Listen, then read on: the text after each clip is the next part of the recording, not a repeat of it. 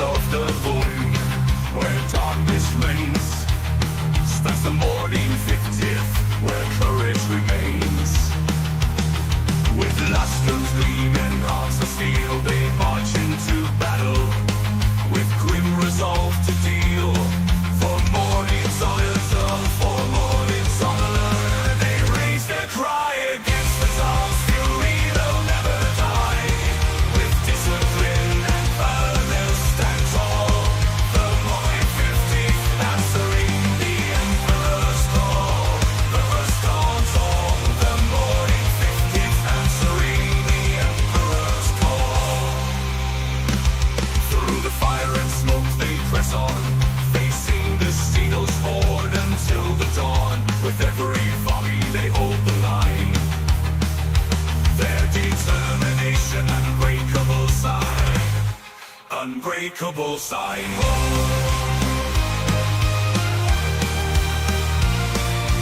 Infantry, sir. Good for you. Mobile infantry made me the man I am today.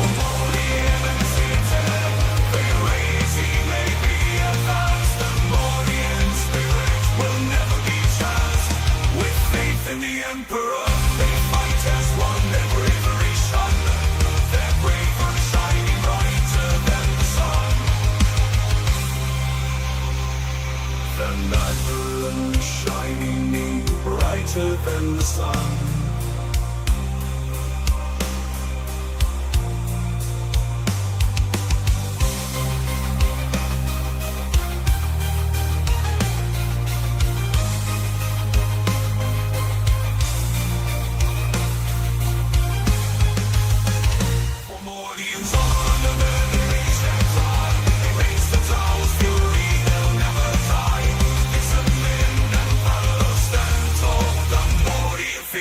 Answering the Emperor's call, so let their story be told through the ages to come, of the Mordian 50th rifles and of the wars that they have won.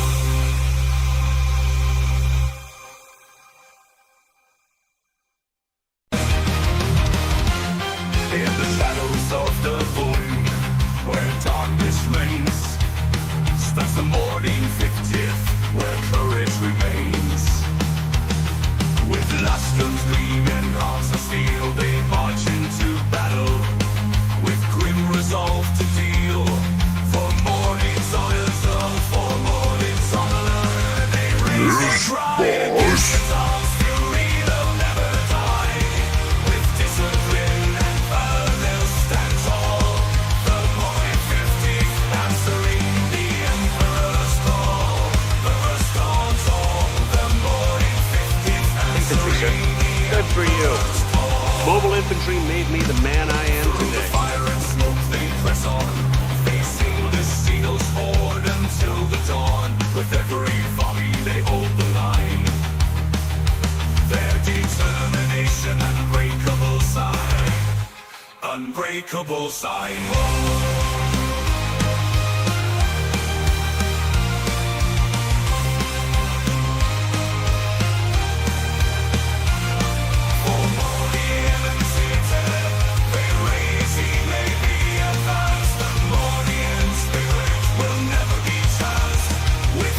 In the Emperor, they fight as one, their bravery shone, their bravery shining brighter than the sun. The night shining brighter than the sun.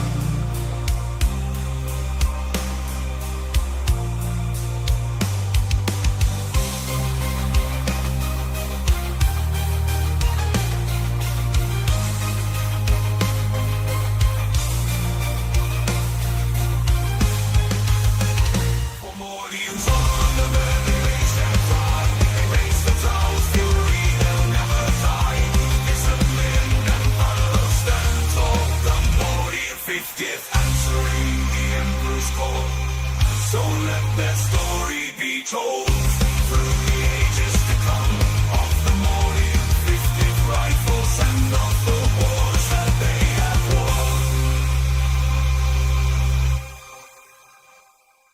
Backbone of the guard, ready to serve.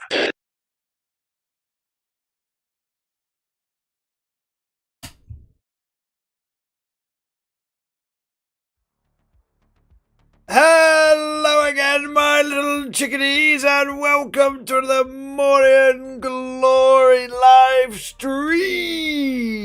It's an ugly stream, a bug stream, a stream hostile to life, human life as we know it, I suppose. How are we all doing, my little chickadees? Welcome to the morning live stream, the Wednesday live stream. It is hump day. Calm down. Hey, Russell W. Hey, perfectly timed fart there. Welcome. And thank you for joining today's stream. What are we talking about today? We are talking about everything and anything. You want to talk about Old World. You want to talk about Warhammer 40k. You want to talk about Grotmas. You want to talk about bolt action. You want to talk about anything. My God, sirs. My God. It can happen. Armless reviews. Hobby in progress.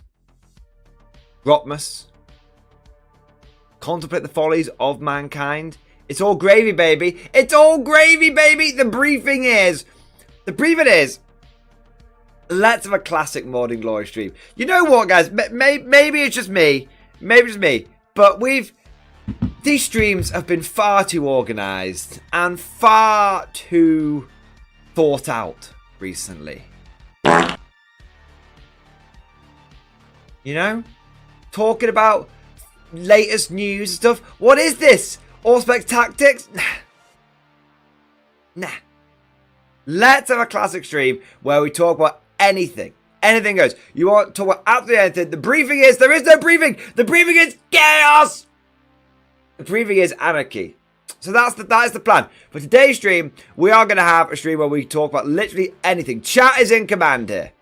Chat is going to be leading the way, and whatever you guys want to talk about, that is what we're going to focus on. We're going to let the conversation navigate here and there, up and down, left, right, spinning fucking circles. There we go. Oh no, he's going on script. Quick, cut him off. Don't give GW any ideas. Oh my God. All right, so with that briefing being in place and the fact that we've just hit 69 viewers in total, nice. It is time for us to march ever onwards into today's stream.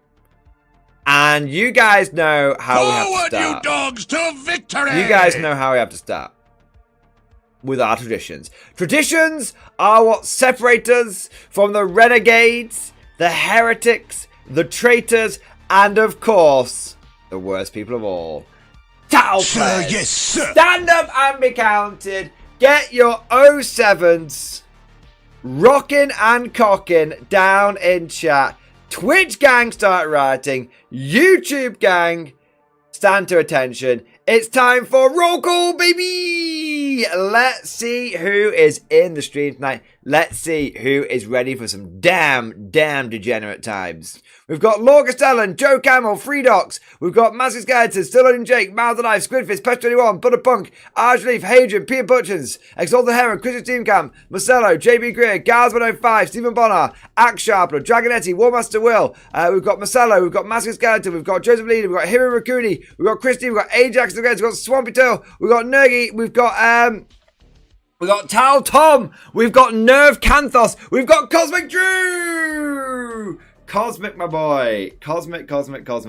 Dude, great to have you here, man. We've also got the Whispering Monk, our spiritual liege, and we have got Karl here as well. My God. So we've got DXP Suma, we've got Ronnie RDR, we've got Harry Yates, we've got Jao Watt, we've got Trooper number 2102, we've got Northern Gent, Commander HHL. I'm reading them off the moment they come in. See, I'm on top of it today, boys. I'm on top of it. We've got Russell W, we've got Azuth, we've got Russ Matthews, we've got Free Docs, we've got Mouth the Knife, and we've got Arjleaf all over on Twitch, gang. And we've got Cosmic Drew coming in again. Double Cosmic, baby. Does life get much better than that? No. Double Cosmic. That's the best.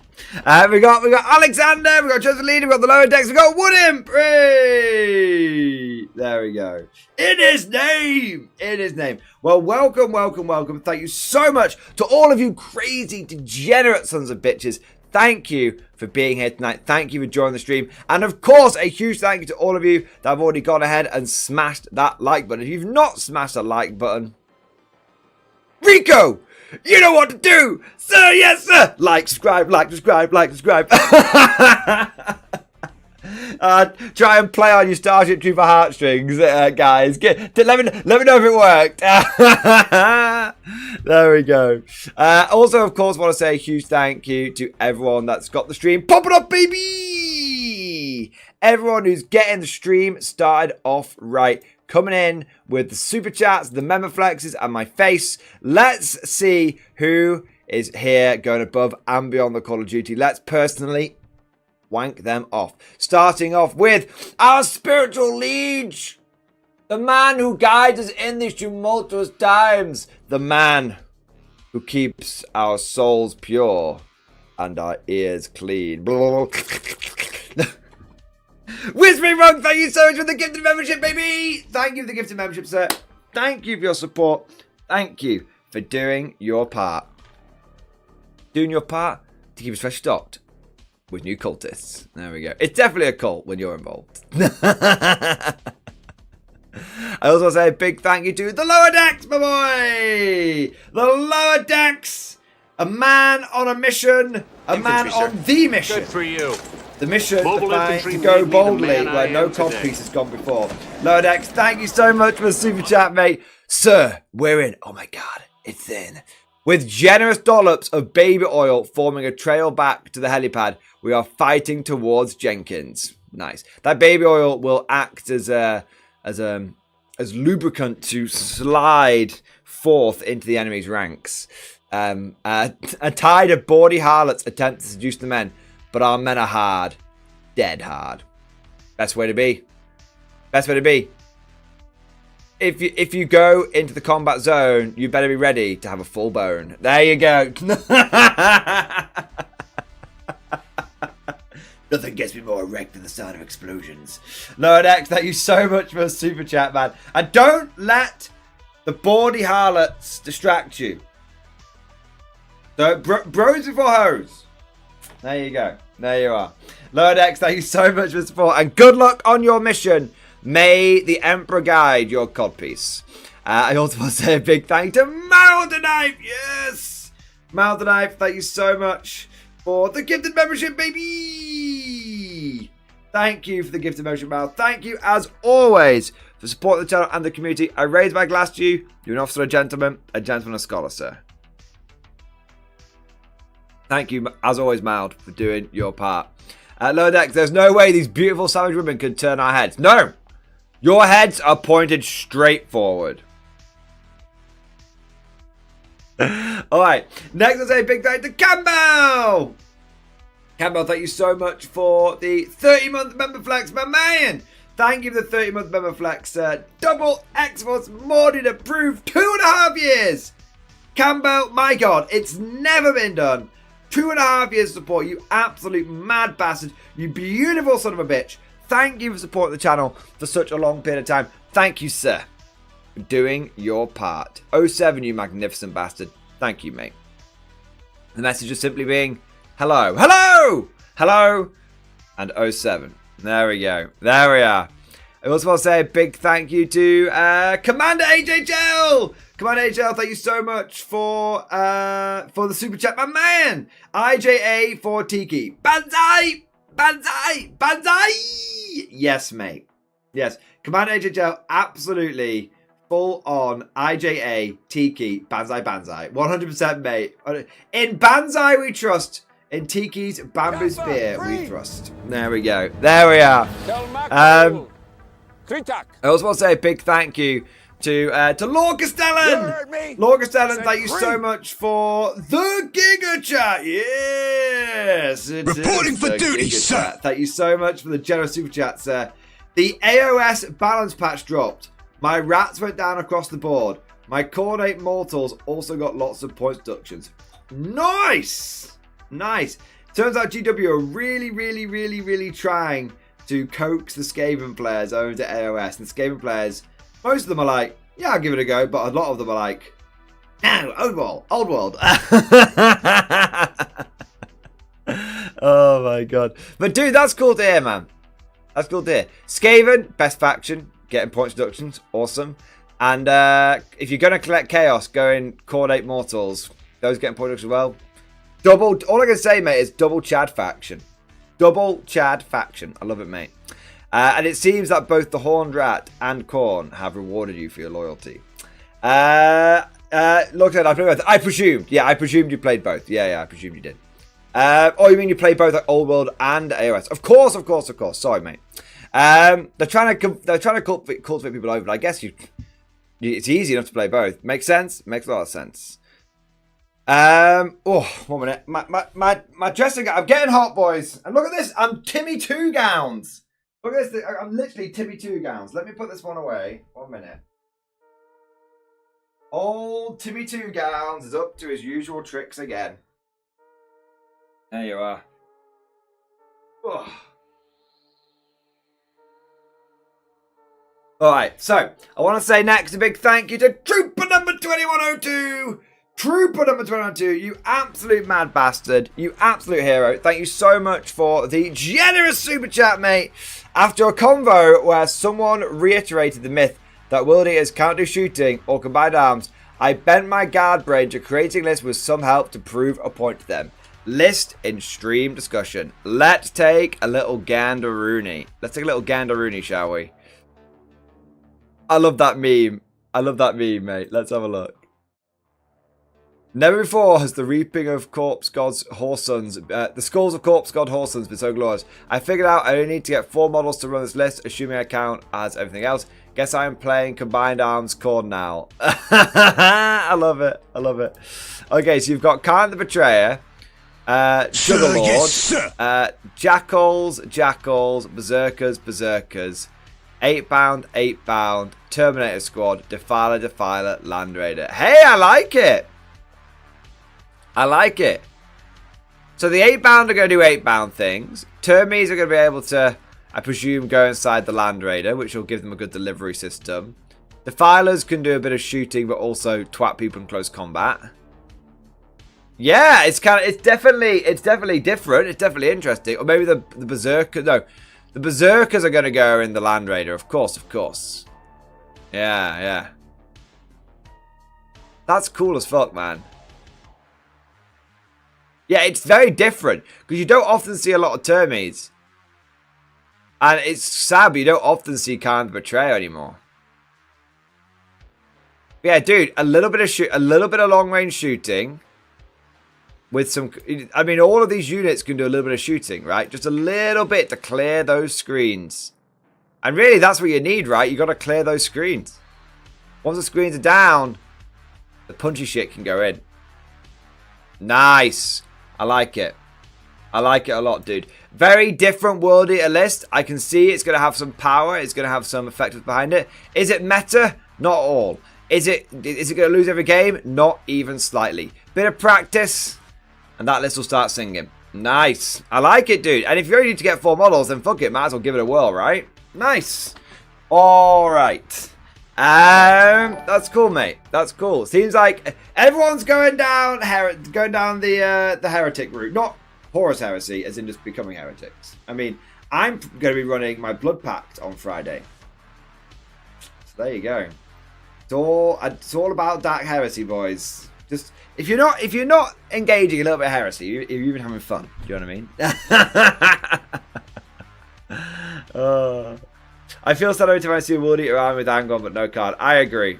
Minotaur artillery tank opinions. It looks cool. 10 out of 10 for style.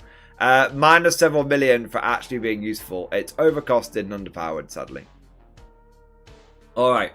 Next, I want to say a big thank you to Chris K. Oversalted. I mean, actually, I was going to say there's no such thing as been oversalted, but I actually once went to a Brazilian restaurant where they basically like slice. It's the whole system. You know what? I'm going to explain the whole system. Oversalted. You can bear with me 1 second. It's a whole system where basically they have people that come round with meat that's literally sizzling. It's so fresh. And they slice bits off and they put it on your plate. But you have like a little, like you have basically a thing on your table, like it's like a little like paper circle that is green if you want more meat, or red if you're okay for now, and you can turn it whenever you want. So if you've already got some meat, you can just put it on red, and if you just want to pile it on, you just leave it on green, and you can swap it throughout the night.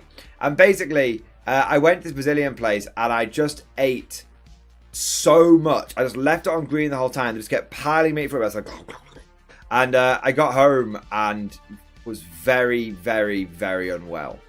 And it wasn't unwell like throwing up or anything like that. I just felt really funny. And I've no idea because I'm not a scientist, but I suspect I had far too much salt and that I didn't drink enough. I basically must have had like a big like salt imbalance or something, because I just felt really, I felt really funky. Yeah, I felt really funky. And so, Chris K, I was going to say there's no such thing as oversalted, but actually it turns out that there is such a thing as being oversalted. So, going back to your super chat, mate, thank you so much for the support, bro. Thank you for the support, man. For the Ashmatan Paint Fund, hey! Amazing, man. Dude, thank you so much for your support, and thank you for keeping the Ashmatan Paint Fund going strong. I mean, I was painting some Feudal Guard today. I was painting some Empire of Man, so it wasn't quite Ashmatan Paint Fund, but I was painting some Empire of Man today, and I have basically broken the back on, I think, 18 Empire Knights. Yeah, it's quite a lot. Which quite a lot. So, yeah, looking forward to... I should get those finished. All guardsmen, follow me to glory! I should get those finished in tomorrow's stream, because I'm recording all day tomorrow. So I should get those finished in tomorrow's stream, which would be kind of cool. It finally means I'm going to have more than 5 knights for my Empire army. Never been done. It's never been done.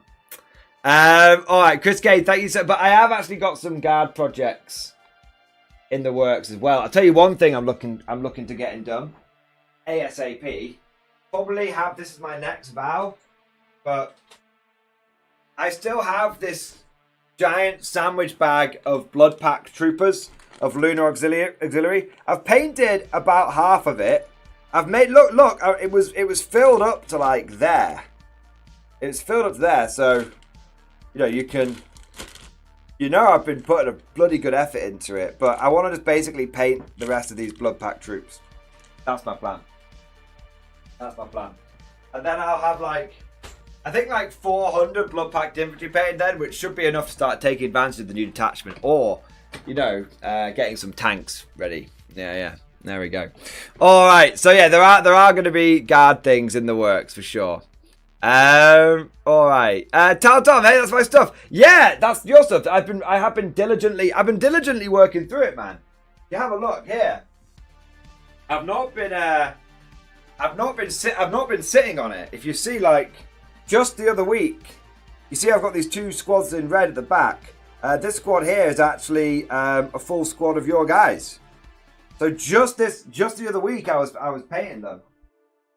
Yeah, just the other week. So slowly but surely, diligently working my way through them. It's just a lot. Do you know what I mean? Yeah. All right. So what have we got next? I want to say a big thank you to Commander HHL. Commander HHL, thank you so much for the Giga Chat. Yes. Celebrating today, finally got Dr. Disaster to put the Magic School Bus in his intro. It's taken some lobbying. Wait, what? One minute. Is that another content creator, is it? Let me have a look. Let's have a look. Dr. Disaster. Oh yeah, wow, he's got 100. He's got 100,000 subscribers. Fair play to him. Oh, does he do gaming content or something? Yeah. New Mass Effect game looks awesome. Dude, that's cool as fuck, mate. I haven't heard of this channel before, but I'll keep an eye out for it. And I'll tune into some of the content, man. Always looking for new stuff to watch. Yeah, that's cool as fuck. Yeah, have a look. It's in the intro. Is that the intro to today's video? There's 2 videos that came out today. Is it the new Mass Effect game, or is it the Max Payne 1 and 2 remake has hope? Which one is it? Because I'll... Doctor's Acid Space Pack, Red Corsair approved. I haven't read any of his stuff, to be honest. I haven't watched any of his stuff yet. Aleski, have you made any Stork tanks? Not yet, but I actually have plans for how I'd make Stork tanks for the Blood Pact. Yeah. Not sure. Play the latest one. What's up, space pirates? This is your admiral, the ever-charming Dr. Disaster. And one of the biggest slaps in the face that BioWare could experience right now, particularly in the wake of Dragon Age the Veilguard getting... I'm not seeing it. What's up, space pirates? And make a Dragon Age the Explays BioWare play trailer for that game. I don't think it could be that one. Let's try this one. What's up, space pirates? This is your admiral, the... Oh, and it's in the intro. I'm literally dancing to her music.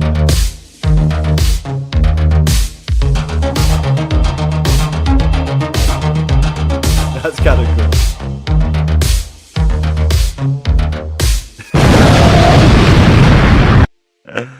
That's kind of cool. Okay. Is that it? Is that the bit you're referring to, or is it the other video? I didn't realize you had like a thesis and then an intro. That's got to be it, right? Because it's the same intro song for both. It's in the being of Venus leader using technology, lol. I'm guessing that's it. I have to be honest, I don't really know what I'm looking for, so I'm... You're going to have to tell me if I'm in the right bit, to be honest. Oh, man. You're going to tell me. I looked at the last two videos. There you go. There you go. I have to be honest, it's kind of difficult for me. It's like I've not seen the creator before, so obviously I haven't seen the old intro versus the new intro or anything like that. Do you know what I mean? Oh, I get it. Oh, I get it. I was so confused. I get right. Okay. Fucking hell. Right. Fucking hell.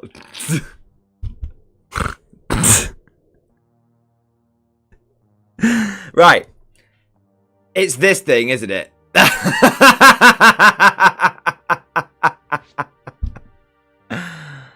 Oh, man. It's there's like all the different spaceships, and then there's this thing, the magic school buzzing. What? Oh my god, that's so random. I love it. I tell you what, there's some crazy things in here. You've got the original. You've got like the War of the Worlds tripod from the original movie. You've got the Jaquan class cruiser from Babylon 5. Another Babylon 5 ship there. Got the Cathedral reanimation ship from Battlestar Galactica. Some 40k ship, a 40k ship down there. Storm, a Thunderhawk there. There's some random shit in here, man. It's kind of funny. I saw Serenity was in here as well. Yeah, there you go. That's kind of mad. Like, what's the thing? Is the Spaceballs fucking ship there? So what's like the channel lore?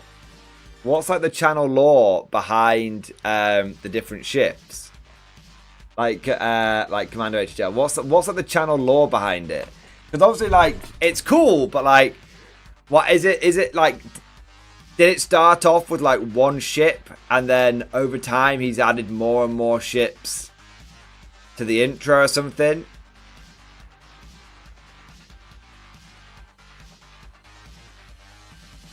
You know what I mean? Like, is what you'd have? Like, what's the I do wonder what the channel sort of story behind it is. Ah, there we are. All right. But no, Commander Joe, that's kind of funny. So you finally got him. It's Spaceballs. We get a new ship every 1k subs. Oh! That's really cool. That's really, really, really cool. That's really, really cool. I really like that. And then the, I'm guessing the chat, or, you know, the community, as it were, suggests ships. And then whichever one is like the best suggestion, or whichever ends up being the most popular, you know, gets voted for the most, however he does it. There'll be like some process or something, even if it's just like, I'll just pick out the coolest one. Yeah. That's cool, man. I tell you what, that's really cool. That actually gives me an idea for like, that gives me an idea for doing something similar for my channel. That's kind of cool. A little thank you for each sort of yeah, for each 1,000 subs. That's really cool. Yeah. Amazing. All right, Commander Gel, that's actually really, really cool, mate. And please lambast me, because it took me a little bit to get what you were going for. I thought like the Magic School Bus was like the song intro or something. Do you know what I mean? Like, I wasn't getting it because I'm not familiar with the channel. So please lambast me for it taking me a little while to get there. But dude, now that I've learned about it, that's actually genuinely really, really cool. And I really, really like that. And the fact that you've got that added now, it's like you're immortalized on the channel. That's cool as fuck. That's cool as fuck. Nice. All right, what do we got next? I want to say a big thank you to Rocket Man. Rocket Man, thank you so much for the super chat, dude. Crafting update in stream discussion. Also, short question there. Okay. Let's have a look. When you're not working on your old world army, prepare for Christmas. Oh, wow. Oh, you evil bastard. I really want to eat all of that now. Oh, that is a lot of food. That looks really yummy. Lots of biscuits. Are they homemade? Are they like different? Are they like different, like homemade snacks? Are they? Yes, boss. Oh, mate, you evil motherfucker! Imagine showing that to me. Imagine showing that to me, knowing that I'm on my clean living at the moment. Damn your eyes, sir! Damn your eyes! I'm only kidding, mate. They look bloody tasty. They look really, really cool, mate. They look really cool. I really want. You know what? I might have to bin off the clean living and run downstairs and grab myself. Tell you what, it's actually really hard. It's really like today was really difficult. Like, so for those that don't know, I've just randomly decided I'm just going to stop drinking as much fizzy pop, as much soda, and so like this is day 3 of drinking no fizzy pop essentially, and it's really hard. Like, I find myself, I've had a headache for 3 days. Well, I didn't have a headache day 1. I've had a headache for basically 2 days. But then like I started getting it on sort of Monday evening. So like 2 days, 3 evenings kind of thing. And it's just fucking, it's so annoying. It's so annoying. Like, because I'm just not having the sugar intake or the caffeine intake anymore. And Mrs. Mordian said to me today, like, you shouldn't be going cold turkey. You should be weaning yourself off. But anytime I've tried to wean myself off in the past, I've just, anytime I've tried to wean myself off in the past, I've failed. Like, I've ended up just being like, oh yeah, I'll have 1 glass, and then I'm just back on it. Do you know what I mean? So, yeah, I'm not clean living in what I'm eating, because I'm eating like an entire tub of celebrations. Don't get me wrong. Actually, that's not true. I say I've eaten entire tub. I had like 10 for duty, sir. This. Mrs. Mordian ate a few more than me. I'm only saying that because she's in the stream right now, so I'm taking the piss. But yeah, like, this is, you're testing me! You're testing me, Saiyan! You're testing me! Oh, man. Oh, man. There we go. But no, seriously though, it's only like fizzy pop. That I'm still eating sugar and stuff. I'm still eating whatever the fuck I want. It's just basically just trying to cut out the fizzy pop, essentially. All right, now this looks amazing, but you've also got a question, haven't you? Have you looked at the Tzeentch Demon Attachment? Not sure if powerful, but very flavorful. I've not looked at that. I've not looked at that yet, Rocket Man. I tell you what, though, I will take a look at it later in the stream because it'll probably take. It only takes us like half an hour or so to go through one of the detachments. So what I want to do is make sure I'm catching up on my super chats first, and then I can circle back around to it. We looked at the Slanesh one yesterday, which looked really good. I'm kind of curious to see about the. I'm very curious to see about the Tzeentch one. Yeah, for sure. All right. Want to say a big thank you to Taltom. Taltom, thank you for the tip, dude. Thank you so much for support. Here to ask when game night is. Got an updated computer so I can finally play newer games. So, dude, at the moment, over the course of December, I'm not doing. It's not really been a planned thing, but I've not really been doing the gaming nights because for a couple of reasons. Basically for one main reason, I know I'm going to be taking some time off over the Christmas period, which means I'm going to be missing some streams, and so sort of as a result, being being upfront and honest with you guys, the gaming streams tend to be a little bit quieter, and there tends to be a little bit less support in them. So because I'm doing because I'm not doing as much streaming this month, because it's probably gonna be like overall, roughly about a week's worth of streaming I'm gonna miss out on. So I'm just doing normal streams, so that then I basically, it means that I'm okay, I'm squared away to take the other days off. So that's why we've not been seeing much gaming. The other reason is that, in all honesty, I've been playing a lot. I've not been going to any tournaments during December. So, we've got a few people in chat here, like, Mark Talbotland and a few others, like Harfin, and Cadian. We've had a few people who can confirm. I've been playing loads of games. Reporting for duty, sir. Like, during the week, and also been playing loads of games at the weekends. Because I wake up on a Saturday and I'm like, oh, what am I going to do? Oh, I guess I'll play some games because I'm not at a tournament. So yeah, basically, it's one of those where I've been doing gaming at the weekends. So, and I need to make sure I'm getting, I need to make sure I'm doing all right during the streams. Going to take some time off. So that's basically the combination. So when we get back into January, games and stuff will probably be coming back a bit then. There you go. Because when we get back in January, it's back on the tournament scene and all that good stuff. So, there you go. All right. Reporting for duty, next, sir. I'll say a big thank you to Trooper number 2102. Thank you for the super chat, mate. Thank you for the support. Super chat on behalf of Hedgebrush. Pictures in stream discussion. Oh! Trooper number 2102, you absolute officer, you absolute gentleman, coming in, supporting your fellow members in the community.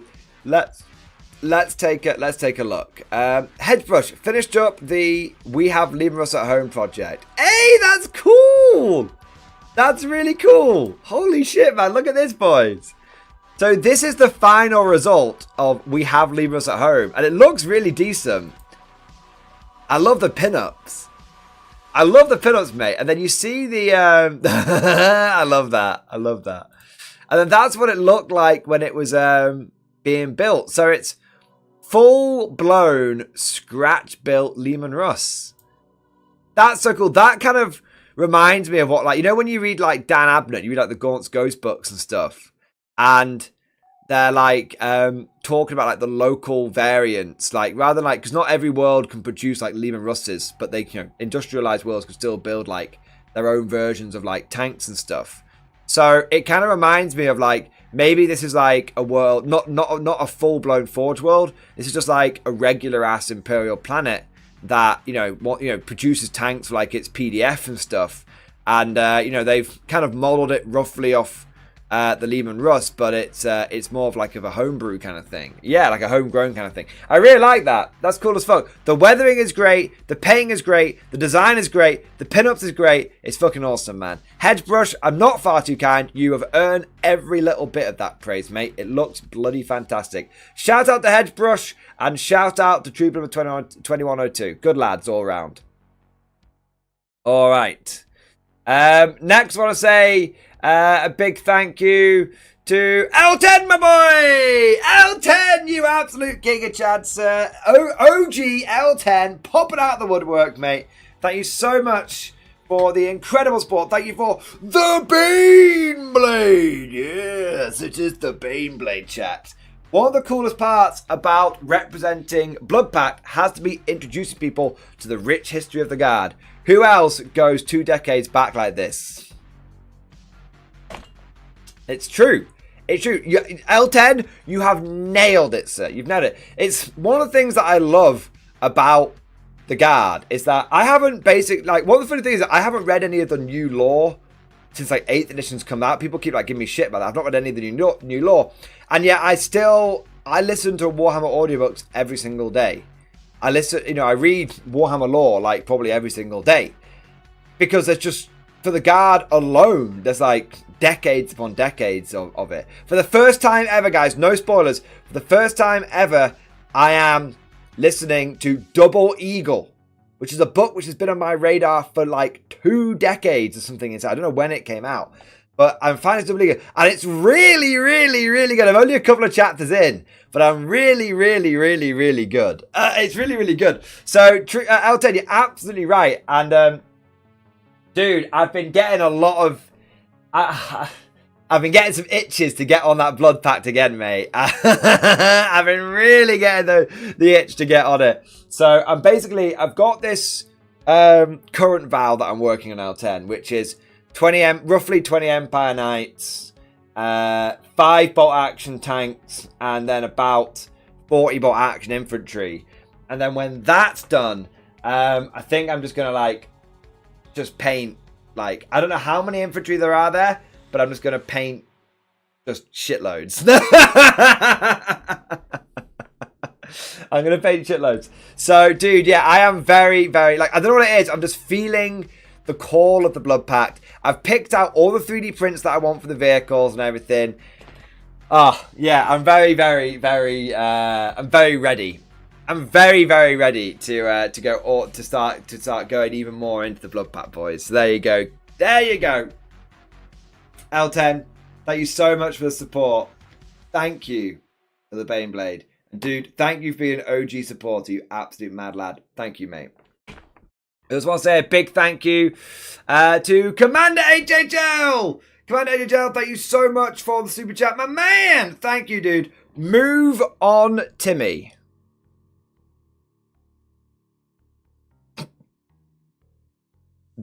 I understand those 3 words, but I don't understand their context. Am I being slow? Am I being too slow, Commander HHL? Can you not? Are you too used to this instant gratification fast food culture that we all live in now, or are you saying you want to make a move? Make a move on me. I mean, I'm flattered. I'm flattered.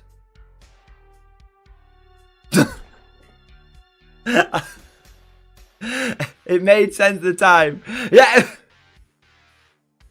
What do you mean, move on? For when you were looking at the magic school bus. Commander HHL, you can't just order me to move on. How rude! How rude! Look. Wait, one minute. No, it's totally okay! Ah!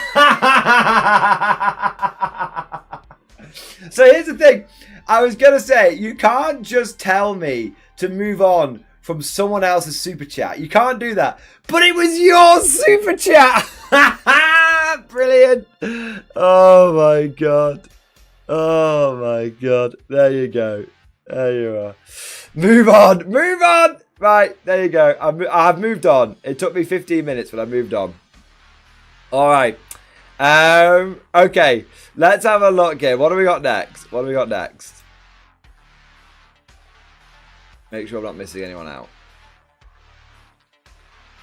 I think I missed Tiki. Did I miss Tiki? I missed Tiki! Lambast me! I missed Tiki! I missed his gifted membership. Oh my god. Oh my god. I've missed Tiki. And I still have to do Creed. I've not missed Creed yet. Tiki! Bandai! Bandai! Bandai! Tiki, thank you so much for the gifted membership, mate. Thank you for your support. Thank you for doing your part. Lambast me, waterboard me and Saki. It's got to be done. Thank you so much, Tiki. And I do apologize for missing your gifted membership. Thank you for your support. Tiki, I'm going to reveal something to you now, which I probably shouldn't do. Hey! Margaretana Vetland, Bandai! Thank you for the 50 bits, mate. Thank you, bro. I actually... Infantry, sir. Good for you. Mobile infantry made me the man I am today. So...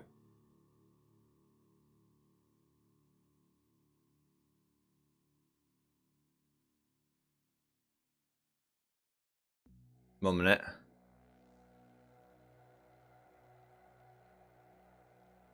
No, that's okay. So, Tiki, I've got some leaks for you, but I can't share it yet. But as of today, I have been sent the early review copy of the Armies of Germany book for Action version 3. Sadly, I'm not allowed to make any content on it until the 6th of Jan.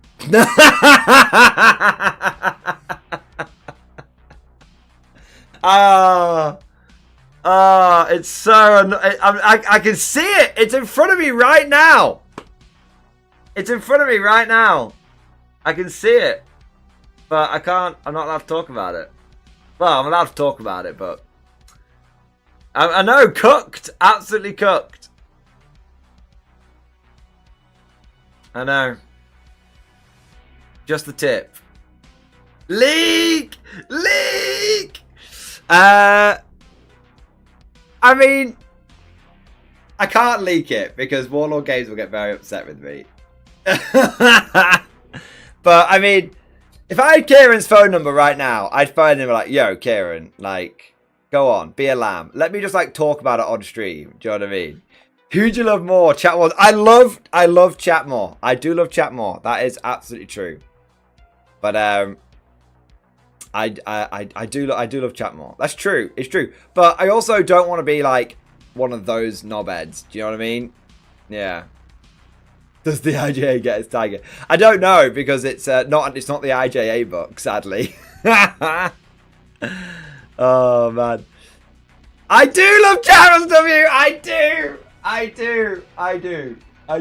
Okay, I do. Let me have a look. Let me just have a look. I'm just gonna have a quick look at it.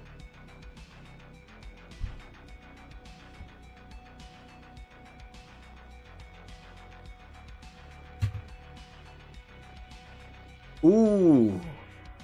I can confirm I do have it full blown. Wow. Looks really nice. Ooh. I mean, you could ask questions, chat. What if you could ask questions and I could just be like, raise eyebrows suggestively. You know? I'm flirting with it. I'm riding the line. Where's the line? Where's the line?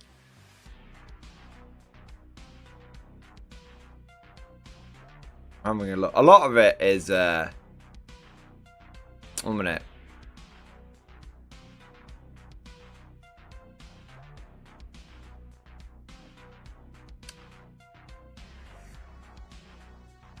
Do they have rules totem core? No, that'll be in conflict 47. I don't think so. My instinct is I haven't doubly checked, but I don't think that would be in there.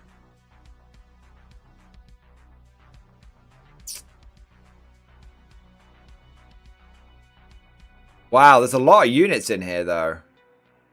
Holy shit.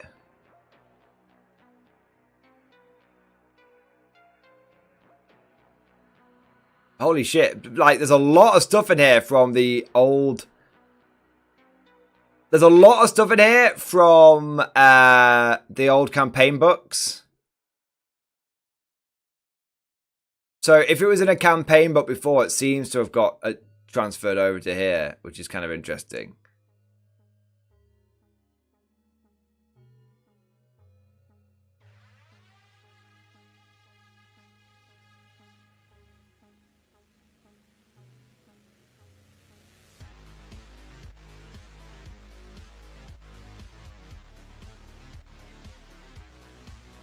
Interesting. Interesting. Interesting. Oh my. All I can say is that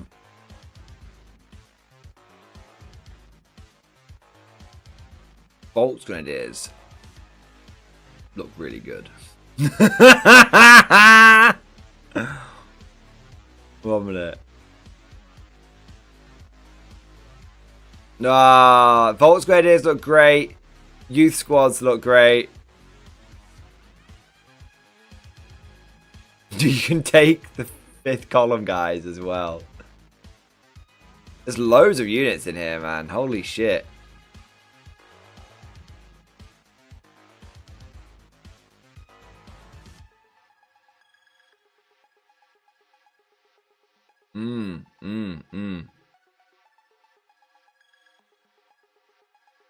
There's a lot of cool stuff in here. I won't give too much away, but I can tell you right now, it looks really... It looks really... Just like quick glance, there is a glut of units. An absolute fucking glut of units, boys.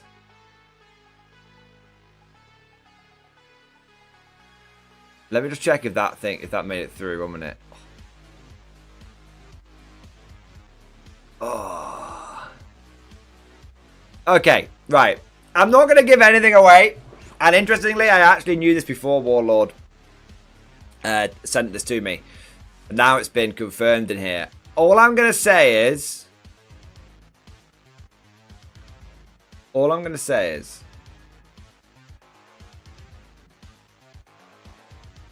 buy stocks in the Panzer II Lux. In the links. Because, that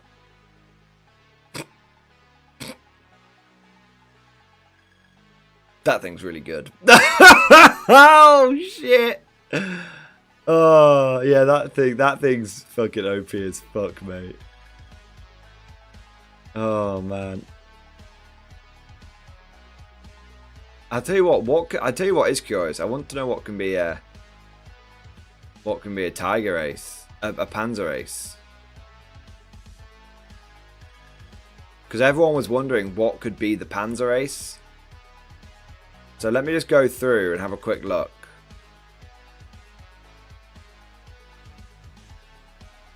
So not that.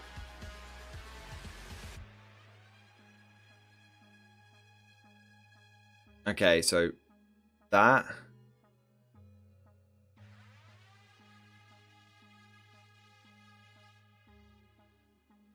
That.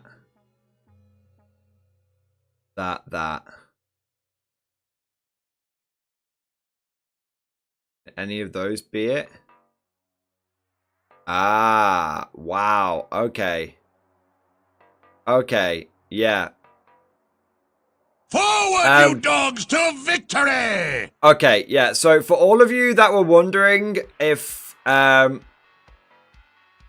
all of you who are wondering what units you could Panzer Ace, I'm not going to give too much away, but the answer is that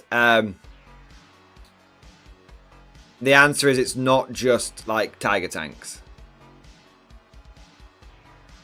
It's not just Tiger tanks.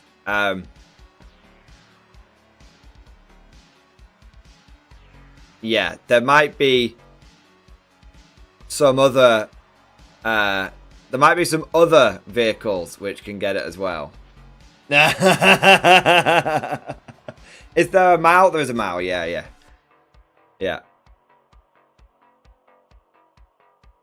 No, there's no Conflict 47 units in here, Tiki. You can keep asking, there's no K-47 units in here. But, not all the tanks, no. Like, it doesn't seem like any Panzer IIIs can do it. But it seems like... yeah. It seems like it's not just tanks with turrets.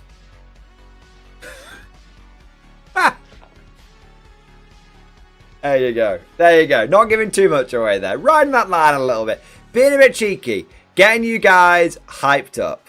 There you are. There you are. Looks fucking good though. Backbone of the guard, ready to serve. Really solid. Yeah, really, really solid. I can tell you right now, this looks bloody good. This, there's so many units in here. I mean, I'm on page... I mean, Jesus Christ, you know, GW is cutting down, like, oh, we want to reduce bloat. Warlord Games, I'm on page 88, 89, 90. I'm still going. I'm still going. I'm still going. Holy shit, boys. Holy shit, there's a whole section for, like, captured stuff in here. Holy shit. Oh, there's a whole thing for... Alright. The book is like 126 pages long. I'm on page 103 and I've only just got... And that's including lore, by the way. I'm on page 103 and I've only just got to the end of the units. There must be over 100 units in here. Easily. Easily over 100 units. It is chock full of everything from early war German shit to late war stuff, captured equipment, captured stuff. It's fucking chock full.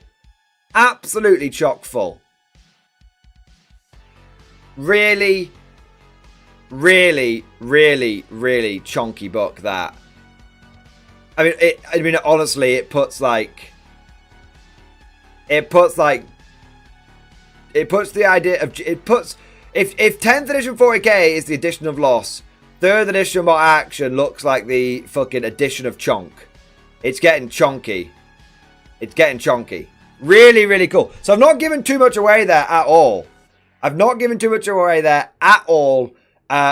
Like, there's some Panzer Ace is going to extend out to, you know, if those of you that are curious, does it extend out beyond like Tigers? Yeah. Does the book look fucking great? Yes. Absolutely fucking yes. Absolutely yes. 110% yes. Like, Warlord may have sent me this, like, digital copy, but this looks so good, I'm going to go out and buy myself a physical copy. No questions asked. No questions asked. Looks bloody fantastic. Really strong. Alright. So, Tiki, I know that was a little bit of a wait, but hopefully you got a little bit of something to wet your whistle with there. Alright. Next was a big thank you to Creed! Creed! There we go. Thank you so much for the support, mate. Alright. Recently been running old school guard with 100 infantry and 4 tanks for support. Oh my god, it's glorious. Undefeated the last 3 games. Caden Gigablobs are extremely underrated. Where can I upload this list? Creed, you beautiful son of a bitch. Dude, I've been saying it. I said it when the new update came out. I was like, go back to the old ways. Go back to infantry, tanks, and support. Infantry, tanks, and support. And dude, let me tell you, I'm so fucking hyped to hear that it has been working wonders for you. That's fucking awesome, man. That's fucking awesome. I tell you what, I'm really curious to see your list. You can either, if you're in the Mordian Glory Discord, you can upload it to the Discord in stream discussion, or you can email it to me, mordianglorytv@gmail.com. The email address is down in the description, so you can copy it there. Either way, I'm really excited to look at the list because I haven't had a chance to play any games since the update yet because I've been, there's been no tournaments on. So it's, I'm very, very, I'm very, very curious to see what you've been cooking up, mate, for sure. That's amazing, man. Big thank you to Muggerwolf, Devonia, and to Karl for subscribing to the channel, boys. And I want to say a big thank you to Campbell Kennard. Campbell, thank you for the Giga Chat. Yes, thank you for the Giga Chat, mate. I had a stroke last November. Shit, man. I didn't even know. But I had some armor. 1500 points, 3 times Tank Commander, Rogel Dawn, and Bane Sword. Campbell! Dude, man, I hope you're alright. Jesus Christ. Is that what you said you've been able to paint or something? Let's have a look. Oh my god. Well, Campbell, I hope that obviously sometimes there's not much you can do, but I hope you've been getting better from that, mate. And if you've been sort of plucking away at the arm in the background, and that's very, very admirable and very, very impressive, very inspiring, sir. I'm not just wanking you off there, I'm being serious. So Campbell, thank you so much for your support. I hope you're doing alright, man. If you've got any pictures of what you've been working on, I'd love to take a look at it, mate. 07, mate. 07, dude. I also want to say a big thank you to the Lower Decks, my boy! Lower Decks, thank you for the Bane Blade. Sir, the men wrestle with destiny. We have given those strumpets a darn good spanking, which unfortunately has not been taken the intent given. Metal charges are being rigged to the inner chamber doors. No Xenos seen yet. Well, you can't be sure. You're going to have to give those. Strumpets a damn thorough search. Who knows what they might be hiding? And they seem to be up for it. Lower Decks. Melter charges. I've just got, I don't know why, but in my head, the idea is that, the melter charges are shaped like cod pieces. Melter cod pieces. Holy shit, man. Holy shit. Lower Decks, I'm loving it, mate. I'm loving it. Darn good spanking. Sometimes you've just got to grab the strumpet and hump in submission. It's the only way. There you are. Alright, dude. Hopefully the melter copies go well. And remember, make sure the breach, bang, and clear. Exactly, mate. Exactly. Oh my god, man. Lower Decks, thank you so much for the support, dude. And I'm loving it. Breach, bang, and clear. And then, depending on what's on the other side of the door, maybe bang some more. Alright. There we are. Lower Decks, thank you so much, man. Thank you. Campbell, so you've had the stroke. Fucking hell, man. Well, dude, seriously, make sure you're doing your best to look after yourself, mate, and everything. And, don't forget, like, this channel, this chat, this community is always here for you, man. So just, I know there's not much we can do, but offer company, but hopefully that helps a bit. Do you know what I mean? Campbell, thank you so much for all of your support, mate, and I hope things get better in the long run. Nice 7. All right. Next, I want to say a big thank you to Valhalla1212. Valhalla1212, thank you so much for 26 with member flex, baby. Double X Force, baby. 26 months, baby. 07 sat. 07, mate. Thank you for supporting for over 2 years. You absolute giga chad, sir. Thank you, mate. Doing your part. Valhalla1212, baby. Crazy. Crazy, man. Over 2 years. Shit, son. Shit. Well, thank you for supporting. You have more than done your part, sir. Amazing effort. Amazing. Creed, you've sent your list in to email. Let's take a look at it then. Okay, so you've got Cadian Castellan, Cadian Command Squad, and then you've got Tank Commander, and then you've got Cadian Shock, Catachans. Okay. So you've got 2 big Cadian blobs, and then you've got Catachans pushing forwards. Okay. And then you've got Fobs, Executioner, Ogren, Rogel Dawn, Scouts and Scouts Sentinel Sounds. Yeah, I like that list, mate. I like that list. So, Scions do secondaries, Scout Sentinels, cheap ways of getting reroll 1s into the army, plus early game scouting if you need to just like throw something out cheap to grab like a secure no man's land or something. Rogel, Dawn, Execution, 2 tank commanders work wonders for the fire support. Ogren do good for fire support, but also can get stuck in and can be some sort of... So I always sort of class close combat as like pseudo indirect fire because it can charge through walls and stuff. Then you've got some actual indirect fire with the field ordnance battery, and then you've just got buttloads of infantry. Yeah, sometimes like this is it. Like sometimes you don't need to overcomplicate things. You know what I mean? Sometimes it's just. Sometimes it's just like go back to basics. Go back to basics, and you know, 80 infantry, 4 tanks, and a bunch of support units was never bad. We all just moved on to like Met Guard. We all got hyped up for Met Guard for a bit, but it was never because the other thing was bad. It's because we were hyped up for Met Guard for a bit. So yeah, dude, that's a really good list, and I'm not surprised you've been having some success with it. And it's really cool to hear that the Cadian blobs have been doing some work, because I have to admit, like, I'm kind of curious about the Cadian blobs. I'm still very much a Krieg blob man myself, because there's only a 5-point difference between a Krieg blob and a Cadian blob. But that doesn't mean that the Cadian blobs are bad at all. All right, gentlemen. Now, gentlemen, you are going to have to enjoy the company of the chair for 5 minutes. I need to quickly nip to the loo, so I'll be a couple of minutes. Commander AJ Chow and Chicken Detonator, I will get to you motherfuckers when I get back. Talk with yourselves, talk to the chair. We're back in a moment.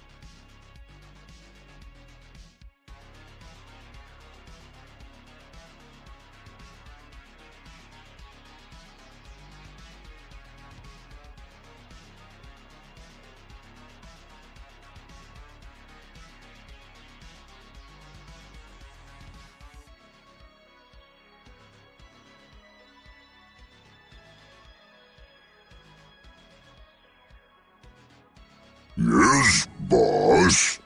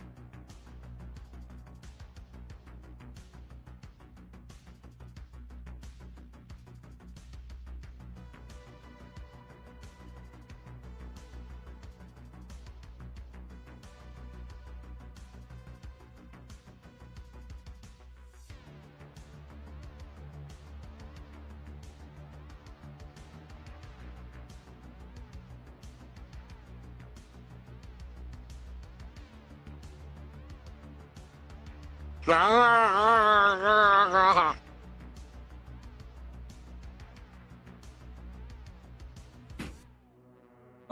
I'm back. Ugh. I am coming back. He's off building his death watch list.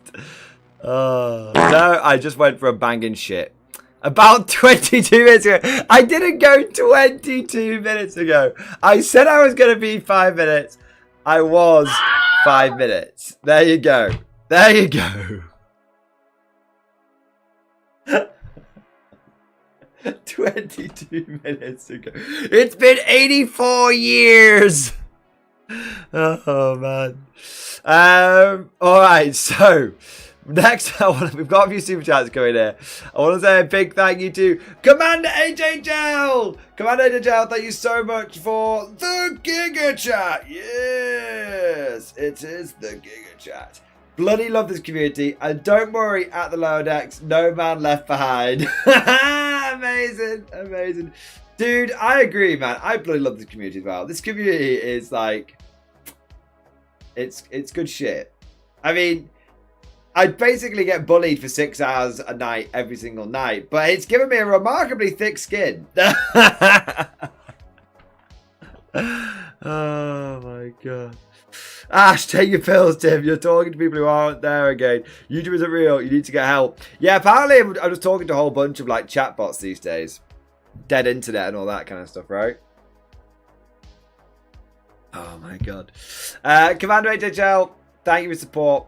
Thank you to this community, and big thank you to the Lower Decks for the most amusing, long-running story. Story in chat. There we go. All right.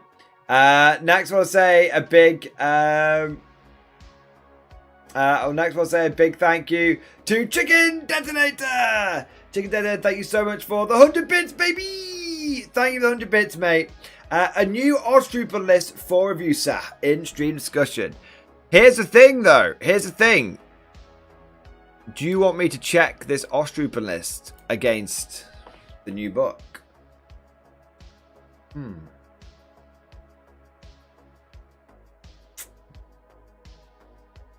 Interesting. Interesting. Yes. Okay, I'm taking the piss. Alright, let's have a look here. 22 dice! That's mad. 22 dice. So you got an inexperienced commander with 2 blokes. 1, 2, 3, 4 inexperienced squads. 2 with green, 2 with shirkers.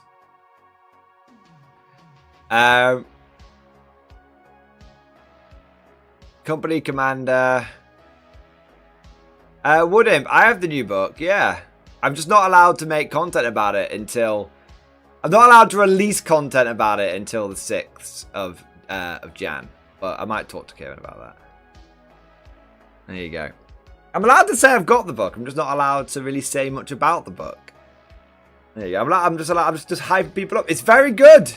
Why wouldn't? Don't you have it? Don't you have it? Pretty sure you have it as well, Wood Imp. I'm pretty sure you have it as well. Company commander, anti-tank team, light mortar, platoon commander, another 4 big blob squads, anti-tank team, light mortar, platoon commander, anti-tank gun, platoon commander, mortar, and then a Panzerschreck. That's cool. Pure infantry, pure Ostrufen. Mate, I'm well on board with that. That really feels like a force defending defending a static position. I like that. That's a lot of infantry and a lot of firepower, because you've got like mortars, you've got big anti-tank guns. Yeah, I like that. I think that's a strong list. I think that's a pretty strong list. For what it's trying to achieve, I reckon that's a pretty strong list. Yeah. 100%. Wood Imp, Kieran's favourite child. What do you mean? I'm sure you've got it as well. I'm sure you do. Or am I the only one with it? full-blown rulebook leak. I should really message Kieran and be like, come on, be a lamb. Let me leak it. Go on. How much shit would I get in if I didn't, if I broke the NDA? Like, how far are you really going to go?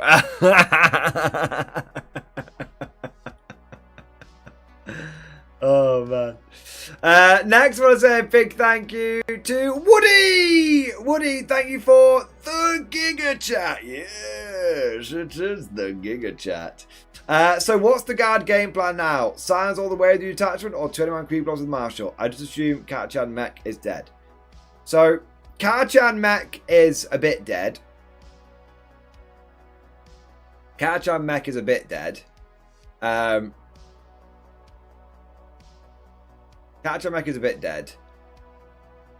The game plan is, if you own Pure Scions or were working towards a Pure Scion army, congratulations. So the new, basically, Woody, the new detachment is basically Index Scions, basically. So it's really good if you've got lots and lots of Scions, but otherwise it's not such a big deal for you. So either you're a Pure Scion player who finally feels vindication, or if you're looking at the regular guard, you're sort of going back to 3 blobs of Krieg with the Deathcore Marshal on each one, 4th blob of something, and then probably going like 4 tanks, a couple of artillery pieces. Yeah, in a funny sort of way, Woody, we've come full circle. What was good at the beginning of 10th edition, blobs of infantry, tanks, and artillery, is literally good again now. Yeah, so that's kind of the new game plan with guard. Either go OG or go Scions. There is a lot of people throwing crazy shit out, like go like mass cavalry, which actually does have some merit as well, but that's a little bit niche and a little bit wacky. Yeah. Woody, thank you for the support, man. Dude, great to be back in the stream. One of the OGs. One of the OGs, man. Amazing. Lord Prayer, which rulebook does he have? Does MG have the Guard Codex? Sadly not. Sadly not. I'm hoping. I'm hoping I get it. I can't.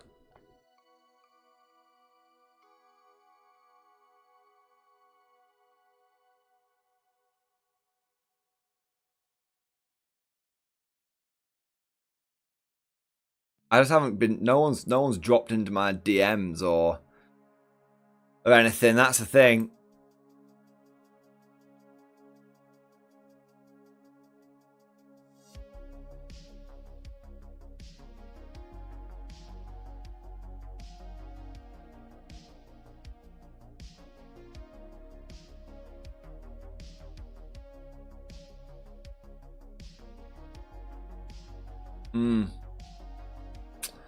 I haven't had anything.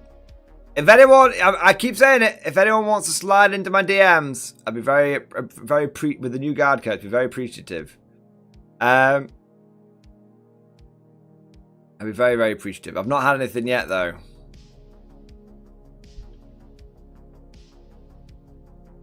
Oh, 1 minute.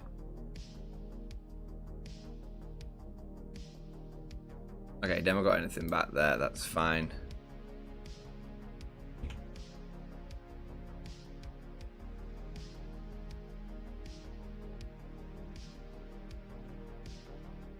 No.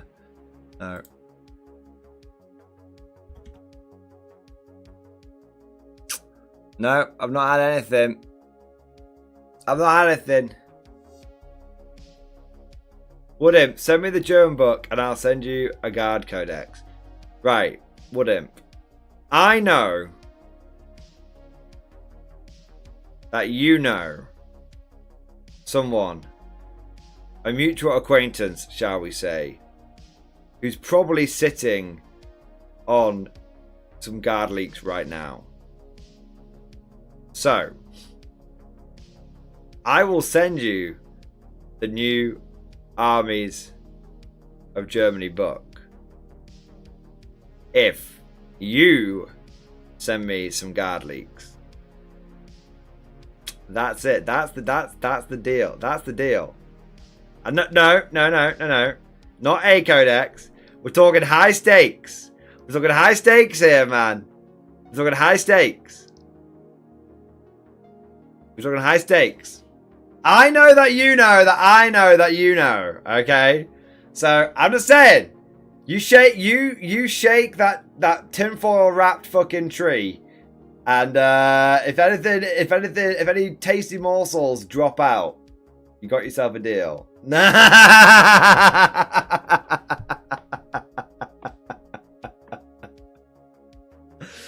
There you go. Oh, there you go. What if, jokes aside, they revealed all the leaks I've had for months at this point. Ah, shame. Well, I guess I have the new Armies of Germany book. Emperor's Children, however, I could be persuaded. I could be persuaded. Yes, boss. I could be persuaded.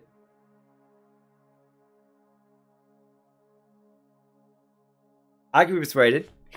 We'll see. We'll see, right? Let me see what you got. Let me see what you got. We'll trade. We'll trade. Do a leaky trade. A leaky trade. There you go. Oh. Kieran is watching this right now, calling his lawyer. Oh, man. Oh, man. There you go. No, because it's not leaking. You're just... it's only for personal use. There's a lot of things that you can get away with for personal use, right? Oh, man.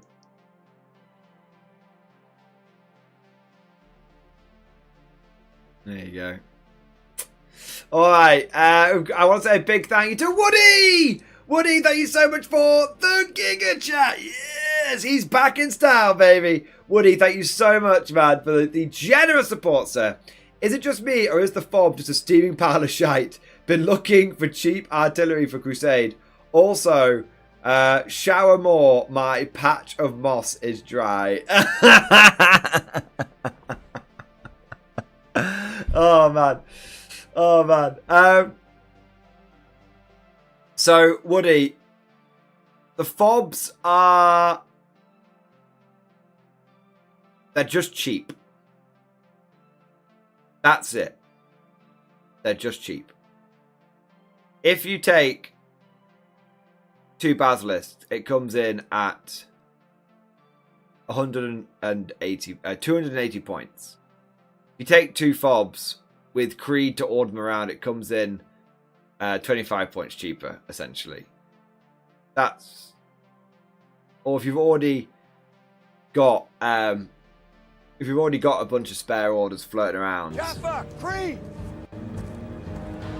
So basically, the field batteries are just cheap artillery, but you get what you pay for. For a lot of people, they're going to be better off going for double basilisk. Going double basilisk. Yeah, that's. I think that's the reality of the situation. That doesn't feel like enough points to justify that. Yeah. No, you're probably right. You're probably right. But it's... it just depends on how much you want to commit to it. Like, if you take 3 field ordnance batteries and then you take a... You could take... it's one of those where if you like... If you have got a Creed command blob, where you take Creed and a platoon command squad and an infantry squad, as like a budget Lord Solar blob, and let's say you've got 2 units of Sentinels like walking around, and you've got, well, I've got 1 order left over. You might as well slap it on a fucking, on a fob, right? That's it. Field Ordnance batteries are kind of there for, do you have a spare infantry order rocking around? Reporting for duty, sir! Well then, and you want some, well, it's cheaper to go for one of those than to go for Basilisk and let the order go to waste. That's basically what it comes down to. I think they're decent though. I think the thing with fobs is it's kind of like economies of scale. So if you take if you take a Creed command blob and Creed scope, which you want to have bossing around a bunch of Sentinels, then having like, you can have a Creed command blob, and you could have Creed, a command squad with Grand Strategist, and an infantry squad with a mortar. That's 4 orders. And then you can order 2 units of Sentinels and 2 fobs. That actually together becomes quite the tidy package. So that's kind of it's kind of like that. It's that's the way of thinking about it. But it's it's definitely field arms batteries. It's the hitting on 5s which kill them. It's the hidden tax of needing orders which kills them. The truth of the matter is that they weren't designed. They were not designed with hitting on 5s in mind. They were designed with the original indirect fire rules. So that being, they hit on 5s, but if they stay still, they hit on 4s. So when you take that into account, you're like, oh, well, 100 points for that's actually really good. I'm actually, if I have 2 fobs doing that in comparison to 2 basilisks, I'm saving 80 points. Suddenly that's a significant saving. Do you know what I mean? But they weren't then designed with, oh, well, now we're going to have -1 to hit when you fire indirect, and also you can only hit on fucking 4s and all this kind of like wacky shit. Like, they weren't designed with that in mind. So yeah, it's just a bit fucked, really. So I hope that basically they just go down to hitting on 4s. Just hit on 4s base. Hit on 4s base with keep them at 100 points and have them hit on 4s base.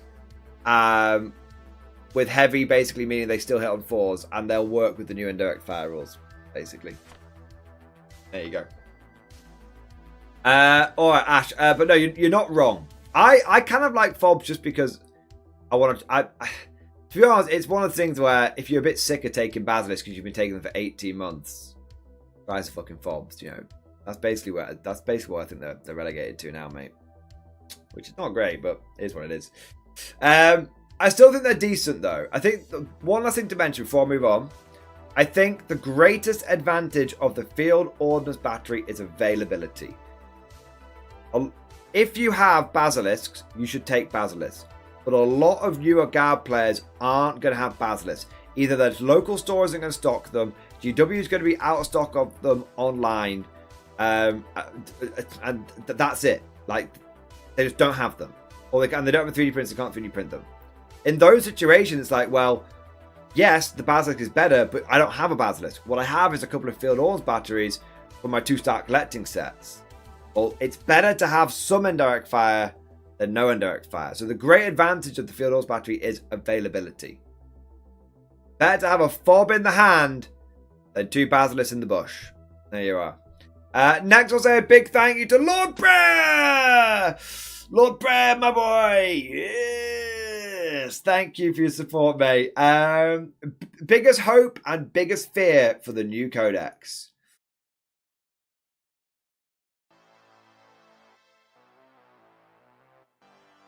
My biggest hope for the new codex is that it's not boring. I would hate it if we got like a Custodes style. Felt like a Custodes codex or like an Admech codex where basically it comes out and it doesn't change the needle. It doesn't change the meta in any way. So like, the Custodes Codex came out and everyone just kept running, like Shield Host, whatever it is. The Admech Codex, no matter what GW does the Admech Codex, it's been, until Grotmas came out, it's been Skitarii Hunter Cohort for like 18 months. So for me, I just want the Guard Codex to have, to just not be boring. I want it to be fun. I want there to be multiple ways of playing. I want it to be something that we can just talk about and talk about and talk about and just enjoy and marinate in until 11th edition comes along. I just want to have a codex that I can really just enjoy for 18 months. have 18 months to keep trying out different play styles. That's all I really want. And for it to be reasonably powerful. You know, like, if it's super duper powerful, amazing. But, for it to be reasonably powerful. Yeah. My biggest fear for the Codex is the datasheets we're going to lose. I try not to think about it, but Strachan going away is actually really upsetting me. And it shouldn't upset me because he's just like a little plastic dude, but it's really upsetting me. All of the I just don't like the guard characters going away. Yeah. So yeah, that's my biggest fear. The units we're gonna lose is my biggest fear. My biggest hope is the Codex is gonna be fun. That's it. Alright. Alright. Let me have a little look here. Good question though.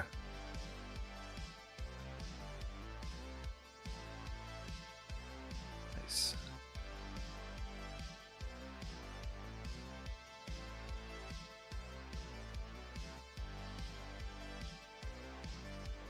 Alright, that's fine. There we are. All righty ho ho. Commando Gel Playbot action then. I do Playbot action, and I really enjoy Bot action. I actually have something to show you guys. I actually have something. Whilst I'm here.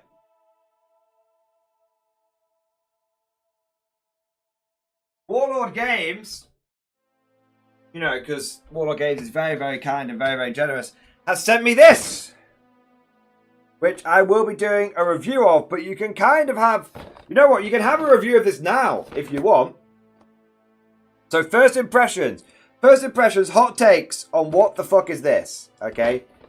This is the new Bolt Action Starter Set. It is called Bolt Action Starter Set.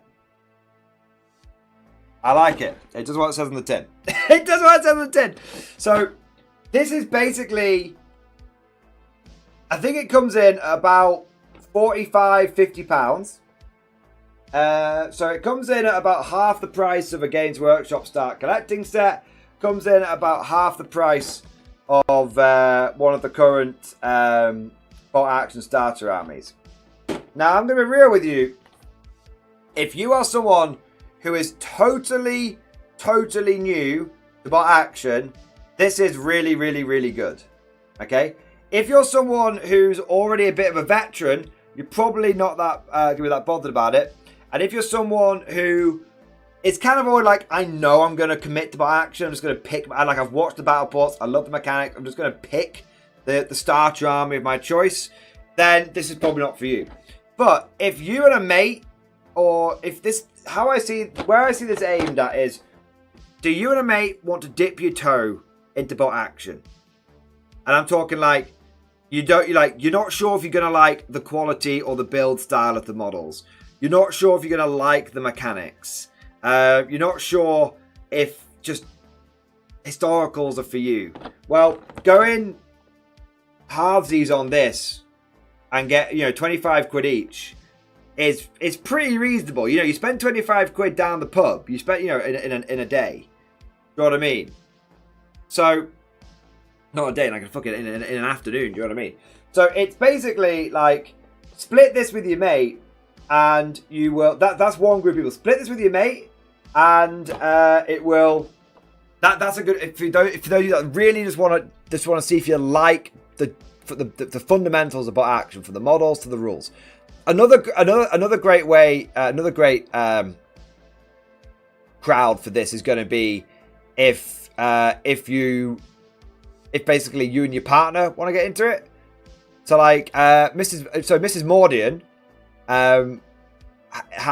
Mrs. Mordian's always expressed an interest in terms of gaming, but 40k has always just been a bit like, well, she used to enjoy 8th edition, but 9th, 10th edition were just too complicated and completely threw her off. But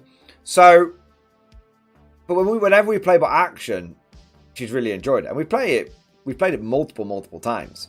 So it's definitely like, do you and your missus want to have like a fun afternoon or weekend of building, painting models, and having a few games, see if you like it. You could literally do it as like a one-shot activity. But it's not just that, also kids. So if you've got kids and you're like, I need to keep my kids fucking entertained for a fucking weekend, how about we buy them a 50 quid box set? Cheaper than taking them to a day out to fucking, you know, Alton Towers or something, where they're going to run around and get abducted and smear shit on this toilet cubicle and all that kind of stuff. It's, you get them this and have an afternoon of them basically building fucking models, you know, and you kind of have an excuse to buy, you know, to sort of, you know, buy yourself some more. So, honey, it's for the kids, you know what I mean? So it's good for kids, it's good for couples, and it's good for people that really just want to, for the lowest possible price point, dip their toe into bot action, and see if they're gonna like it. So that's who it's aimed at, all right? That's who I think it's aimed at anyway. Now, it's not bad as a so what you get inside. So it comes with quite a lot. It's chock. It's absolutely chocolate. That's filled to the fucking brim there, guys. There you are. So it comes with terrain. So you get one ruined farmhouse.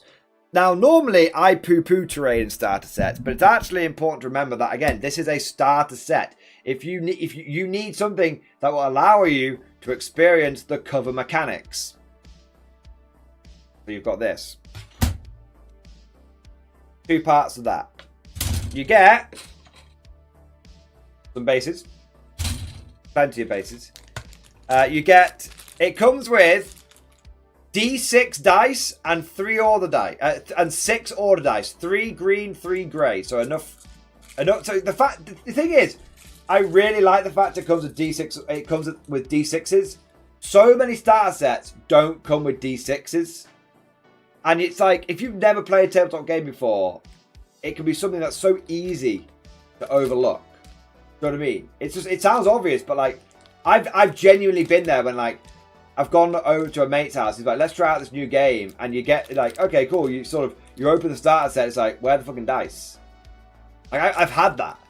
So like, it sounds obvious, but D6 dice included. Plus you've got the order dice for each side. And tell you what, always having some extra order dice is never a bad thing. You get a dice bag. That's actually a surprisingly big deal, considering that this dice bag is totally legitimate, and you could use this for your whole like bot action career. Now, one thing to bear in mind is that if you buy an official dice bag, which I will admit is a bit higher quality than this one, this is very much your basic bit dice bag. If you buy a dice bag from Warlord, it's like 20 quid. So if you just choose, this is a completely generic army agnostic dice bag. You could use that, and that's 20 quid saved right there long term. You get 2 sprues of German Grenadiers. These are the classic German Grenadiers, okay? Each sprue comes with MG42, 2 MG42s, multiple STG44s, I think 3 STG44s, 2 or 3, 3 or 4 SMGs, sorry, rifles, yeah, you get shit loads of stuff in there. And then you also get something which I've actually never seen before. I've never had them in my hands before. You get Rangers. So these are not US Army. These are not US Airborne. These are Rangers. Now, Rangers are actually a fairly premium kit from Warlord. They actually, yeah, if you look, they come with all of the weapons molded into the sprues. This is actually a lot of people really have high praise about the Ranger kit. It's a solid kit. It's one of the more modern American. It's one of the more modern American plastic that Warlord does, and it's really, really good. And I've had a little cheeky gander at these before opening this box up, and I can say if you're not interested in US winter infantry, these Rangers are the highest quality American infantry I've seen from bot action, from Warlord. Yeah. I know it sounds kind of crazy. Ooh, look at me. I know it sounds kind of crazy, but I have a few sprues of like the old US infantry, and they are a little rough around the edges. These are crisp as fuck. So you get 2 of those. You get 2 sprues of the Grenadiers, 2 sprues of the Rangers, which I have to admit I've got to be very interested in getting some more Rangers for myself. You get some more. Look how many bases you get, guys. You get fucking shit tons of bases. And then you get the best bit. You get a ruler and a totally game legal cardboard Hanomag. This is very reminiscent of the cardboard dreadnought. Very reminiscent of the cardboard dreadnought. You also get the pin markers.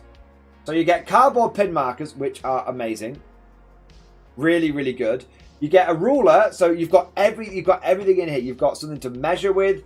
You've got dice, you've got D6 to roll, you've got order dice, you've got pin markers. You've got a little mobilized token for the Hanomag, but you have a cardboard Hanomag. Now, I cannot wait to see someone turn up to a tournament with the cardboard Hanomag. Because, as far as I'm concerned, this is a legit Warlord model.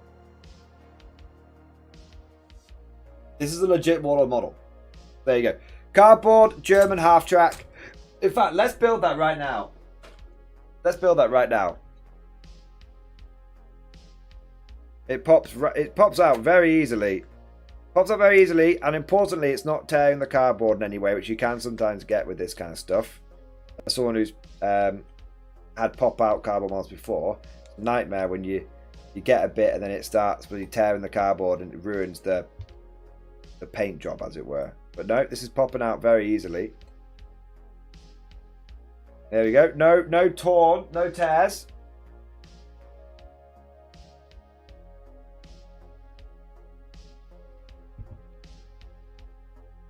There you go.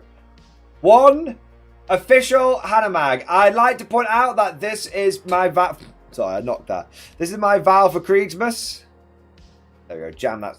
I hadn't jammed that sucker in there enough. This is my Val for Kriegsmas. That is 80. I think that's like 80 points right there. Boom. There you go. Now you also get the last thing in here. Well, actually, not quite the last thing. Actually, there's quite a bit more. You also get the rulebook. Now, this is not the full rulebook. It's the field manual. So, if I show this off to you guys, it's quite slim. And you can see it's got a little contents page. It's got some pictures to get you hyped up and everything. But it's got the standard picture of, oh look, we are having fun. We are playing the game for real. We're having fun. But also, I think what's important to note is it goes through and tells you, like, what is bot action, the hobby, tells you that you have to build and paint the models. And then it gives you like a little, oh, look how exciting the boards can be and everything, which is really cool. What's really good if we get to there's actually some lore in here. Look at this. Second World War, Germany strikes, Duel in the Sun. There's actually some fucking bot action lore in here, which is crazy. You wouldn't think they would, look at the Eastern Front and everything. That's so cool. Yeah, they've got loads and loads of lore in here. They've also got a how to build your models guide.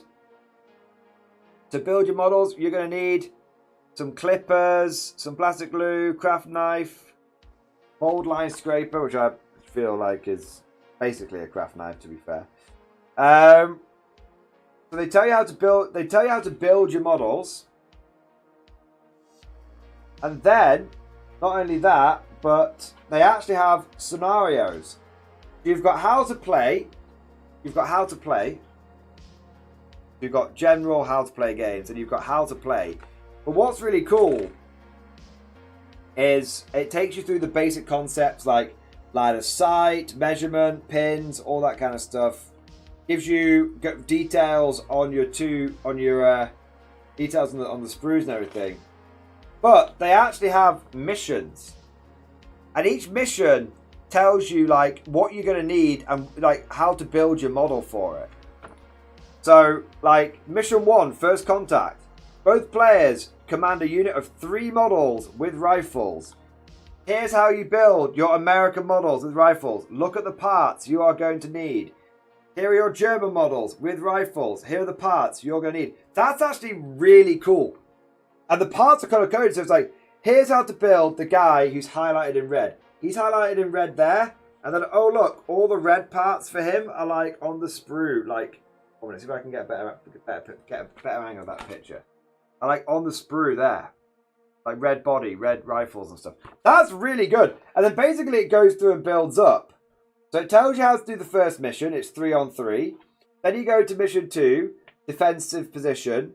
The American player commands 2 units, each of 3 man-armed rifles. You built one of these already for mission 1. The German player is outnumbered in this engagement and commands 1 unit of 5 men equipped with rifles. Use the 3 models you've already built for mission 1. Tips on constructing the other 2 German models are shown below. So again, it shows you, again, build these guys next. It's really good. And basically it goes through and there's a whole number of missions in here. And I think it goes up to like mission 6. Yeah, mission 6 when you're using everything. Mission 6 when you're using everything. So it basically, you could have, you know, you can literally, you know, have your, this literally could take you like a whole day or a weekend, depending on like how relaxed you're doing it. But like, this could be like a whole day. Just keep, you know, just building up, trying each scenario. You know, build the first 3 guys, do scenario 1. Oh my god, that was so much fun. Fucking, what's scenario 2? Okay, we need another couple of guys. Quickly, let's build those. You could genuinely, you could do each mission one at a time. Don't build all the guys. Do each mission one at a time and follow the story through, and it'd be really good. So this is fantastic. I think this is very, very cleverly designed, because it tells you everything you need to know about action, gives you a little taste of history, and then holds your hands. Reporting for duty, sir. Hold your hands through. It's like a one-shot D&D campaign. It's a one-shot hobby journey. It's going to hold your hands through building your first models, playing your first games, getting the excitement to build your next models. It's very, very. This is going to plant the bug of wargaming into people very effectively. There's 2 other things in here.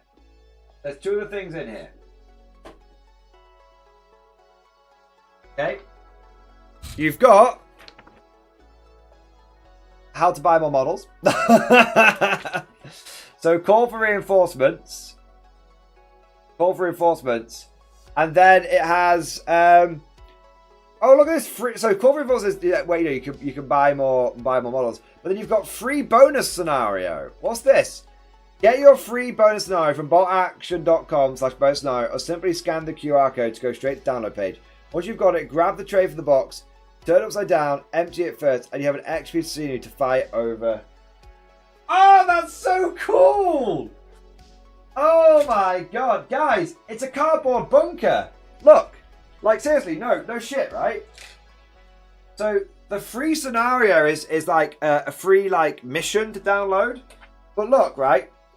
Turn the bunker upside down. Turn the box upside down, and it's a bunker. That's the door to the bunker. That's one of the vision slits. That's like just one of the concrete sides, but you can see it's got some exposed like rebar on that side there. And then you've got another vision slit here. And you've got another door here. And if you turn it on top, the pan on the box is done as well. That's so cool. You can actually place that in there. Like, I've got a bunker. That's brilliant. That's so clever. That's ingenious. That is a fucking huge bunker. Don't get me wrong.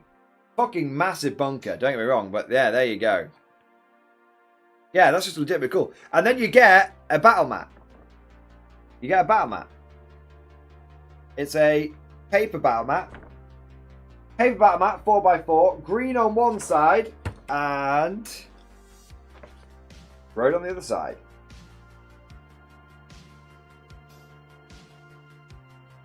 There you go.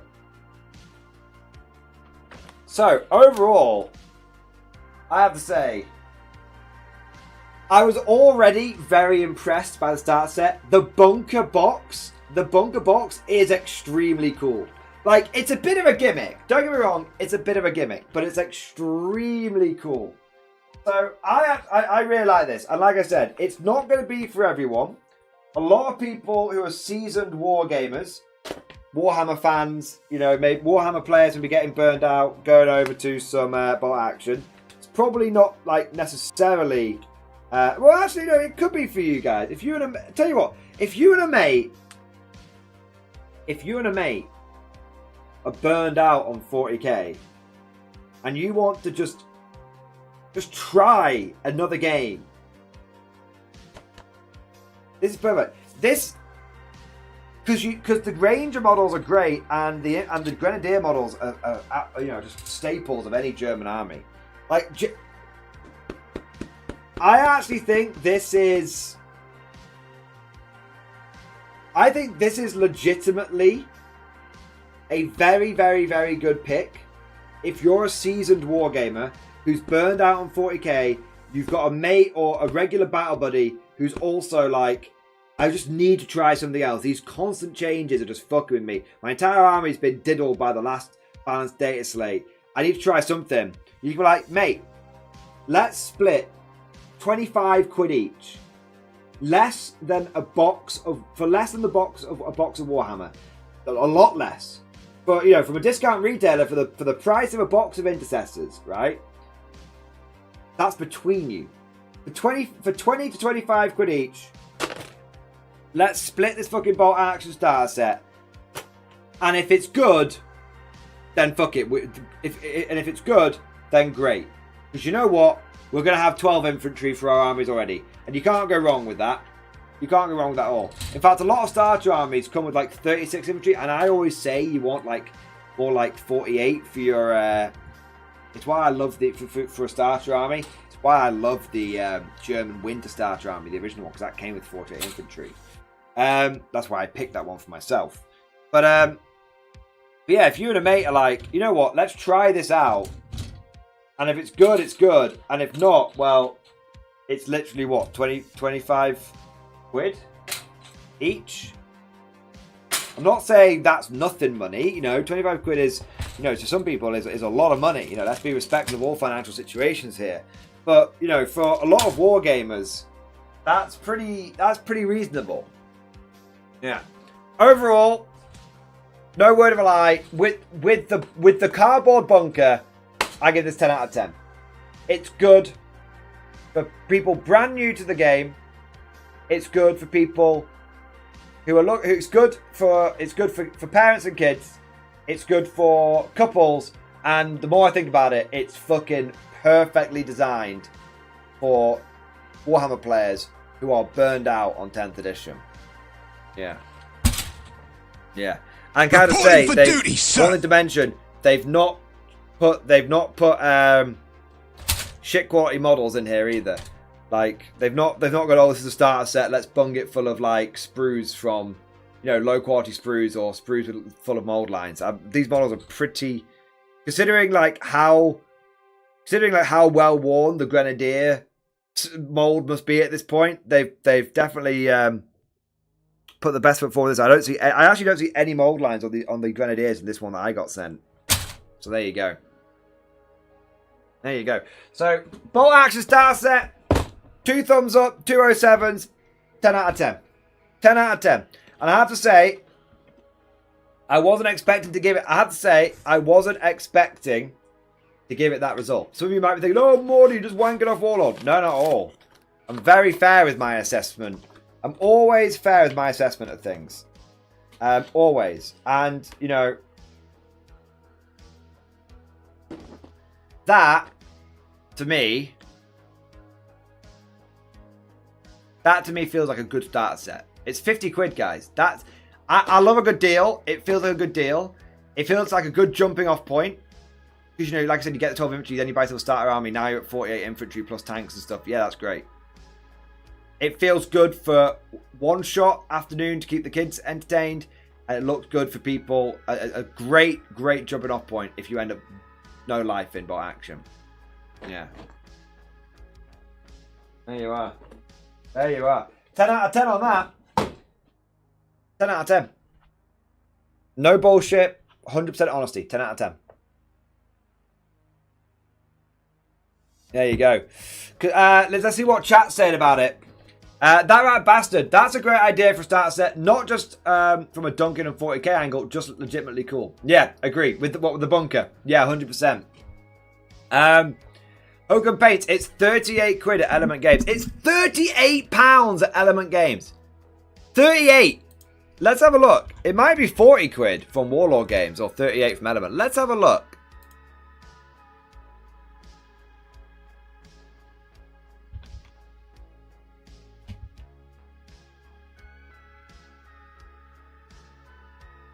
Let's have a look. Bolt action. I wonder if it's on the web store. It must be. Maybe it's on pre-orders. Might be on new releases.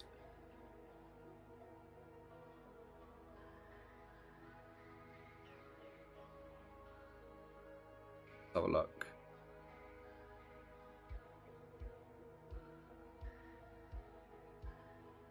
Ah, so I've been lying to you guys. I've been lying to you. It's not 50 quid at all. It's £42.50. Brand new from Warlord Games is £42.50. Or from Element Games, and I've got an affiliate link. And by the way, I think Element does ship out Bolt Action to the US, by the way, as well. So if you want that sweet British pricing and discount included, check it out. I think it's just Games Workshop, which they don't ship overseas. But yeah, check out Element Games, check out Warlord Games. Lots Reporting of for duty, two sir. affiliate links down there, guys. And for 38 for roughly 40 quid. That's a good deal. Tiki, the cardboard Hanamag is more colourful than MG's Ho-Ha. It actually is. It actually is, Tiki. Slavic Shores, I think that's a banging start for someone like myself who has never played by action. There you go, man. There you go. Honestly, 38 quid. 38 quid, and maybe you can get it for 38 quid. And depending on what the shipping is, you could probably get that over from Element Games. That's not bad at all. There you are. Kasaku, for that price, you can buy it all yourself and pull a mate with you that did not even know he wanted a change. Let them keep their dudes. Yeah, exactly. That's it. This is like, for this price, it's absolutely like, mate, I'm going to buy it. And you, look, come over on Saturday, guys. Come over, man. On Saturday, we'll stick some music on. Let's just fucking play through the Bolt Action starter set and have a few beers whilst we're doing it. And at the end of the day, you can be like, mate, guess what? Did you enjoy that? And I'm like, yeah, I fucking love that. I'd like to play that again. Say, keep the models, man. Keep the 12 dudes. Keep the 12 dudes. You get, and then they're fucking fully hooked on it. Yeah, 100%. 100%. Great idea, Kasaku. Great idea. Meaning, but it would be cool to have different starter sets. I mean, I think the one thing to say with Warlord Games is if something does well, they tend to run with it. So there's a chance. Yeah. There you are. That bastard, which Saturday? That right bastard, if you ever want to play Bolt Action, you just have to let me know. But I think you've said to me, Bolt Action is cool, but you're waiting for Conflict 47. Yeah. I think that's what you said to me anyway. There you go. Oh, am I tempting you? Am I tempting you now, that right bastard? There you are. Okay. Alright, but that's, yeah, definitely worth keeping an eye on. Alright, 1 second.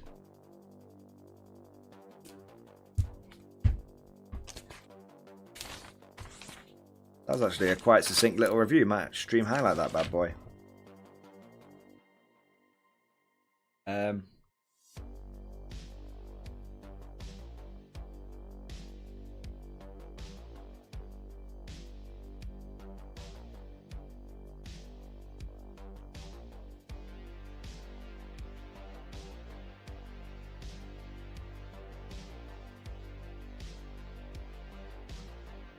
Cool, there we go. Now, I've had a couple of super chat stuff coming here whilst I've been chatting away. And a few subscribers. I want to say a big thank you to Warhammer Lytics, Chuck Norris and Andrea for the subs. And I want to say a huge thank you to Woody, my boy! Woody, you absolute mega boss. You absolute mega boss coming in with the 3rd super chat. Woody, my man. Thank you for your support and thank you for your patience. Currently making car-chans as I watch and spending my backlog of owned super chats. Oh, dude, you don't owe me anything, man. Dude, I'm not going to look a gift horse in the mouth, don't get me wrong. But I'm just glad that you're back in the streams, man. I know you said before, like, you've missed the streams. Dude, we've missed you, man. It's not been the same without Woody. I should try and make it down there and challenge you sometime. Dude, it's open. Challenge the Mordian. I'm pretty much happy to do that with anyone. But I definitely put priority on Woody, man. Like, we've known each other for like fucking years at this point. Do you know what I mean? So, dude, did you say cat? Did you say 1 minute? You said Cat-chan or did you say Cranachan? What's Cranachan? Scottish dessert is brilliant. I just saw Chan. It's like I read the first letter and the last letter of the word. Let's put like Cat-chan's. Cranachan. Let me have a look at that. Let's have a look. What the fuck's a Cranachan? Oh, mate. Guys, look at that. Wow. Oh, that just looks fucking delish. Holy shit, man. If you're making that, I'm coming up to you to get some. Holy moly. That looks delicious. Wow. Wow. Very, very tasty, man. Very tasty. I'll tell you what, I'll bring some. Yes, mate. Dude, that's amazing. That's amazing. Lower Decks, thank you so much for... not Lower Decks. Ash Pines, thank you so much for the support, man. And, dude, you're making me very hungry. I'm trying to eat better, guys. No, that's not true. I'm trying to drink better. Eating, I can eat what I want. I feel like I need a dessert. I feel like between the cookies that we saw before, and now we've got the Cranachan, I'm very much in a dessert mood. There you go. Woody, plus you'll finally get to see my Helens in person. Nothing like a metal infantry tie. Dude. Metal infantry on metal infantry, Mordians versus Helens. Let's make it happen. Let's make it happen, bro. Let's make it happen. Classic, only allowed classic metal armies. Only allowed old boxy style Lehman Russes, old metal extra bit Hellhounds, and the old style Sentinels. That's all you're allowed. That's all you're allowed. That'd be a hell of a game. That'd be a hell of a game, man. Oh my god. Oh, there we are. Tank Rise on my Dawns. Oh, well, I'll tell you, I can't. If you've got Tank Rise on your Dawns, I can't deny you that. You can bring your Dawns. Amazing. Oh my god. Woody, dude, that dessert. I'm gonna have to close that tab. That dessert looks delicious, man. It's making me want to get an ice cream or something. But dude, thank you so much for the support, man. And honestly, if you ever make it down here, be happy to. If you ever make it down here, man, I'd be happy to buy you lunch and we'll have a game. There you go. There you go, man. I also want to say a big thank you to the Lower Decks, my boy! The Lower Decks, thank you so much for the super chat, man. Sir, update on the guard operations in stream discussion. All right, let's see here. Let's see here. Let's have a look.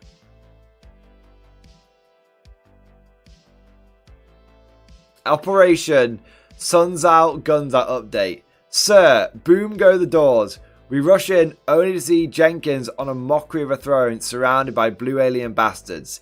Tau. Everyone freezes. A strange smell wafts through the air. A Tau diplomat begins to lay out a case for us to join Jenkins' regime as something called Guvesa. I approach Tau as close as I can, seeming to think over their offer. My counter offer is my codpiece, unfolding like a lotus flower as I deploy my last resort. A Weber gun. Colonel Tiki and the men grab Jenkins as I shoot sticky webs to immobilize the Tau as we leap onto the oil trail as our slip and slide to victory and freedom. Picture unrelated to guard operation.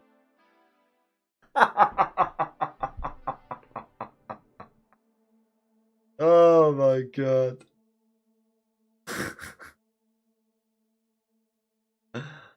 Oh, I knew exactly what it was gonna be when you said Weber gun. I was like, oh dear.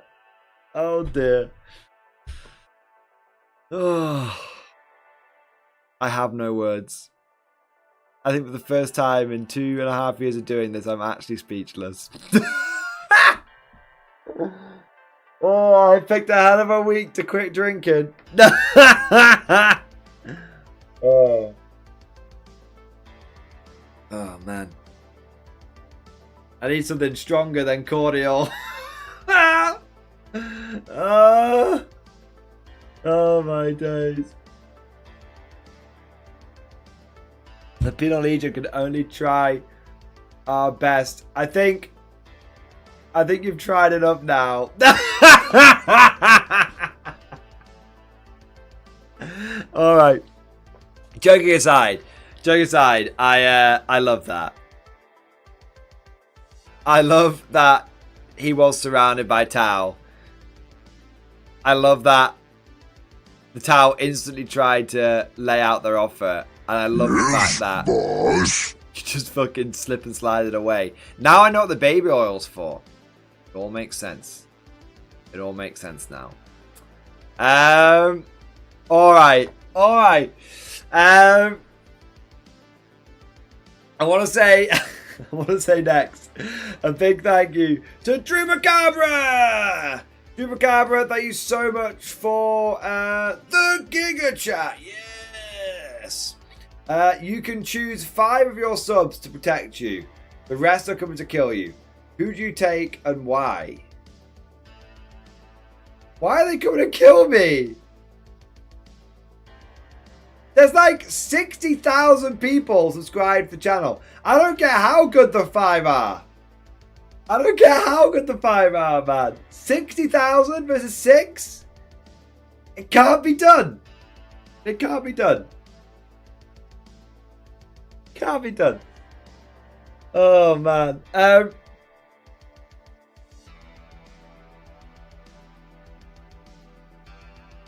have no idea who joking aside, I have no idea who I'd fucking take, man. I have no idea who I'd take.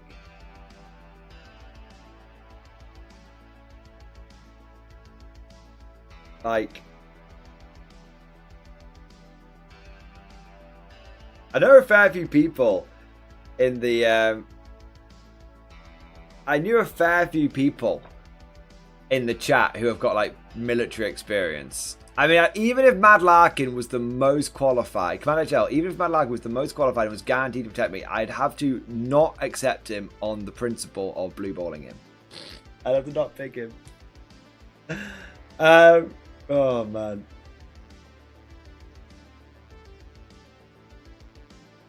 No one wants to be on that team. No one wants to be on that team. Yeah, more like which fight would you like to die alongside? I mean,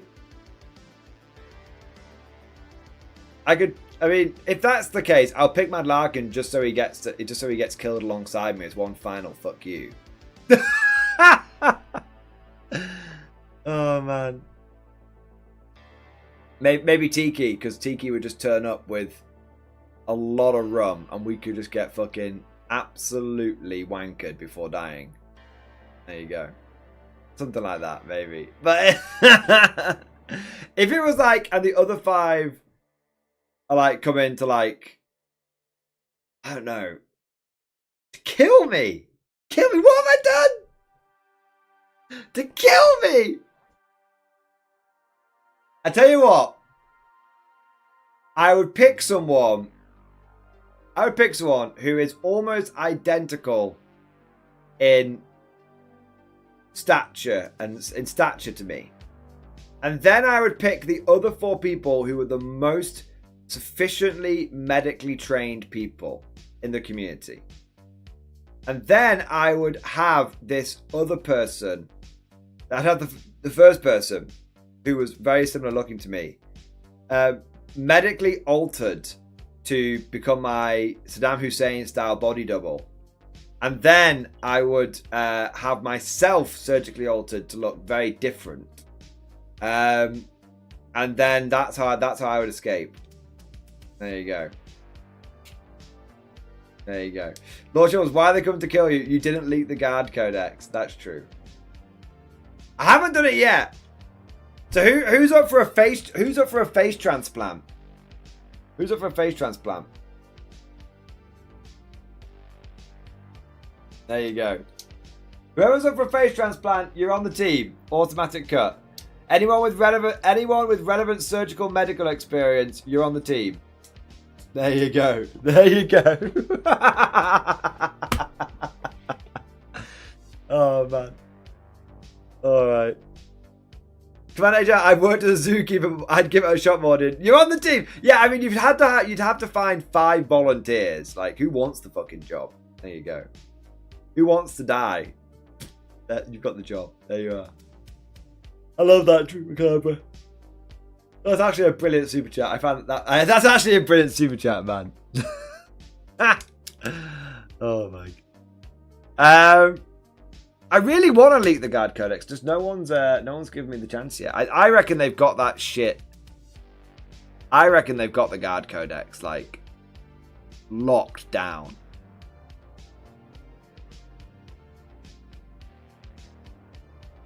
You know what I mean? I reckon they've got that shit locked down. Because between Valrak and me, someone's going to fucking leak that fucking thing, right? That's the crazy thing. Between the two of us, it's coming out early. Whether GW likes it or not. Whether GW likes it or not, it's coming out early. Oh my god.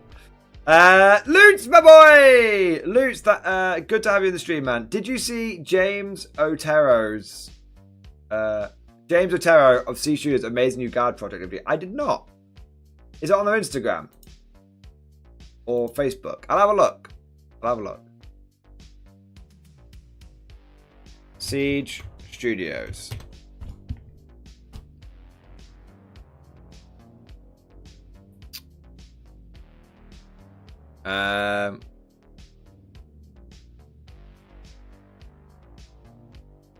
Holy shit, I've got more subscribers than C Studios. I never realized that. They've been doing really good in their shorts recently. I feel like they've been having some... I keep getting suggested their shorts on like Instagram. Yeah, is it on like the podcast they do? Yeah.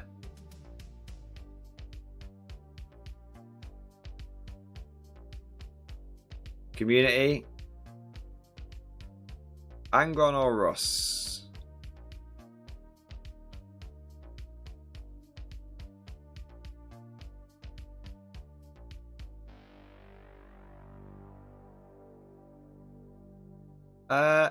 I don't see it, Lutz. Lutz, too long didn't read. He's doing a Mordian force. He posted a picture stripping the minis, so I'm guessing we're painting them up super tight. Yes! Mordian's best regiment, baby! Yeah, buddy. I'm always up for some Mordian glory. That is super cool, though. Yes, boss. That is super cool. Yeah. Lutz, great dude. That's that. I haven't painted a metal Mordian in like over a year. Yeah. MG needs to go on the Siege pod and talk in depth about painting. Well, I reckon I do qualify. I don't mean to alarm you, but I reckon I do qualify with my best painting award. Technically, I am an award-winning painter. Why I have not yet been invited on to the C Studios podcast boggles the mind. Maybe they don't want any real. Maybe they don't want any competition. You know. Maybe.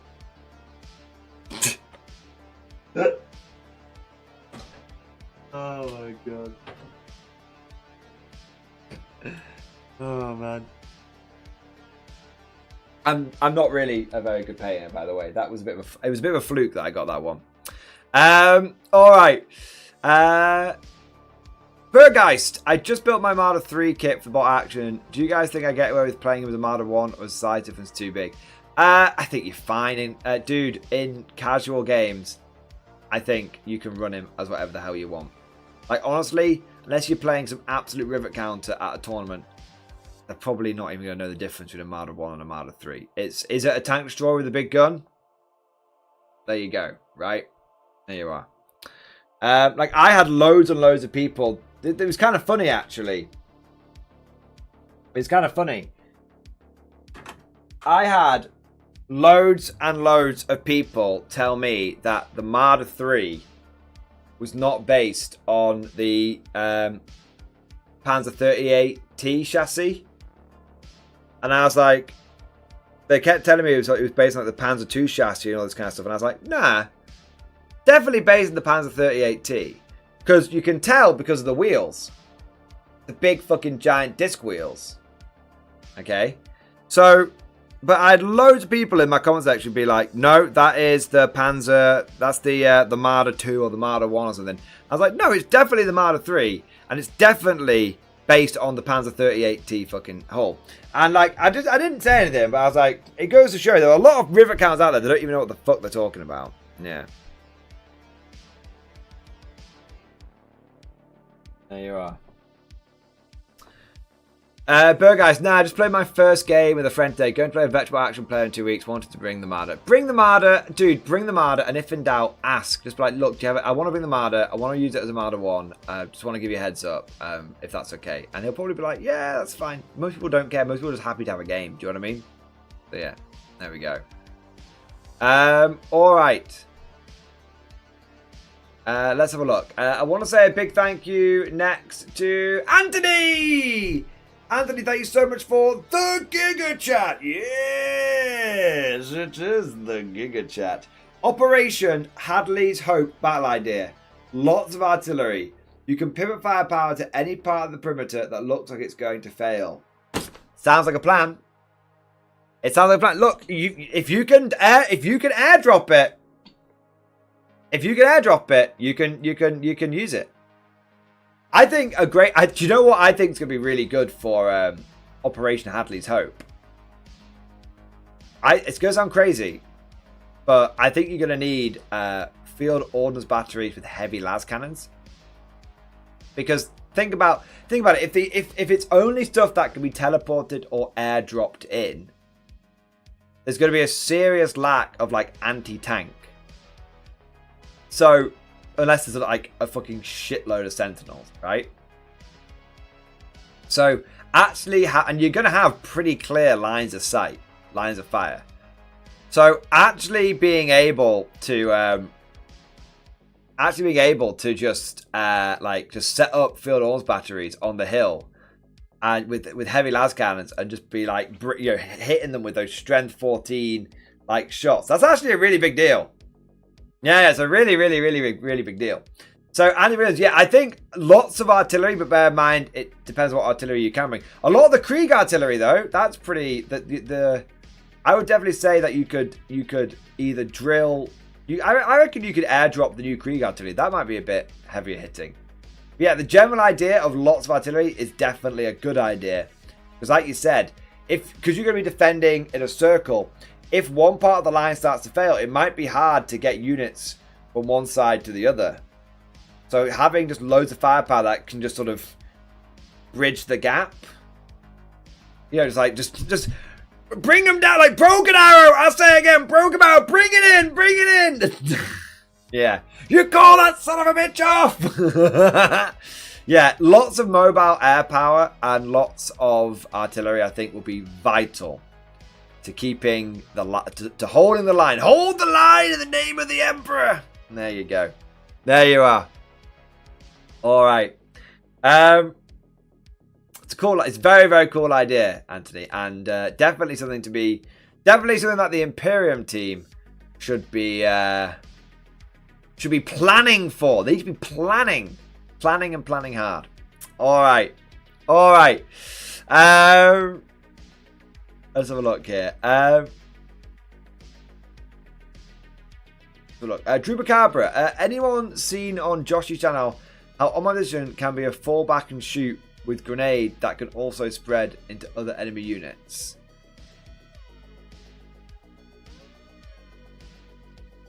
No? That doesn't make sense to me. I'll see how long the video is.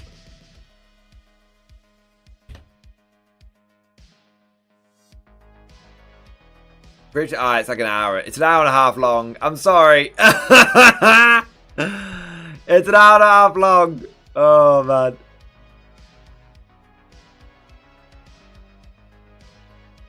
I'd have to see a particular. You'd have to give me a particular highlight on it, as it were. If you've got a particular like timestamp, I can check it out. Yeah. All right, gentlemen. It's at 39 minutes. Okay, let's have a look.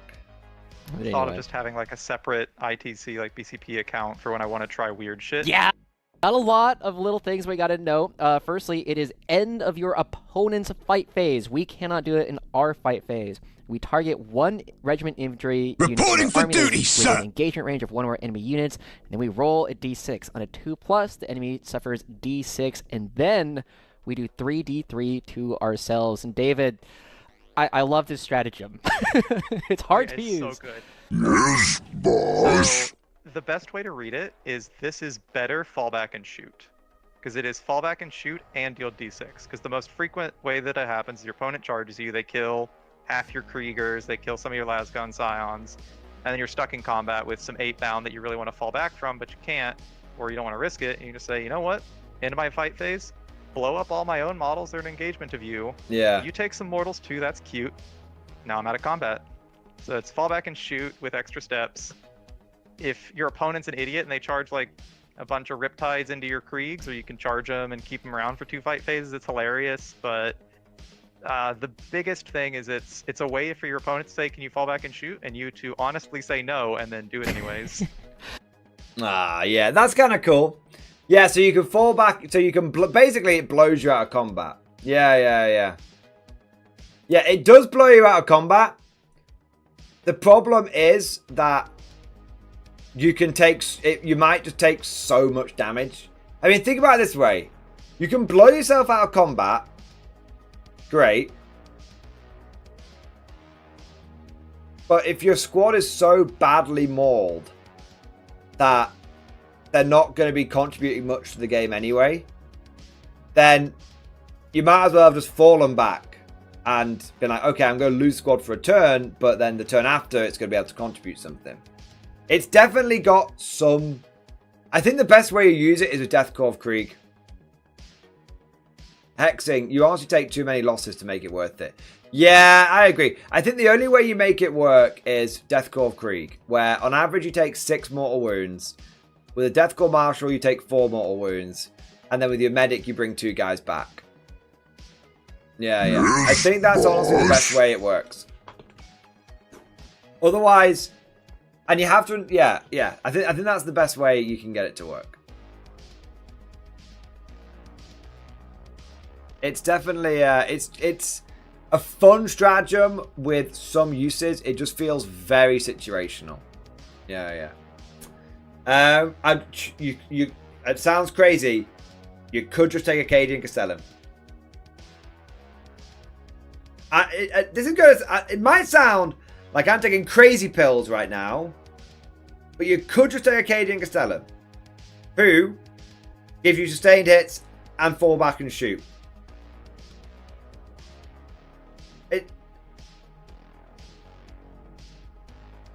Acadian meta incoming? I don't know. You could take Kriegers, feel no pain, and hit on 2s, rolling 1s. That's going to cost you 190 points.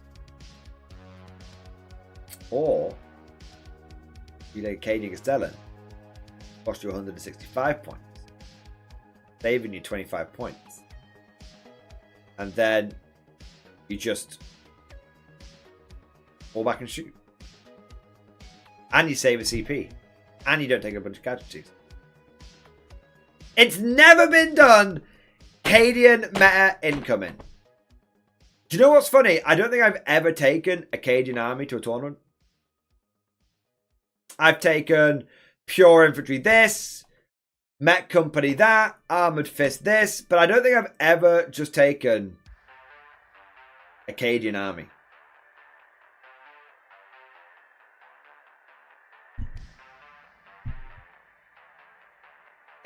Is this... It's so obvious. It's so obvious, but I've not taken it. I think I need to take Acadian Army to the next tournament. When the Codex comes out. Yeah, madness. Alright, let's have a look here. Let's have a look. So, we've got Woody! Woody coming in with another Giga Chat. Yes! I think that's a Baneblade in total. The Pseudo Baneblade! Yes! Thank you very much for your generous support tonight, Woody. You've been an absolute officer and gentleman, an absolute gentleman and officer, scholar. You've been an absolute gentleman and scholar, officer and gentleman and scholar. There you go. Sorry, I fucked it up, mate. Dude, seriously though, thank you for your support. Last chat before I'm off for the night. No worries, man. Thank you. But I'm in the market for a new model carry case for my guard. What do you use? Any pointers? It's good to be back. Dude, it's great to have you back. So, I have used for years and years. I mean, you can see it's had some heavy use. I think I've had this thing for like... I've had this thing since the beginning of 8th edition. Tabletop Tyrant. Cardboard case. Look, it's got badly ripped. That's through my negligence. But it can fit 5 trays of infantry in it. 5. And it's pretty... I don't know how expensive it was, but I think when I got it, it was like 25 pounds. Let me have a look. Table... I know a lot of people that use Tabletop Tyrant. Tabletop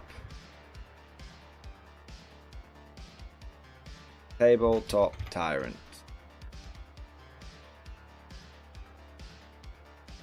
Oh man, they've got even better ones now.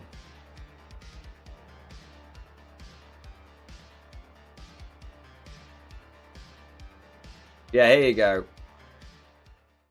Tabletop Tyrant.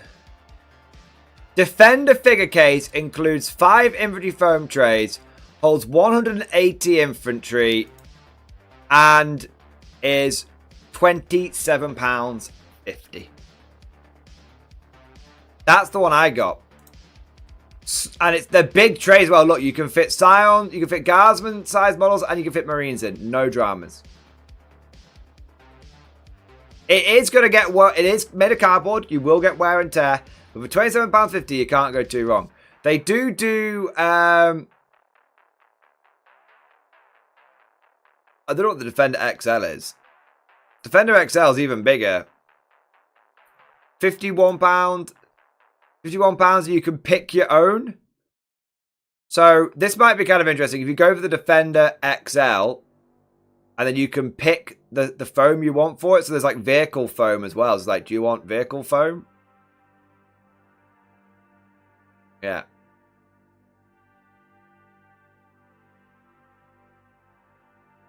It's got a picture of the foam and what vehicles they can transport. There's also KR multicase. So Salty Simon swears by KR multicase. Swears by them. He has. They also can be cardboard. Let's have a look. Refilled cases. Have a look. Just go for 1 minute Warhammer. That might be better.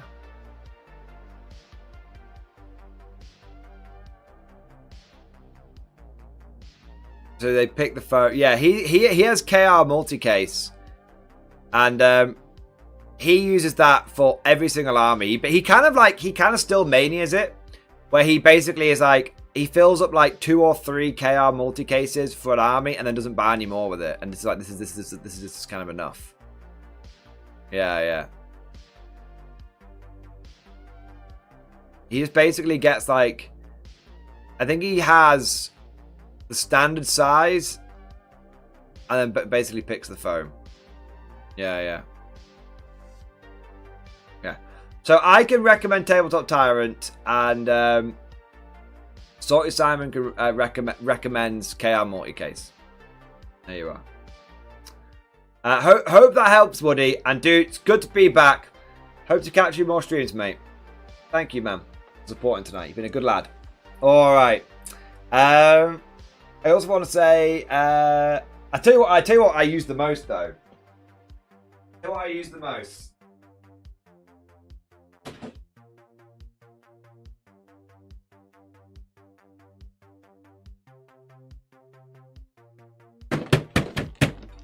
Good old big Citadel case. OG. This is my go-to case for tournaments. OG. I've got 3 of the big ones like this, and I've got 1 of the small ones. One of the originals.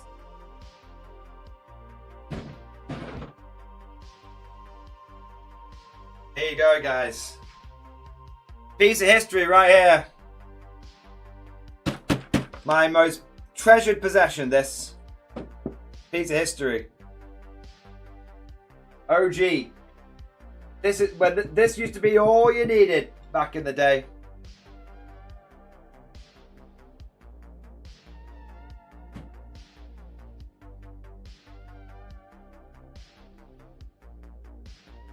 There you go. I also have one of the new. I do have one of the new big Citadel cases, one of the mega ones, and that is really good. I actually have to say, I store my entire Empire army inside one of those big Citadel ones, so I actually don't poo-poo the new GW cases at all. I'm not sure how much they are. Games Workshop carry case. They are expensive. They are £100. At least £100. 115. Is that the Crusade one? Yeah, I've got one of the Crusade ones. I didn't spend £100 on mine. I think I spent £20 on mine. Yeah, I think I genuinely do not remember where I got it from, but I remember paying absolutely fuck all for it. Like, absolutely fuck all for it. So yeah, the new what the Citadel Crusade case is £150, but it does transport a fucking ton of models.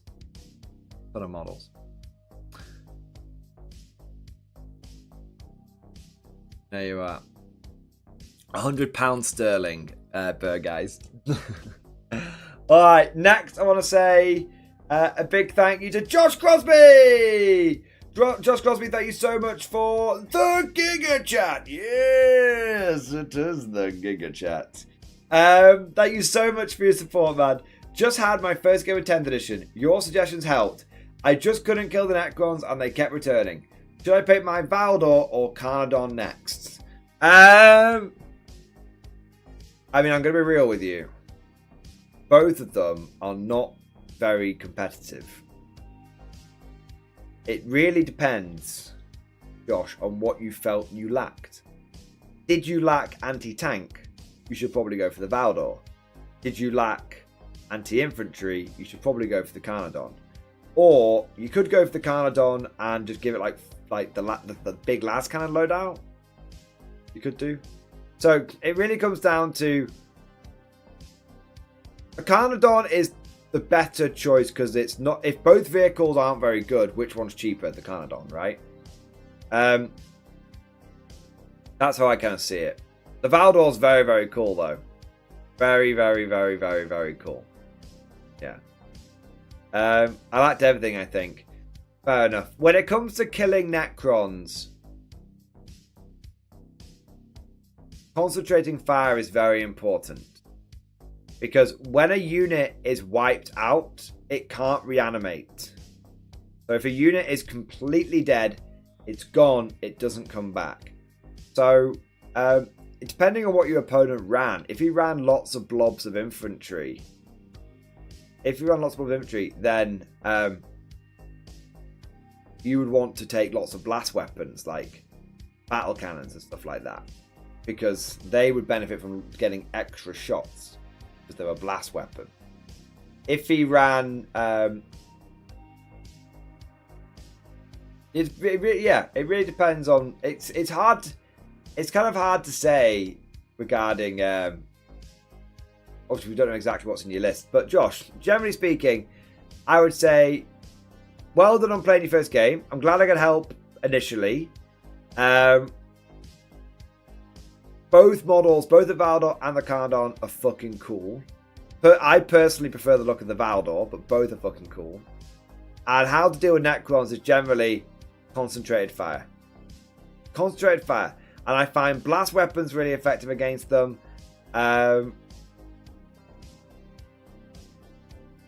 And you just need to kind of just focus fire on one unit until it's completely gone, and then move on to the next. Generally speaking. So that's my rough advice for you. My rough advice. Honestly, I know you talk about Valdors and Cardons, but the Lehman Russell Classico, damn fine unit into Necrons. Damn fine. Battle cannon, las cannon, double heavy bolters. Can't go wrong with that. Joshua Crosby, I think the Valdor looks cool too. The Valdor looks very cool. I've got a Valdor knocking around here somewhere. There it is.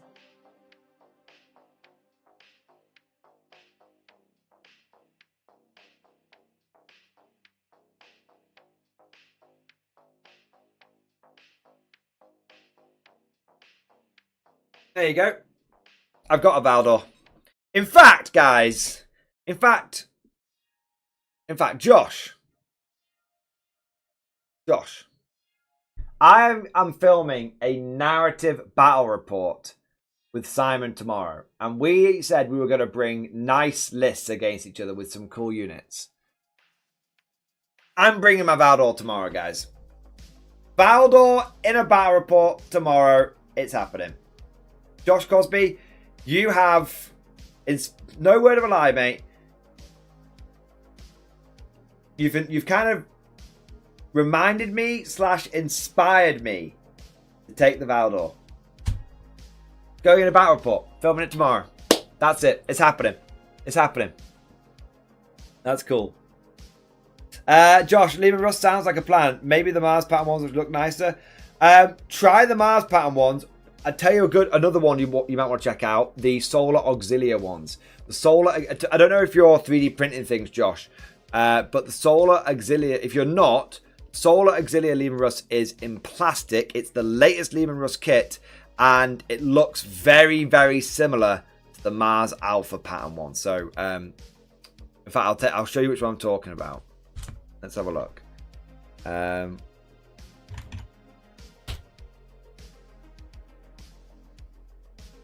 you go. So we've got Lehman Russ. So you've got, it comes in a few different flavors, the Solar Auxilia one, but then there should be a Mars Alpha one around here as well. They might not sell it anymore. You have 4 Solar Auxilia ones non-painted yet. Ah, fair enough. Which one do you have? Do you have the Strike Tank or the Assault Tank? Because the Strike Tank seems to come with... The Assault Tank seems to come with... Is it Demolisher?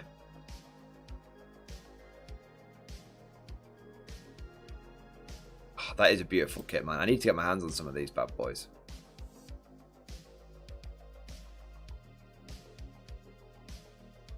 That's a beautiful model, man. Yeah. Dude. Honestly, mate, this is... I constantly forget how beautiful the Solar Auxilia models are. Honestly, dude, I'd say build these motherfuckers. Build and paint these motherfuckers. You can't go... on. General advice, Josh, you can never go wrong with the fleet of Russes. My 4 I would say 3 editions in a row at this point. My standard advice of 60 to 80 infantry, 4 to 5 Leman Russes, and 2 pieces of artillery. Doesn't really matter what they are. Like Basilisk, could be Fobs, whatever. That list will always do you proud. It won't necessarily ever win you a tournament, but it'll always get you a win. It'll get you a win here and there. And it's super simple to pilot, and it's just super solid as a list. So if you're looking like how to build your list up and how to build your list up and sort of what direction you want to go in, general advice for take all comers, 60 to 80 infantry, typically organized. Typically we're talking like 20-man blobs. Okay, 60 to 80 infantry plus 4 or 5 tanks, typically sort of 4 or 5 Leman Russes, and a couple of bits of artillery, and then you need obviously officers and whatnot. That generally, that'll see you through every single edition. That'll see you through every edition, man. Yeah, I could have started 10th edition with 80 infantry, 4 to 5 Russes, and a couple of Basilisks. I could be playing 18 months later with the exact same list, and I'd still be doing great. There you go.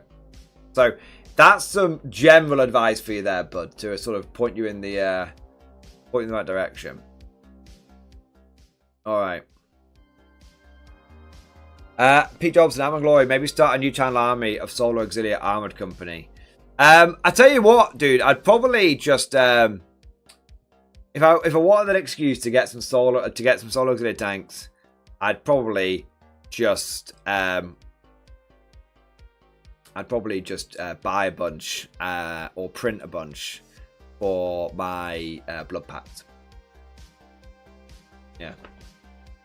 Although I have been thinking, genuinely, I have been thinking that I need like a new Rust fleet for my Mordians, because my Steel Legion, I've got 6 Leman Russes for them, and they've got like all the different turrets that they need. But my Mordians, I've got 6 Leman Russes, but they're very limited. I've got like no spare or extra turrets for them, so I feel like I should just be like 6 more Russes, every turret option, boom, done. Just get that locked in for the Mordians. Might as well, maybe you should just do it with the Solar Auxilia stuff. Yeah. I've been having a bit of a... I've been having a think. A big think.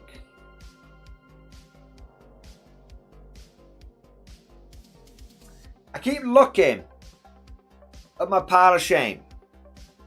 And I keep thinking about how the units that are in the pile of shame are kind of there for a reason. Do you know what I mean? There's a reason why some of those models have been there for so long. Because, well, I don't really need them. They're sort of there, ready if the meta shifts a little bit or anything like that. I need a few extra grenade launchers or something. But the reason I'm still getting new models in, right? I'm still getting new models in rather than just focusing on the pile of shame. And I think a big part of that is because I don't really need lots of that's in the pile of shame. So I have been thinking that I should basically just be really, really strict with myself and just kind of like sell everything in the pile of shame and then use the money from that to basically like modernize and future-proof my army. So a good example is like I've got 6 Leman Russes for my Mordians, but I don't have all the turret options I want. I've got like, I've got like a couple of Basilisks for my Mordians, but I don't have 3. I don't have any Tauroxes or anything like that. Do you know what I mean? Like, wouldn't it be better to take the pile of shame and basically, like, rather than painting more shit that I'm not going to end up using, be like, okay, basically get to the point where I've got 3 of every unit, 3 of every unit and 6 of a battle line unit for one army, so that it's completely future-proofed. That's kind of what's going through my head. That's kind of what's going through my head. I don't know if it's a good thought or a bad thought. Kritak. You heard me. I said I don't know. free. Morning, you can print all the turrets you need. The problem is I've got the old Russes with the boxy turrets with the giant fuck. Look, right. So the problem I've got with a lot of my Mordian tanks is, firstly, this one's fucking glued on and has never come off, no matter how hard I try. And then I've got 3 Lehman Russes, which I've got the old style turret ring, which is really, look how fucking big it is. Do you know what I mean? So it's hard to have, like, if you get like one of the like a 3D printed turret, for example, like this one, which has only got like a little nub in because it's designed for the new turret. It's like, woo! It's, you know, it's like it just fucking flies all over the place. Look at that. So I kind of want, yeah. Sounds stupid, but kind of a big reason why I'm just thinking. It's like I kind of want the great. I had the Great Mordian Restoration Project, right? Yes, boss. I had the Great Mordian.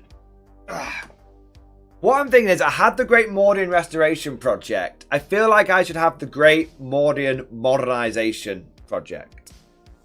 That's kind of what's going through my head. That's kind of what's going through my head. Modernize.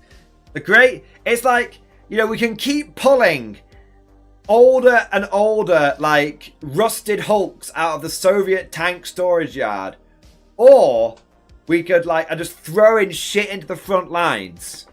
Or we could modernize and have a modern force. Do you know what I mean? That's literally where I'm at right now. Do I just keep pulling out of the fucking Soviet storage yard? Or do I go and buy fresh?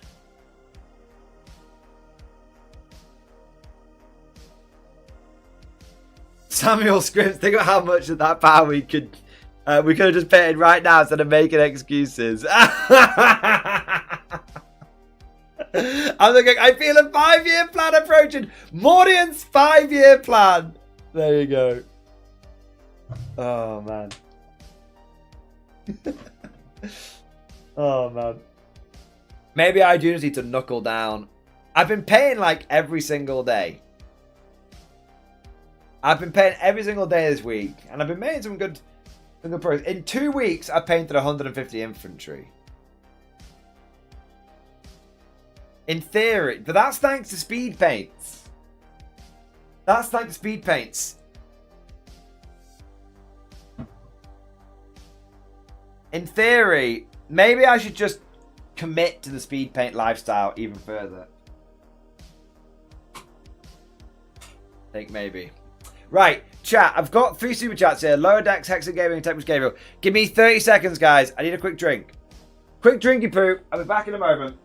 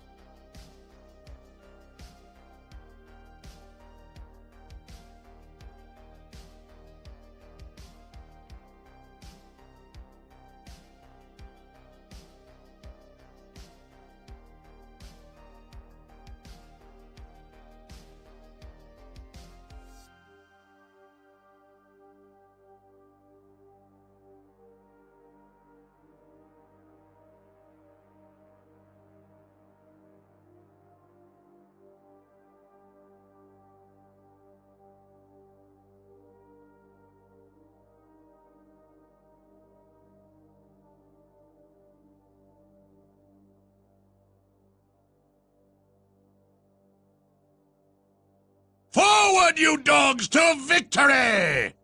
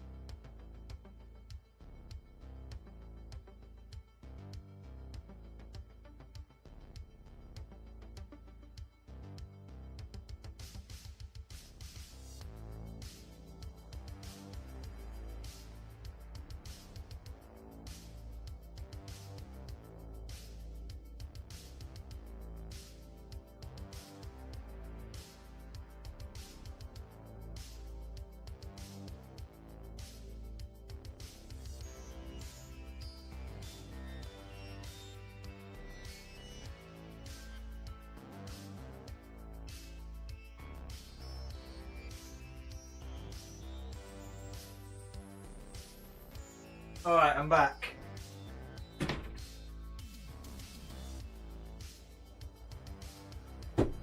Hello Alright.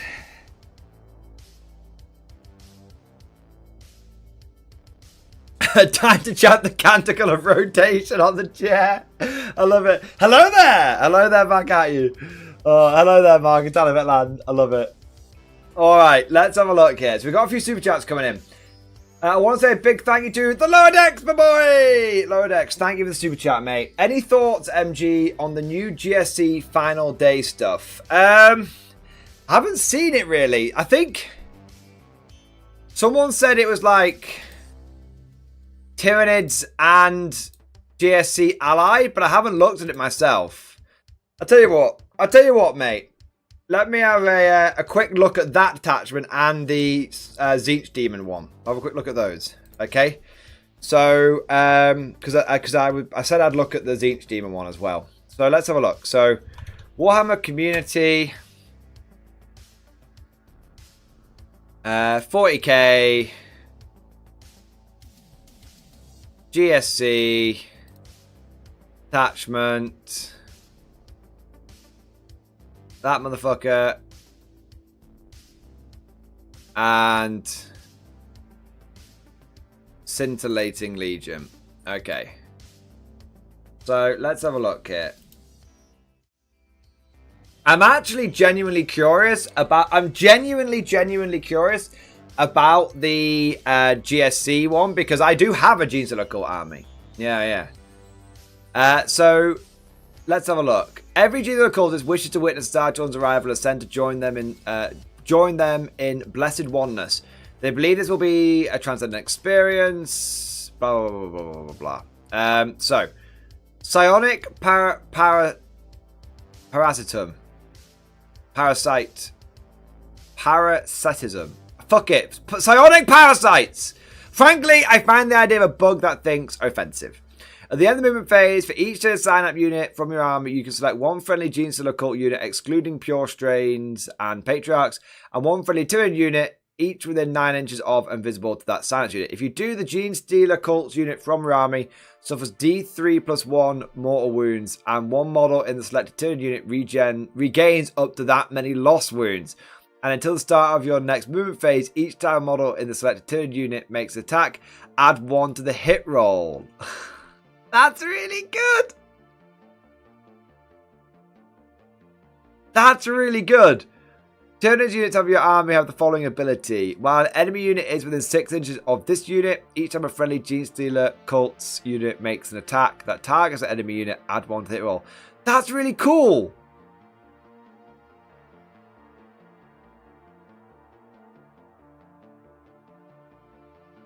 So Tyranid units of your army have the following ability. While an enemy unit is within 6 inches of this unit, each time a friendly Gene Stealer Cult unit makes an attack that targets that enemy unit, add 1 to the hit roll. So basically, if the enemy is within 6 inches of the Tyranids, the GSC get +1 to hit. Okay, that's pretty close. Basically, I feel like the main part of it is going to be like Oh, I'm gonna eat the fucking GSC to regain wounds on my big monsters. I really like the idea of like Gene Stealer Cult like running along and basically the Tyranid with like big Tyranid monsters. Because one of the things that Tyranids, one of the things that GSC has always struggled with is big heavy hitters. And when they try and get those from the guard, it doesn't quite work because guard units really need orders to be super effective. And so you like go to the guard, you big heavy hitters, and they're all hitting on fucking 4s, and it's like, oh well, great. Do you know what I mean? But this feels great because Tyranid units don't have like orders. They just hit naturally on what they hit on. So having a bunch of like Tyranid monsters working alongside a bunch of Gene Stealers is actually really, really cool. Yeah. I like it. Star Troll's Blessing. You can include Tyranid Vanguards Invader units, excluding Aircraft, Broodlord, and Gene Stealers. So you can't have like 1,000 fucking points. You can't have like 60 Gene Stealers, which would be amazing.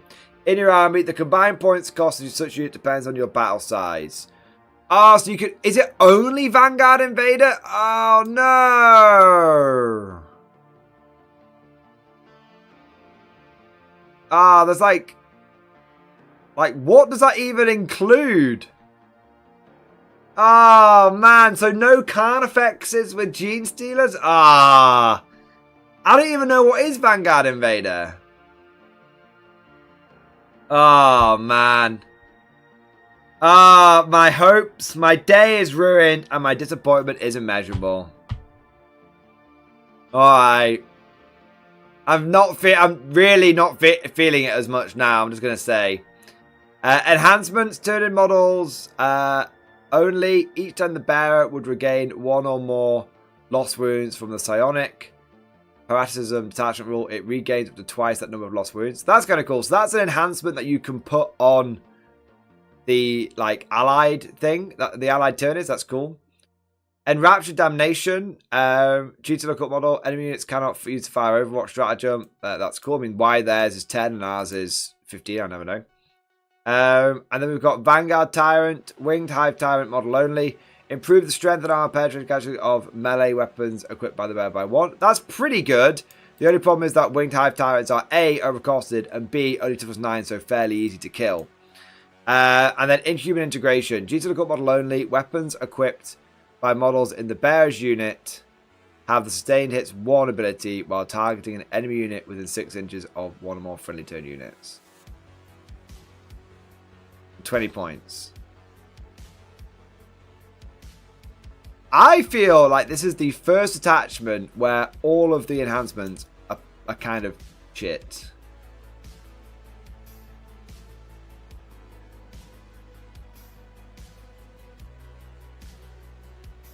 Because that only works when targeting an enemy unit within 6 inches of turn units. Not, yeah.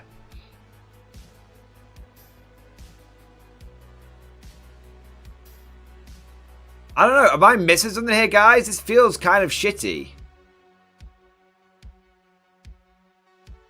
It feels like you can only take Vanguard Invader units, which are the fragile units, which don't really solve your problem that Gene Stealer Cult have, which is they're fucking fragile.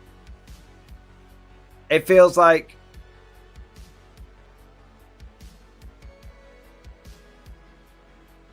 you can't take 60 Gene Stealers, which would be cool.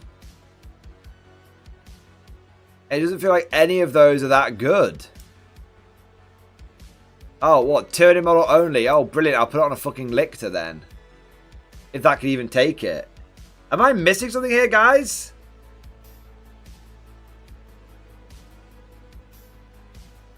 I feel like I must be missing something. Let's look at the stratagems. Hyper Ferocity. Fight phase. 1 difficult unit from your army that has not been selected to fight this phase. Effect. Until the end of the phase, each time a model unit makes an attack that targets an enemy unit, reroll a wound roll of 1. If 1 or more friendly turn units are within 6 inches of that enemy unit, you can reroll the wound roll instead. I mean, that's pretty good for 1 CP. But again, you've got to get your turn units within 6 inches.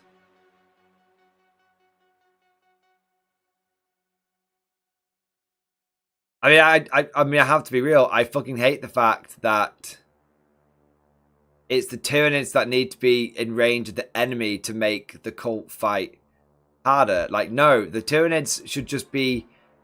Yeah, I think they've got this completely wrong. I think this is completely wrong. It should be that the Tyranids, the Genes of the cult, fight harder around the Tyranids because they're trying to impress the Star Children. So it should be like, if you're within 6 inches of a Tyranid unit, you gain this ability. Not a Tyranid unit that's about to get its fucking face ripped off in close combat. Yeah, I think this is shite, personally. Size Surge, start of any phase, 1 turn unit from your army until the start of your next command phase, increase the range of unit's cast ability by 3 inches. That's okay. Yeah, each time you use the stratagem until the end of your next command phase, you cannot use the stratagem again. Oh, so you can use it once. You can't be like every phase. Yeah. Avenge the Star Children. Your opponent's shooting phase or the fight phase just after the enemy unit has shot or fought. 1 turn character unit from your army that was destroyed. Until the end of the battle, each time a Gene Stealer cult model from your army makes an attack that targets enemy unit, add 1 to the hit roll and 1 to the wound roll. That's good. Take a bunch of characters that you don't mind dying. Like, what's the cheapest Vanguard Invader character? Like a Lictor, maybe? Like, this is the thing. I don't know what's in here. Like,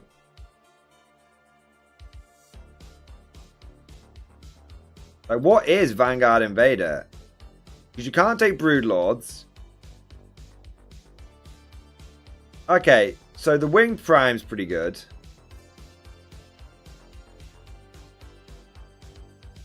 Parasite of Mortrex. Okay, so you could take, like... What's the cheapest character that can just fucking die? So you take some Winged Tyranid Primes, get them killed. 1 at a time, and then get like +1 to +1s against a bunch of enemy units. Okay. A Gargoyles Vanguard Invader? Okay, Gargoyles are, but you don't need those. You got plenty of shite as it is. Infantry. No. Lictor. Yeah, but it's not a character. You're a Lictor. Yeah, but it's not a character.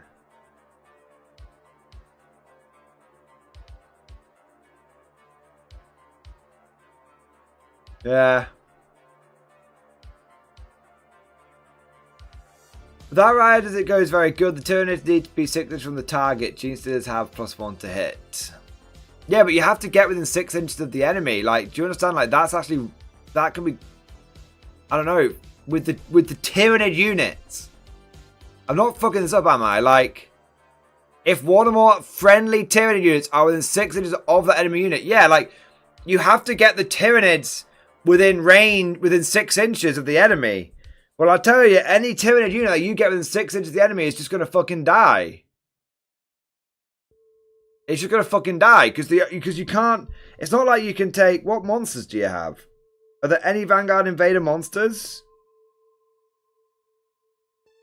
Okay, you got Morlocks. Hang on.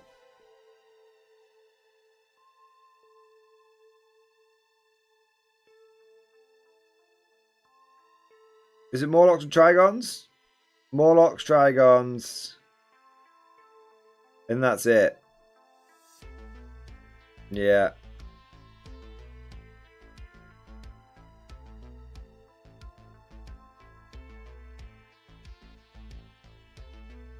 Yeah.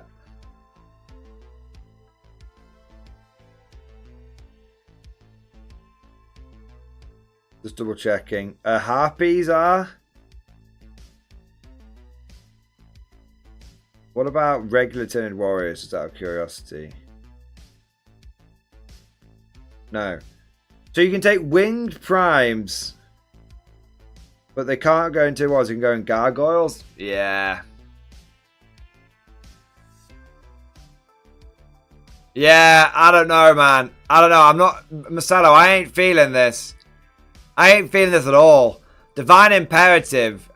Your charge phase. One G to the unit from your army that has not declared a charge phase. So one unit with an engagement range of one or more turned units from your army. Until the end of the phase, each time your physical unit declares a charge, that enemy unit is one of the targets of that charge. Add 1 to charge rolls made for your unit, and you can re-roll the charge. So it's all about, basically, you've got to charge the turners in first, then charge, then get... You've got to charge the turners in first, and then charge the Gene Stealers in. Okay. Starting attacks. Your opponent, your shooting phase or charge phase, 1 digit for your army. Until the end of your phase, this unit is able to shoot, declare charge back. That's okay. It was very good, to be fair. Resistance tunnels. End of your opponent's fight phase. 1 G to the quarter turn unit from around that's not in engagement range can go back to your reserve. That's great. Yeah, that's very, very good. Like,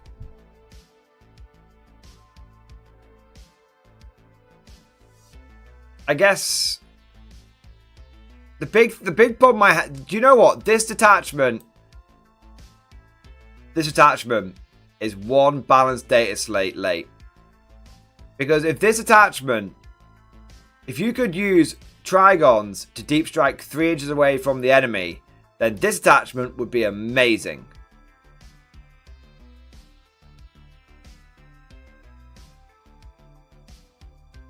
Yeah.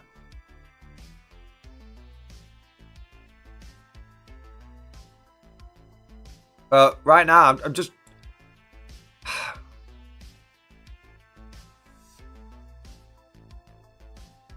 Azuth, yes, come with a melter and easy charge. My errants and glaives will be nice, I swear. Seriously though, you can hurt Steelers and Gargoyles. You can hurl Steelers and Gargoyles up towards critical hits.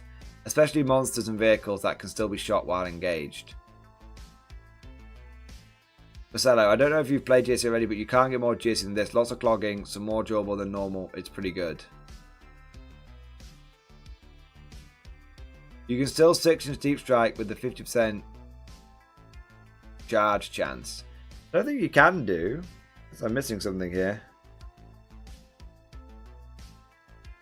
I don't think the Trigons can charge after they come in that close. Yeah, it's not eligible to declare a charge.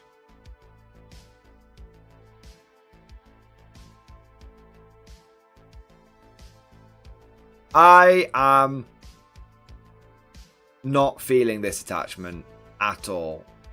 This feels like a really big missed opportunity. This feels like if I was to rewrite this detachment, if I was to... Isn't there a real charge thing in here for aberrants? Although I can see. Unless the aberrants have it natively. Do aberrants have it natively? I don't know. If I think this is a big missed opportunity. If I was to rewrite this, I would make it very simple. And I would be like, Gene Cynical units within 6 inches of Tyranid Synapse units can reroll 1s to hit.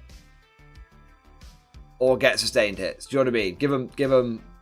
Give them something like that. Or make it like if you want to balance it, make it like Gene Cynical infantry units. Do you know what I mean? To represent basically like this should have been the Gene Stealers being really, really hyped up when the cultists being really, really hyped up because the Star Gods are here. It should have been that simple. Bring some Tyranids. The Tyranids don't get an army rule. Okay, they're not getting an army rule. So bring some Tyranids, bring some big monsters, and your cultists are going to be fucking having a great time because they're going to be like, yeah, the Star Gods are here. Yeah, worship, worship, worship. We've got to do really well in front of the Star Children. That's what it should have been. Instead, it's... I mean, what the fuck do you... I mean, sounds mad, but what actually cares about eating?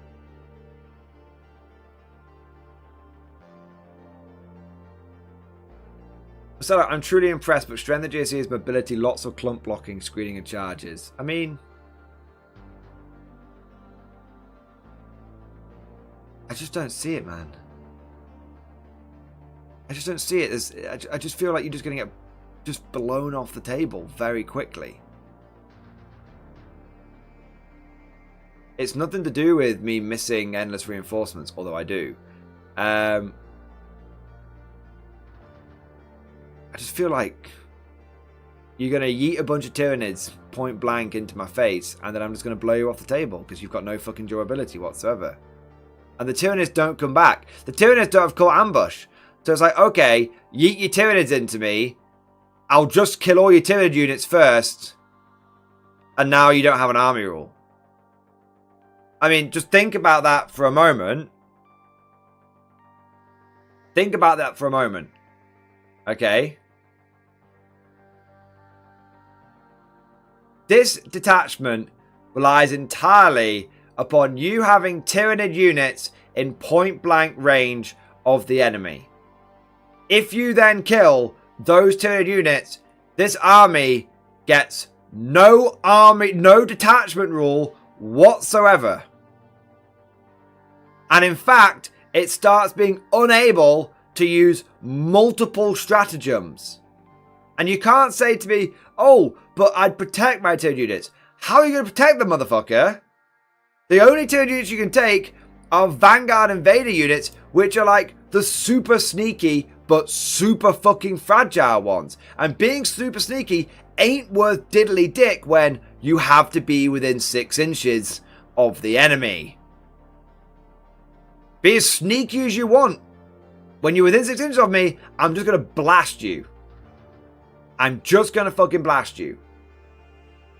Okay? Like, yes, there's dense terrain. Yes, you could potentially hide, Marcelo. It's a good point. But, like, it's so easy to, like, play around. You protect your units by eating your army off. Brilliant. So I can protect the units that are shit by eating the units that are good. You know what I mean? Nah, man. Like, if I don't like this from a fluff perspective. I don't like this. I'm sorry. I'm shitting on it. I was really excited to see this. I was really, really excited to see this. But I don't like this from a mechanics point of view. I don't like this from a fluff point of view. I don't like this from a power point of view. I am going to give this an unrepentant, an unmitigated 0 out of 10. I think this is by far, just for me personally, this is the worst attachment of Grotma so far. Sorry. Jaffa, Creed. I'm sorry. I play Genestealer Call. I play Genestealer Call. Okay, I have GSC. Okay, I play against them. I play with them. There is no world. I have Tyranids. I've been aching to use my Tyranids and my Genestealers together. And this attachment is so bad that no matter how much I have been looking forward to using my GSC and Tyranids together, I won't do it. I won't use this attachment to do it. I'd rather use a narrative game and do it without this attachment. That's how little I like this. It is a 0 out of 10. Solid. Yeah. Sorry. This is just, that is my personal opinion. I feel like you would be much better off with the Tyranids being worshipped by the cultists. This, it doesn't do it for me. Sorry. It doesn't do it for me. Anyway. A lot of people might say, I understand people saying like, oh, it's really good because like it shows the Tyranids like eating the Genestealers and they're getting their eating the cultists and they're getting their comeuppance, but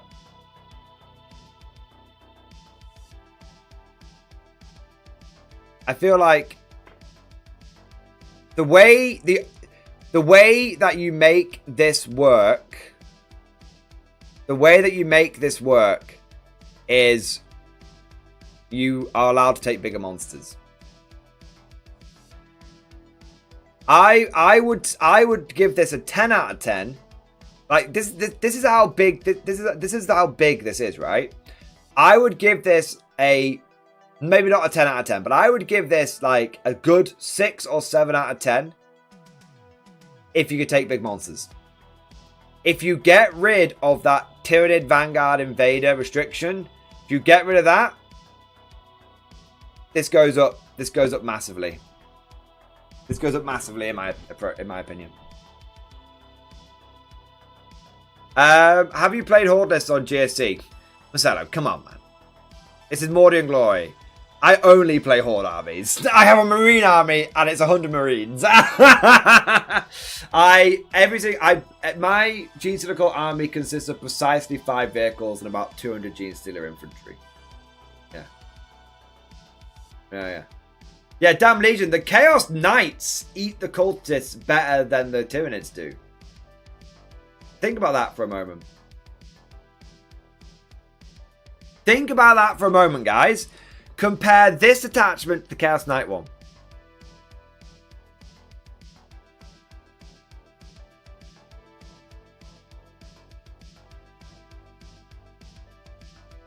If this attachment was basically the same as the Chaos Knight one, that would be great. That would be really, really good. This one, it just doesn't work. It just doesn't work. It's too picky. It's too finicky. It's too fiddly. It's too fiddly. Look, I know GSC is meant to be for people who have got like a PhD and a master's and a fucking BSc and a fucking MBA and a fucking hand shandy and all that kind of stuff. I know it's meant to be for people whose brains are bigger than their entire body, including their brains, which doesn't make sense to us, but it makes sense to them because of the size of their enormous brain. But this should have been a really, really simple, straightforward attachment. This is an attachment that has been designed by someone who has massively overthought it. It should be take little Gene Stealer, take little cultists, combine with big turtle monsters, have fun. That's it. That's my hot take. A hot take, a bold take, but that's my hot take.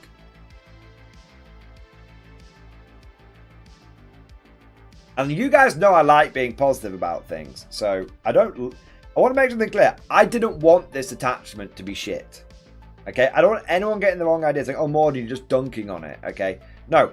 I didn't want this attachment to be shit. Okay? I like Gene Stealer Cult. I almost became, in 8th edition, late 8th edition, I almost converted over to being a Gene Stealer Cult player full time. Literally, that's how much I fell in love with the faction. Okay? I love my Gene Stealer Cult. But throughout all of 9th edition and throughout all of 10th edition, GSC has just been a shit sandwich. I have literally had to. I am going to have to wait 2 editions to pull my beloved. I lovingly converted every single Gene Stealer Cult model in my army. It was my first time I ever did a proper hobby passion project. Every single one of the Cadian guys with the lasguns, I scraped off every single eagle marking on every single one of the Broodbrother Cadians. Every single one. I free-handed little Brotherhood of Nod Scorpion tails on every single shoulder pad of every single cultist. I wrote pages of background lore, paraphrasing and parodying the lore of the Brotherhood of Nod from the Tiberian. I wrote my first short story, my first and last short story ever for my Gene Stealer Cult army, about Gene Stealer Cultists doing a back alley weapon deal. Like, I fucking love this army, and yet for 2 editions I basically had to sit on it being like, kind of shit. Yeah. Because the ambush mechanic, I think they fixed it now. I need to have a look at the ambush mechanic. But for the first 18 months of 10th, the ambush mechanic was dog shit. And then Gene Stealer Cult was generally infuriating in 9th edition. Yeah. I painted every tank in one colour. I actually didn't. Oh.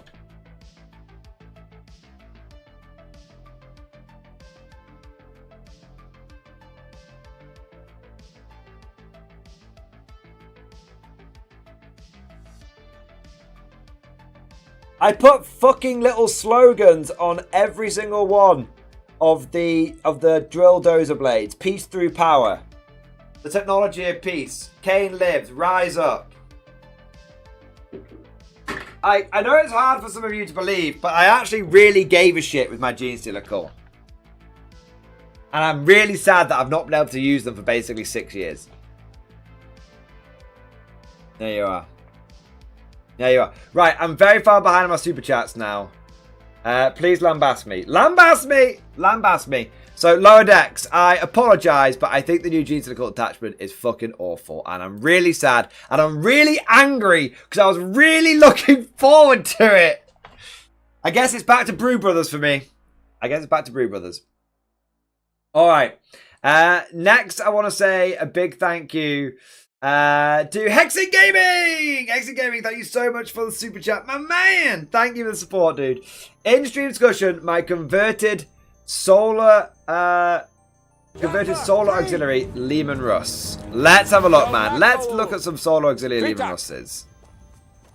You heard me. I said Cree. Hey, that's cool. My converted solar auxiliary Lehman Russ. For 40k, it was very hard to get the sponsors to fit, but it's possible with a lot of sanding and cutting. Basic colour scheme will finish paint job later. Let me know what you think, and if you want more information on how to do it. Hey, that looks really cool! Dude, that looks really cool! Oh, just dropped my phone. 1 second.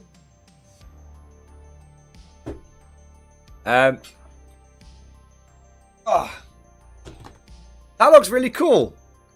And you say basic color scheme, but that's Mordian 1 color tank approved. Oh, man. Oh, dude, yeah. I mean,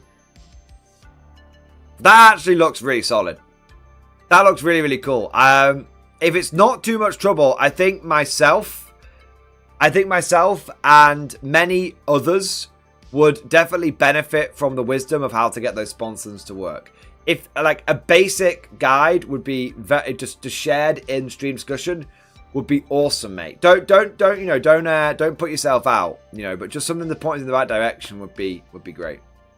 Mate, that's really cool. I'd say I like the Solar Auxiliary Russ. I really, really like it with the sponsons. Nice. Excellent work, Hexer Gaming. Thank you for supporting. Thank you for sharing that. That's actually really, really interesting. Because I know a lot of people poo-poo the Solar Auxiliary Russ because it doesn't have the sponsons, right? This gets it up to snuff. That's good shit. All right. I want to say a big thank you to Tech Priest, my boy.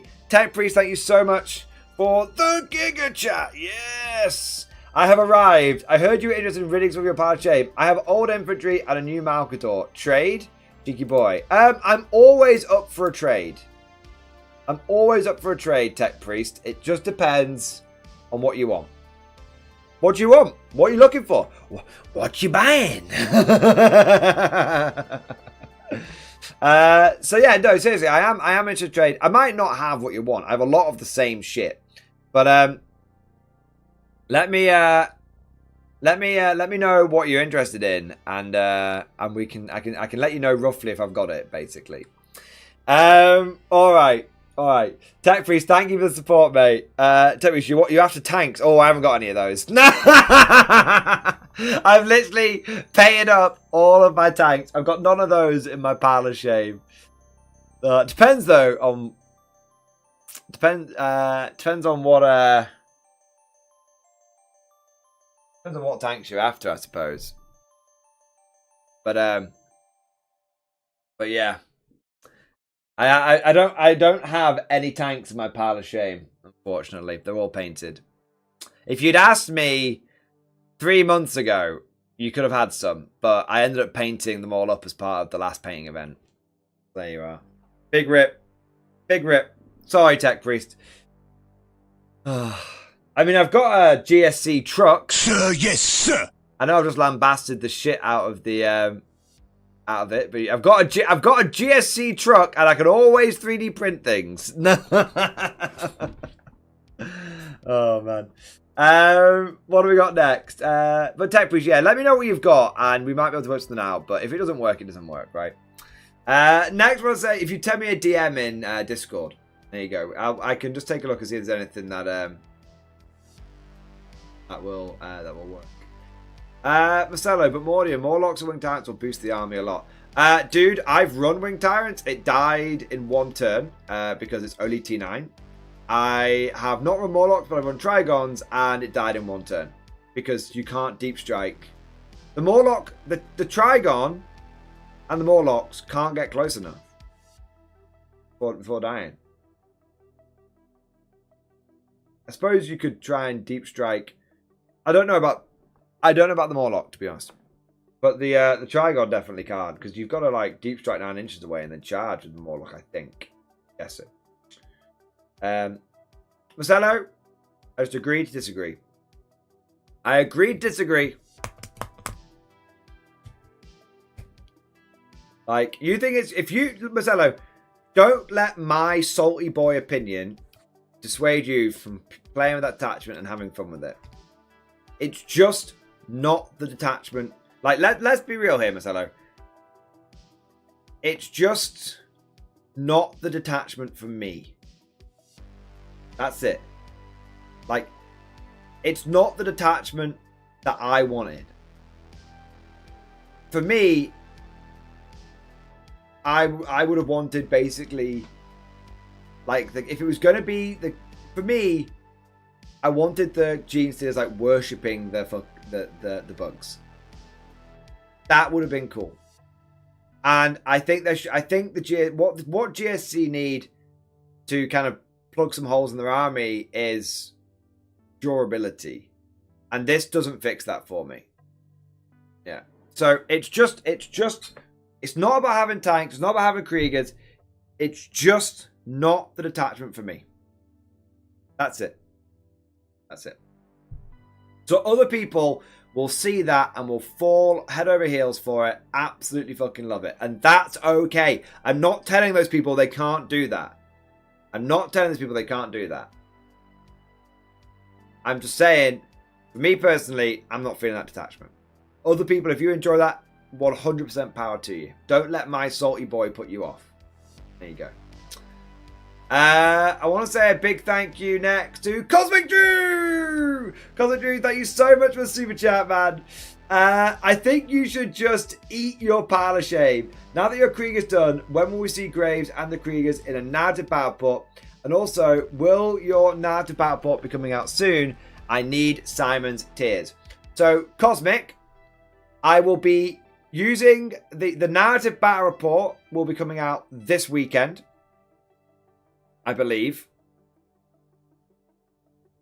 It might be this weekend or next weekend. Let me look. I've got loads of battle ports in the bank. Let me check for you.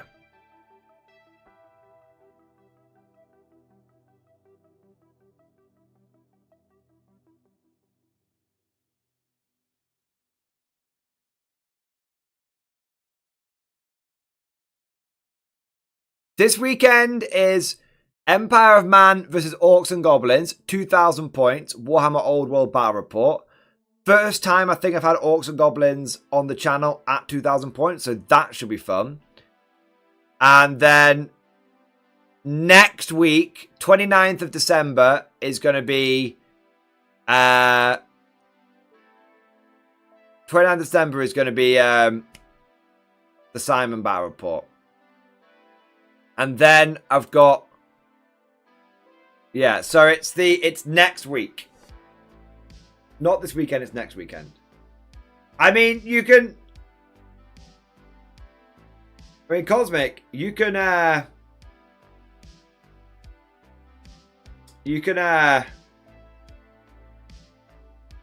If you ask Evan very, very nicely... If you ask Evan very, very nicely... He might put the other one... He's got the files for both battle reports right now. So if you ask very, very, very, very nicely, I might be able to get Evan to swap them around. Depends on what his schedule's like, because he's trying to get as much done as possible so we can have some time off over Christmas. But regarding the second part, the Kriegers, don't worry. I have submitted my list for a tournament on the 23rd of December. My list includes the Titan, Kevin, and then I'm taking 60. So then again, 60 of the freshly painted Death Corps of Krieg, led by Death Corps Marshals. There you go.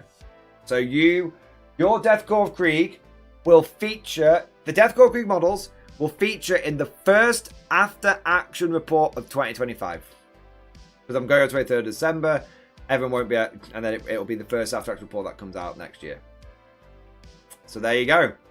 So Cosmic, and I specifically thought about your Kriegers and how I wanted to use them and I figured a after action report featuring a Titan is going to get a lot of eyes on it, and people are going to see the Titan and they're going to see lots of pictures of the new Death Corps detachment in the army. So I figured that would be a great way of showing off the cosmic the cosmic Kriegers. There you go. So dude, thank you for the support, and I'll see if I can see what I can do about the battle report. All right, there we go. I also want to say a big thank you to Amir. Amir, thank you so much for the super chat, sir. Sorry, thank you for the double super chat. Thank you for the double super chat. Sorry it's taken me so long to get to you and to get to your support, mate. Thank you so much, man. Do you think either Cetilian Fusiliers or Vitrian Dragoons have drip on par with the Mordians? So I don't know what the Cetilian Fusiliers look like, but the Vitrian Dragoons definitely have got that drip. Definitely, definitely, definitely. Like, I've always, if there was one regiment, one obscure regiment that I wish GW would make models for, it would be the Vitrian Dragoons. Ever since I read about them in like the first Gaunt's Ghost book, I just really like with their like glass armor and their like book, their Rules of War book, or like their Guide on War. I would have, I've really wanted them. Yeah. Oh, the Cetilian Fusiliers, they're the guys with the tricorn hats, aren't they? Yeah. They're pretty cool. I think if we share the screen, I think the Cetilian Fusiliers are kind of in a similar vein. It's a similar kind of drip to the Mordians, you know, fancy hats, fancy bright uniforms for sure. I think the Vitrian Dragoons have got a different kind of drip. I've got a different kind of style because they're very, very flashy, but it's a different kind of flashiness. They just look really, really cool. Yeah, they look a little, you know, Mordians and Fusiliers look like a Napoleonic style army in space.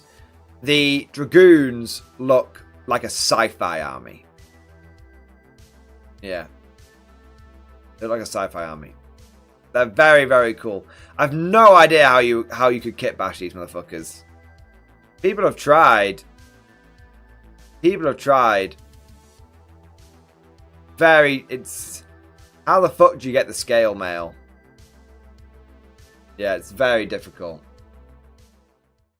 Yeah, it's very difficult. They're very cool looking, but I've no idea how you could represent those guys on the tabletop. I think you're probably best aiming for like...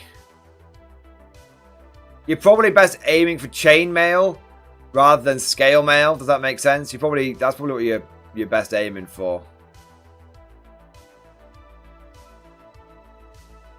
To be fair, someone's actually made 3D prints of them. I'm not going to share them on screen because I don't want to get the person in trouble. But someone has actually made 3D prints of the Vitrian Dragoons. They look okay. They're not quite right.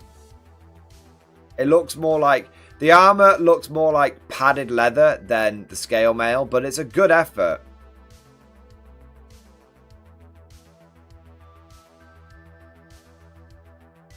There you go. All right. So yeah, Amir, thank you for that first super chat. As for the second super chat, Thank you for that one as well, mate. How do you make Abhuman IG detachment and data sheets?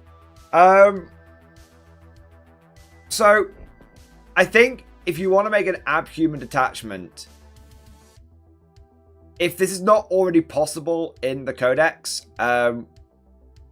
you should have it where Ogrins and Bulgrins can be joined by commissars. That should be like part of the detachment rule. It's like commissars gain leader, Ogrin, and Bulgrin squads ability, something like that. I think that you should have basically rules for Ogrins and Bulgrins should have rules to represent that when they like to should be something like protect the little ones or something. There should be something like protect the little ones thing, where maybe they could act as like moving cover, or they could like fight harder when they're being led by officers, or when they're within like 6 inches of officers or something like that. So yeah, protect the little ones should definitely be part of it. For Ratlings,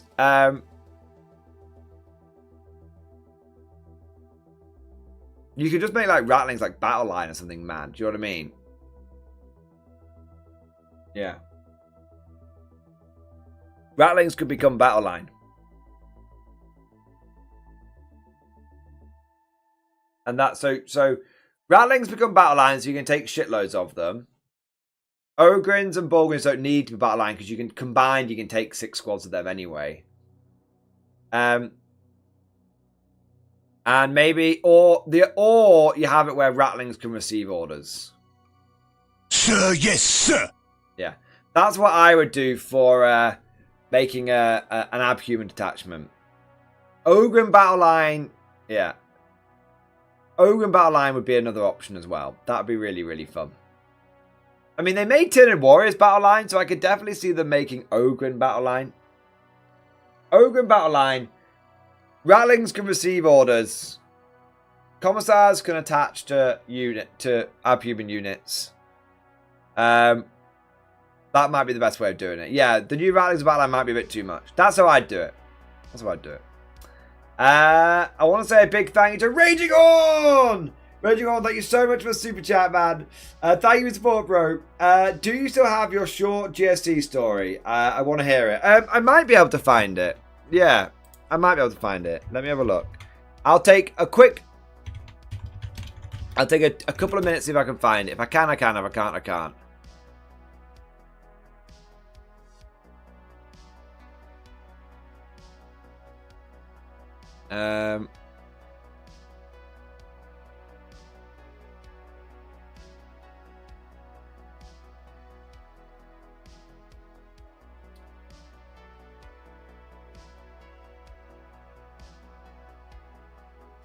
Let's have a look.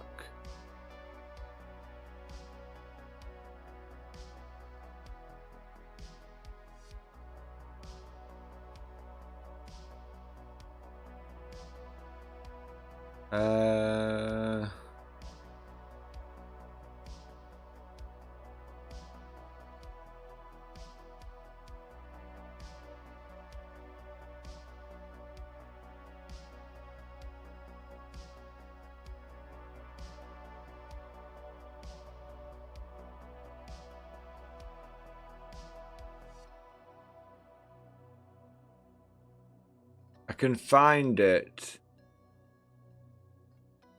Potentially.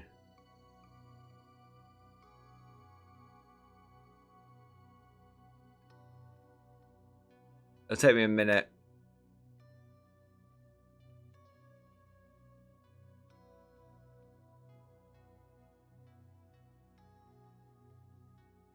Da, da, da, da, da.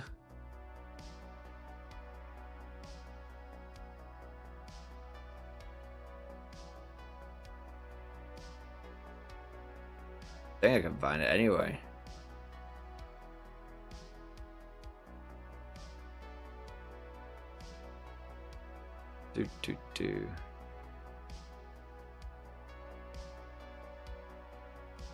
I know exactly what I'm looking for. I just need to basically scroll back far enough.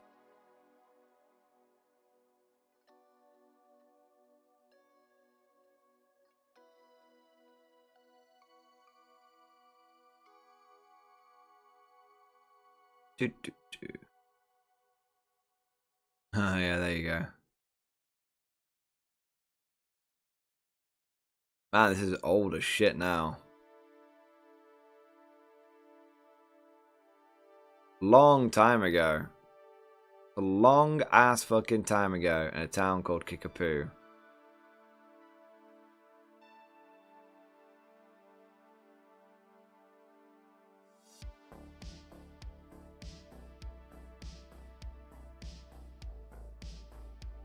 Man, it's years ago. I forgot how long ago it was.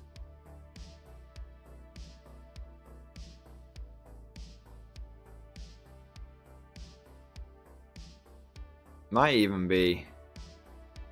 Jesus Christ. I didn't think it was this far back. Right, 1 minute. I might have missed it. We're getting close. I swear it's not this far back.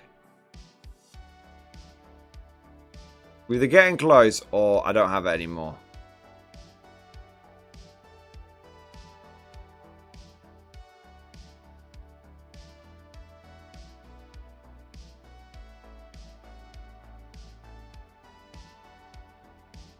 Right.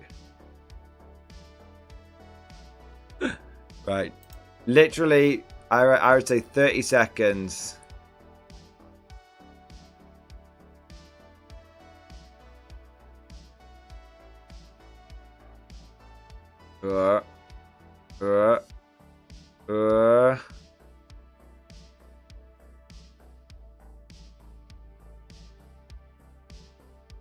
Okay, I don't.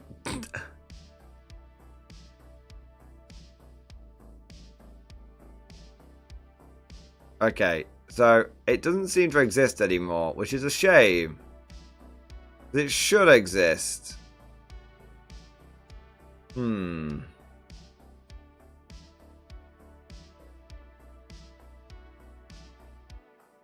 a minute.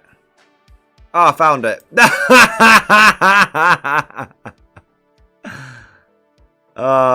Okay. Yeah, 1 minute. Right. So I wrote a whole bunch of fluff. So like the opening bit of fluff that I wrote for the army was basically a straight rip-off from Command & Conquer. So, on the hive world of Tiberius 4, Tiberius, a strange green crystal can be found. The crystal is believed to be Xenos in origin. The Imperial force on the planet have decreed it to be destroyed as the Tiberius crystal spreads quickly, is tough to eradicate, and causes rampant mutations. However, not all agree with this plan, and many people of power believe that it has great potential, that it will be used as a power source as well as being rich in viable minerals. Illegal mining operations have begun taking place for a long time on the planet, and there's a well-established black market. People used in the mining operations are often the downtrodden and abused. They are forced to work in the Tiberius mines and most often die from exposure to the toxic crystal or mutate into horrible beasts. It is in this community that the gene stealer cult have been established. Several years ago, a single gene stealer landed on Tiberius. As per usual, it quickly infiltrated the lower class of society and began infecting the population, beginning to evolve into a patriarch. It didn't take long for the creature to learn of the crystal, and with alien cunning, it began to unlock the secrets of the Great Green Rock. As the cult began to grow, it became simply known as the Brotherhood, a religious group who gives help to those working in the mines, providing a small glimmer of hope in an otherwise bleak existence. This appearance has allowed for the cult to grow strong and quickly, as many minds will do anything to improve their meager lifestyle, as well as a chance to strike back against their oppressors one day. The Brotherhood has been able to create many technologies and weapons based on Tiberius. Instead of flamers, they use liquid Tiberius spewers. Tiberius power cells can be used to enhance traditional mine lasers or power the vehicles of the cult. Green crystal knives that are light as a feather yet cut through flesh and bone with ease. With an almost limited supply of the crystal to work with, the Brotherhood is expanding quickly and soon it will be time to rise. So that was the first opening paragraph that I sort of wrote for sort of just the general lore, about what I wanted from the army. And that's why, if you look at my Gene Stealer models, they've all got little green crystals on the base. To give you an idea of how much I loved my Gene Stealer, how much passion it was, I made those crystals out of sprue. I chopped up sprue I carved it into, with my Ogren Ooge knife, I carved it into pointed crystals, and I stuck them on the bases, and then I painted them, shaded them, and highlighted them. That's how much, but you can see, like, that's why like the mining lasers stuff are green. Can't really see it very well, but that's why the mining lasers stuff are green. So yeah. All of the claw, all of the bayonet stuff are green and stuff as well. As for the short story, give me a second. It'll take me a moment to find it.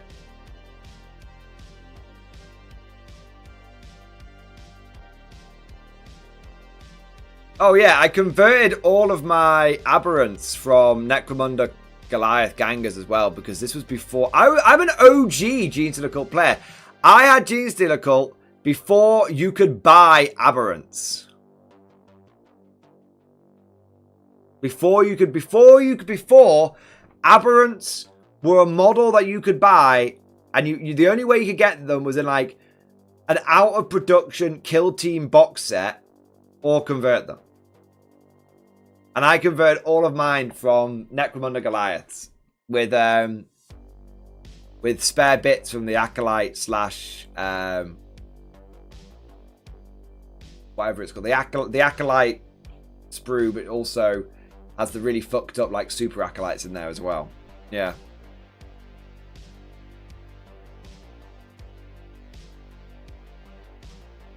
Yeah, I wrote a whole bunch of lore. So I started off with a bunch of the cultists, and then I wrote a whole bunch of lore for like when I started getting Brood Brothers. So I started off with just Genestealer Cult models, and then when I expanded into having the Brood Brother models, the old Cadian Brood Brothers, I wrote lore for that.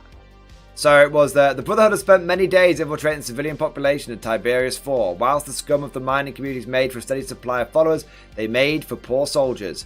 After having to make do with mining equipment, autoguns, and improvised fighting vehicles, the cult has grown to the point where it needs military-grade equipment to enact the next stage in its plans. However, the force of the Imperium are ever vigilant, and infiltrating the PDF and Guard regiments has proven difficult. Of course, the Brotherhood will continue to try. Fortunately, the followers of the Green Crystal have found a rather elegant solution to their problem. There's a well-established organised crime syndicate on the planet, which came about due to those corrupt officials in power demanding their cut from the mining of the illegal crystal. The criminal network has links within the manufactorums, which make equipment for the local defence forces. The Brotherhood, thanks to its monopoly on the Tiberius crystal, has forged close ties with these criminals and has begun infecting and infiltrating all levels of this network. As a result, the equipment going to the Imperials is being subtly sabotaged or being made to a substandard quality. Also, military equipment has started to trickle into the hands of the cultists. For now, there's just a few crates of lasguns and flak armor, but over time this will grow into a full-blown supply line of heavy weapons and perhaps even more. So, this is all, you can find all of this, by the way, on Bolter and Chainsword. So I had like an old thread. So this is like from 2018, 6 years ago. So it started off with, these are my first like neophytes that I painted. You know, you can see like I've free-handed. Oh wait, can I enlarge it? Free-handed scorpion tails onto every single shoulder pad. Oh my god, I wouldn't be bothered. I literally wouldn't bother doing that now, because I'm a much lazier painter than now than I was back then. Now I paint in yields. Yeah, more neophytes. So you can see I'm painting neophytes and this kind of stuff. These are the converted aberrants. So you've got like, this guy's my favorite. You got like the claw and whip, and then you've got like the metamorphs. That's it. You got the metamorphs. Cain lives on the front, and then yeah, then when I started painting my first. Then when I started painting my first Brood Brothers, because these are the old Cadians and Brothers, you see I scraped off all the Imperial insignia. Because I was like, the Brood Brothers don't want the Imperial insignia. So like they're gonna scrape all that off. Yeah. There you go. That's an example of the, Jesus Christ, is it gonna work? There you go. That's an example of like the free-handed scorpion tail. So big blob at the bottom, 3 little dots, medium blob, and a little stripe coming out. I was really proud of that freehand. I don't know about you guys. Like, am I? Tell me if I'm exaggerating. But for me, that actually feels like a really good. It took me ages to get that, and it feels like a really good like free-handed scorpion, like Brotherhood of Nod Scorpion tail.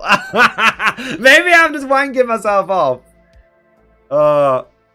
Maybe I'm just wanking myself off, but I like it. I like it. There you go. Oh yeah, there you go. And then this is the short story. It's super, super long.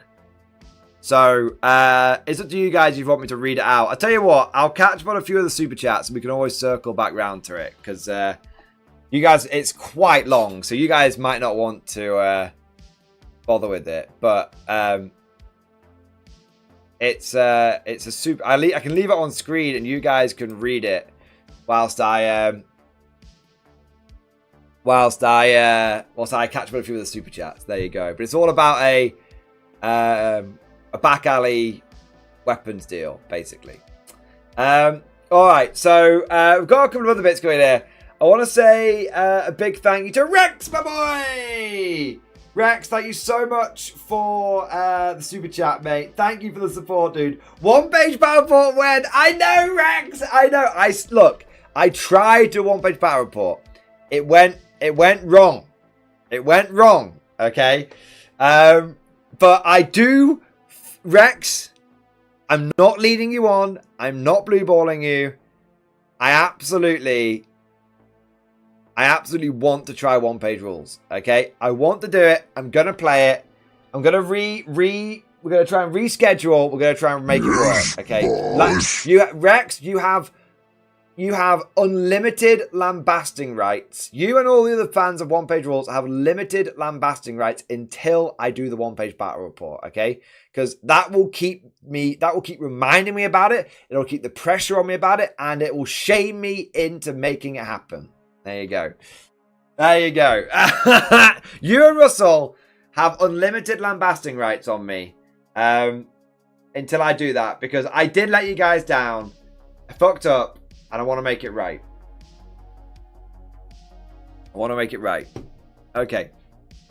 And then we've got Trooper number 2102. Thank you for the support, dude. We should homebrew a detachment here on stream. I mean, I wish there was some kind of like... That's a good idea. That's a really good idea. Chat, what...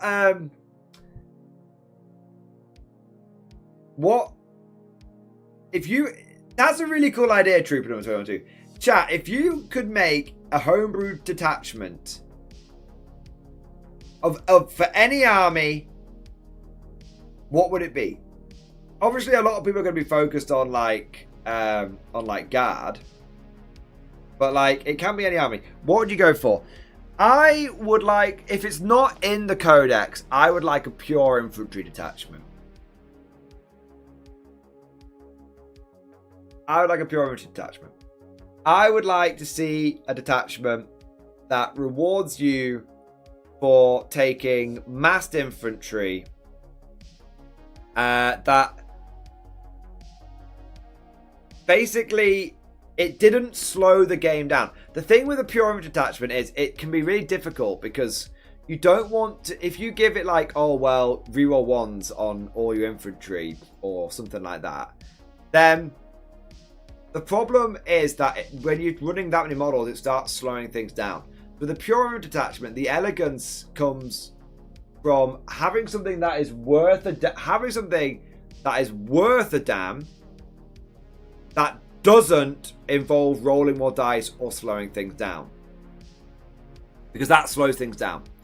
For me, I think that there would definitely be value in splashing infantry guard getting splashing orders. I think that would be really, really good. You could have it where maybe have it where like any unit with a Voxcaster can receive an order for like Forward, you dogs, to free. victory!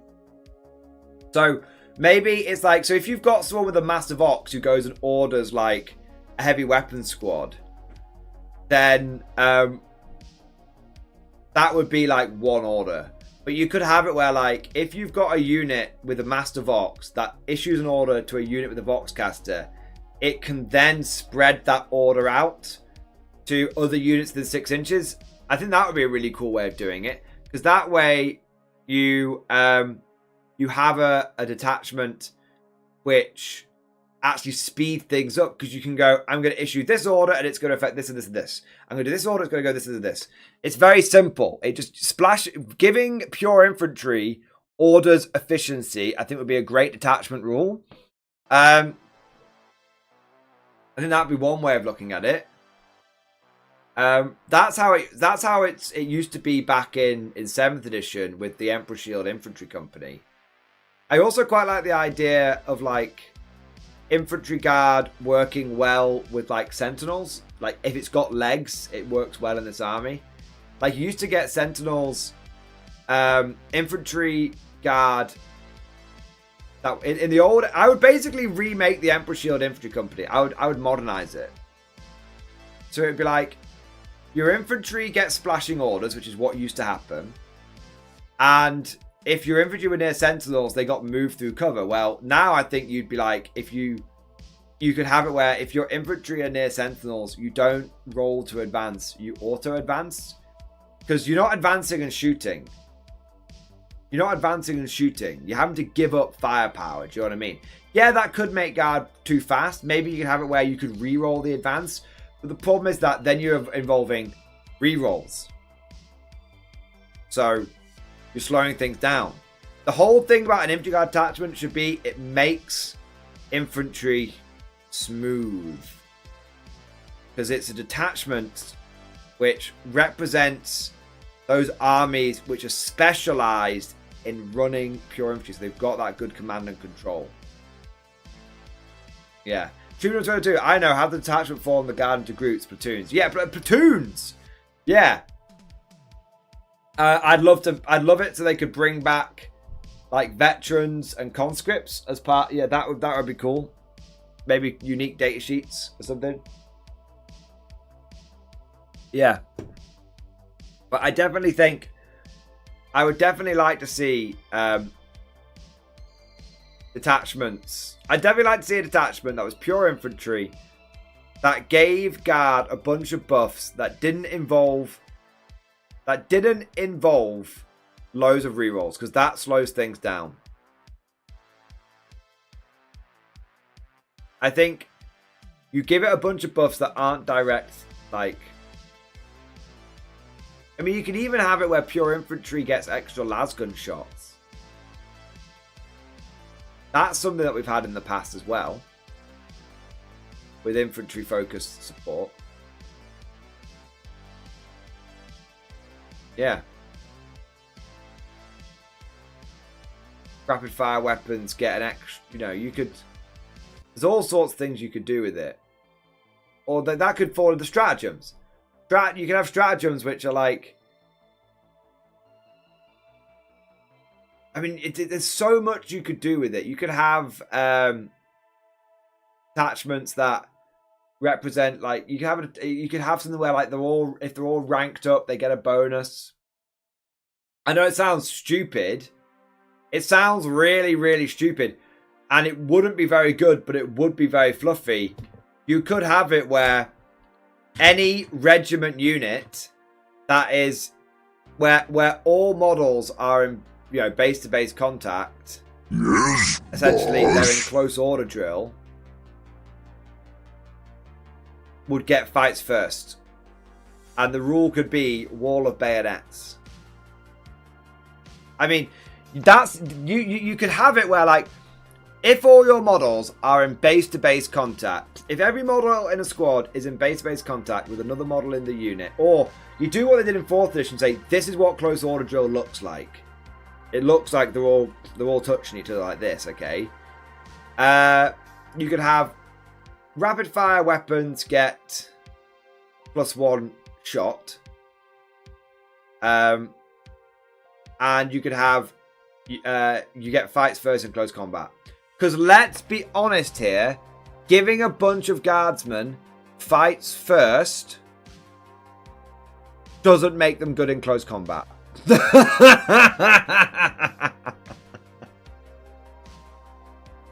Azuth, okay, we're going to give Guardians buffs, but only when the Sentinels or Cavalry are really close to the enemy. And you can sacrifice guards and protect the Sentinels or Cavalry because they're hyped up. Ah, damn your eyes, Azuth! Damn your eyes! Damn your eyes. Yeah. Yeah, that's how I do it. So I'd either have splashing orders and Sentinels let you auto-advance, or I'd have everyone ranked up gets +1 shot on rapid fire weapons and gets fights first in close combat. Because the +1 shot on rapid fire weapons is good. It's just not. There's no rerolls involved. There's a few more dice involved, but it's just good. So yeah, you can have las guns because it's only really going to affect las guns and plasma guns, right? And it's like, okay, if you want las guns getting extra shots doesn't really mean anything. 4-shot plasma guns is pretty good, but then you remember that at most you're going to have like 3 in like a 12-man squad. 3 in a 25-man squad, and those plasma guns would be hitting on 4s if you did that. Or you can have 3 shots with +1 to hit. Yeah, that's what I'd do. That's what I'd do. If I was to make custom detachable. Treatment will turn around to pull up a Word document. Let's write this all down. Just clip it. Mate, just make a clip. Use it on YouTube. You'll be able to go back to it as much as you want then. I give you the timestamp. It was basically from the 4-hour mark to 4:08. There you go. There you are. There you can take those ideas. You can run with them. Just if it blows up and becomes super popular, just make sure you credit me. That's all I care about. All right. What do we got next? I want to say a big thank you to Amir. Amir, thank you, super chat man. What's the core difference between elite army players and horde army players? Does what faction have the most problems from a game design standpoint? Okay, so this is actually a really, really, really good question. It's actually a really good question. In fact, it's so good I might make this a stream highlight because it's actually something I've been thinking about doing.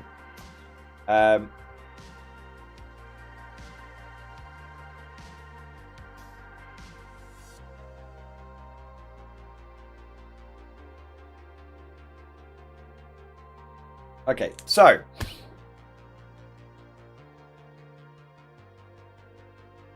what is the big difference between elite army players and horde army players and elite armies versus horde armies in general? So, elite army players, they tend to focus on units, they tend to focus on what I would call 1 versus 1 fights. Individual units being able to go 1 versus 1 against pretty much anything else in their weight class. Okay, so if I've got a bunch of, let's say, Blade Guard veterans or Death Company, I want those units to be able to absolutely fill in melee most things that they come across. Like, that's what I want them to be achieving. And I don't want to be taking 2 or 3 units to achieve that goal. I want to take 1 unit of Blade Guard veterans, put them in my army, and then that's going to cover that particular aspect. Or if something's really good, I want to take it and spam it 3 times. Okay, it's kind of a bit of a paradox, a bit of a dichotomy. But the point is like, elite army players will want a unit to be able to go 1 versus 1, or to single-handedly, and if it's very good, they'll spam it, or they'll have a unit that can single-handedly cover a gap in their army. Okay, so a good example of this is early on, I think, in sort of 10th edition, we saw a lot of Marine players taking like a single unit of Eradicators and being like, this unit of Eradicators is going to cover a lot of my anti-tank options now. Or maybe they're taking like a single unit of Eradicators and like a single Dreadnought of some variety. Like, that's going to cover my anti-tank now. And then I'm going to take like a unit of I think it was like Blood End players. I'm going to take a unit of like Death Company, something like that. And it was like one unit can do one job. The problem that I find with elite armies, personally, is that if that one unit goes away, there's no redundancy. So, if you are relying upon that one unit of Eradicators, or that one unit of Eradicators and maybe one other anti-tank unit to cover your long-range anti-tank, when those go away, there's no redundancy. There's no, well, now I can rely on the other 3 units that I've got. It's like, no, that unit had one job. If that unit dies, that job can't be performed anymore. But on the flip side, elite army units they tend to be much more efficient. So you could be like, I'm going to take a Death Company, and it's going to charge into almost anything on the opponent's side of the board, and it's going to delete it. It's almost like a magic missile. It's going to go in there, and it's going to delete it. Okay? It's going to delete it. You basically can't do that in a Horde army. In a Horde army, we have a golden rule. If it's worth taking once, it's worth taking 3 times. Because the first time, the first unit's going to fail, second unit's going to die, and the third unit is going to get the job done. So you don't ever take one or two Lehman Russes.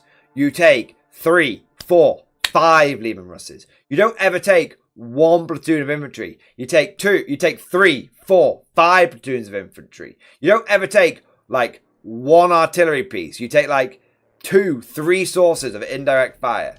It's because if you take one Basilisk, it's just not going to do anything. If you take one Field Horse Battery, it's not going to do anything. But you take multiples of them, and they start achieving stuff.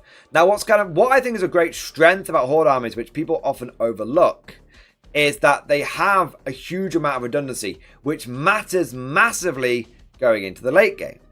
So in the late game, let's say you start off with sort of 80 to 100 infantry.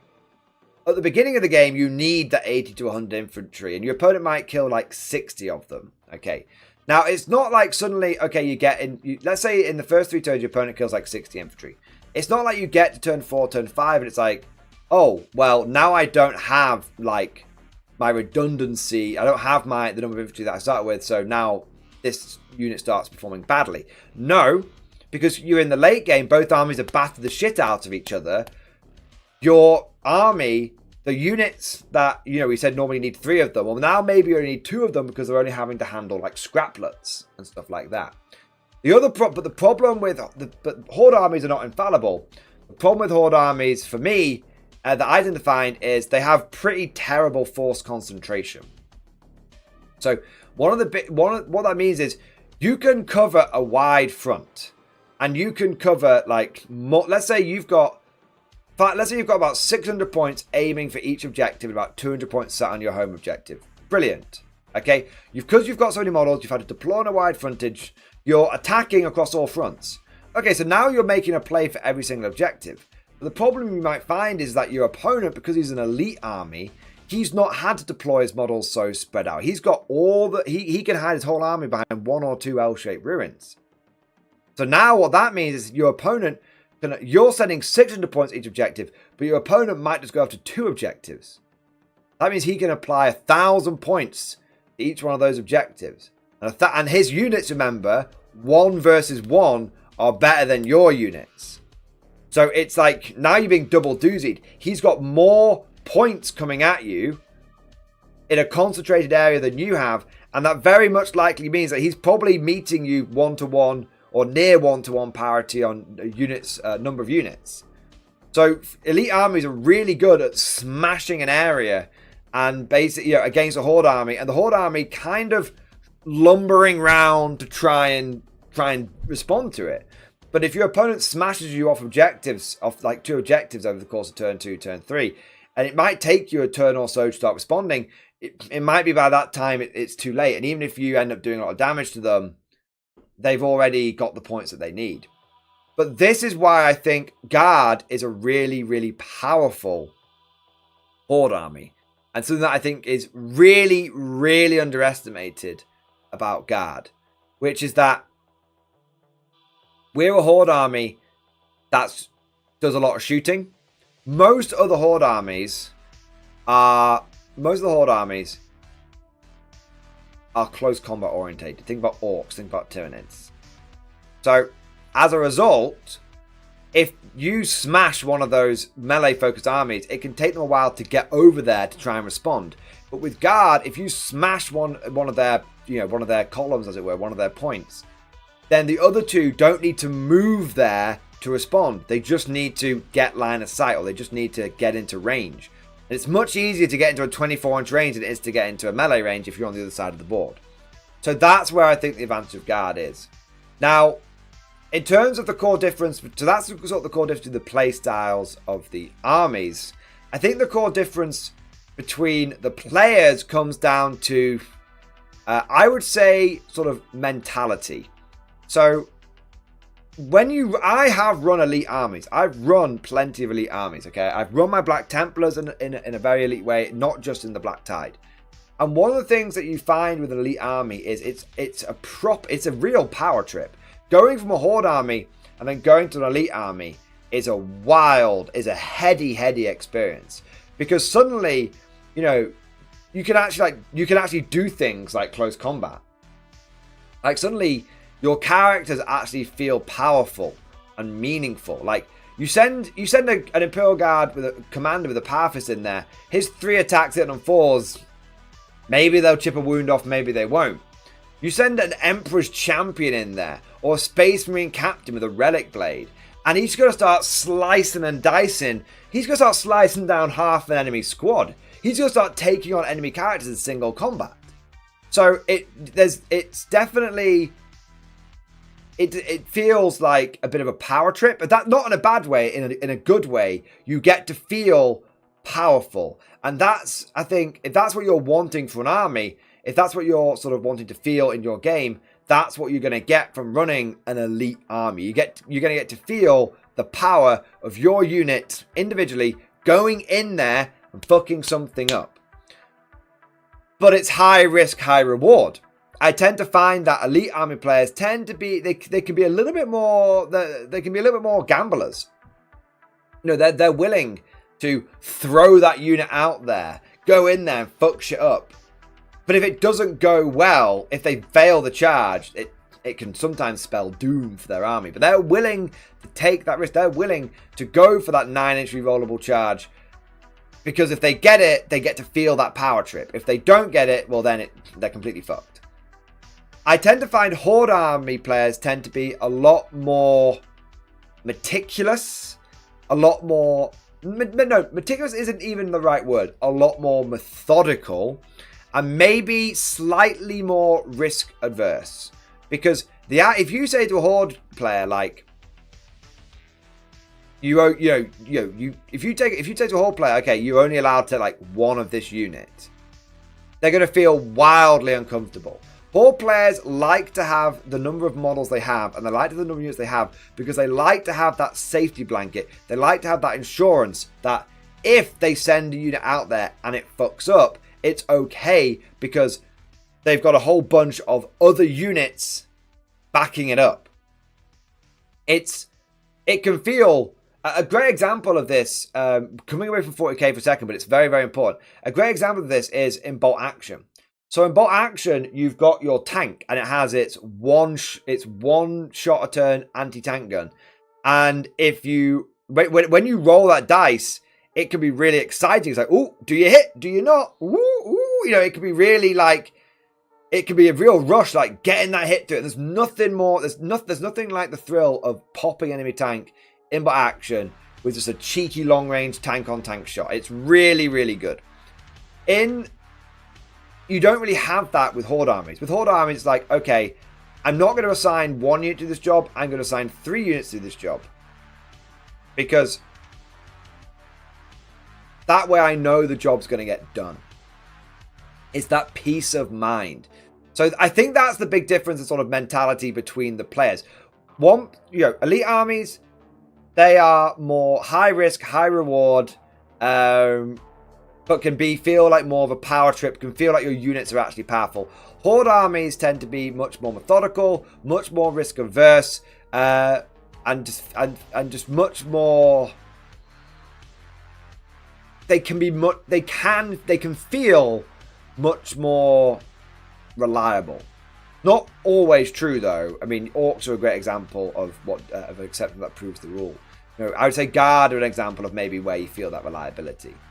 It's often why guard players like to guardify any army they go to, because they're seeking that safety, they're seeking that familiarity. They're like, I know that if it's worth bringing 1 time, it's worth bringing 3 times. I know that from when I played guard. So like, if you have a guard player go over to Space Marines, he's not going to have like 1 gladiator. Long term, he's going to get 3 gladiators. He's going to get that. Because he needed that for his guard army. He wants to do that for his Space Marine army. Because the idea of having 1 gladiator covering his long anti-tank is fucking alien to him. He needs to have 3 of them, because that way he knows his anti-tank is covered. Now, going on to your last point, what are factions do I think have the most problems from a game design standpoint? It's kind of tricky to say. I think Genestealer Cult, ever since 8th edition, Genestealer Cult have been struggling to find their way. So in 8th edition, I think 8th edition Genestealer Cult was perfect. And then I think in 9th edition and 10th edition, they've just been floundering, and it's just been fucked up. So I think GSC traditionally have, I don't know, that might have changed now with the new things, which I've not read yet, but generally speaking, I'd say Genestealer Cult traditionally have struggled to land consistent game mechanics. Although 9th edition was okay with like crossfire and stuff, it just took a little while for them to sort of get it going, I suppose. And then I think Admech's a faction that always seems to struggle with mechanics. They always seem to be overcomplicated. And I think Tau are a faction that struggle because they're so focused from a game design standpoint on shooting, and I think that you need to bring the Tau shooting down a bit, and you need to make Tau less of a we only do shooting faction, and the Tau units only do shooting, but we've got all these auxiliaries that do other things, and you make them a much more varied faction. Tau should be Xenos Guard in many ways. That would be, and then Votan at the moment. Votan, they're a new faction, but Votan just need more models. At the moment, they're struggling from lack of models. So yeah, Amir, I hope that helps, and thank you for your support, and I hope that answers your question. All right.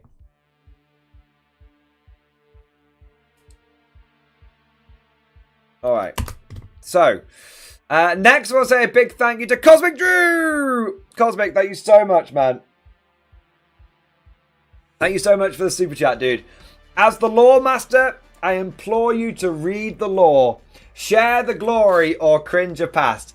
It may motivate me to work on some writing soon or to finish the Hellfighters lore. Read it. Also, share the story link in Discord. I'll tell you what I'll do, mate. I'll copy and paste it. Well, I could, tell you what, I can do that, actually.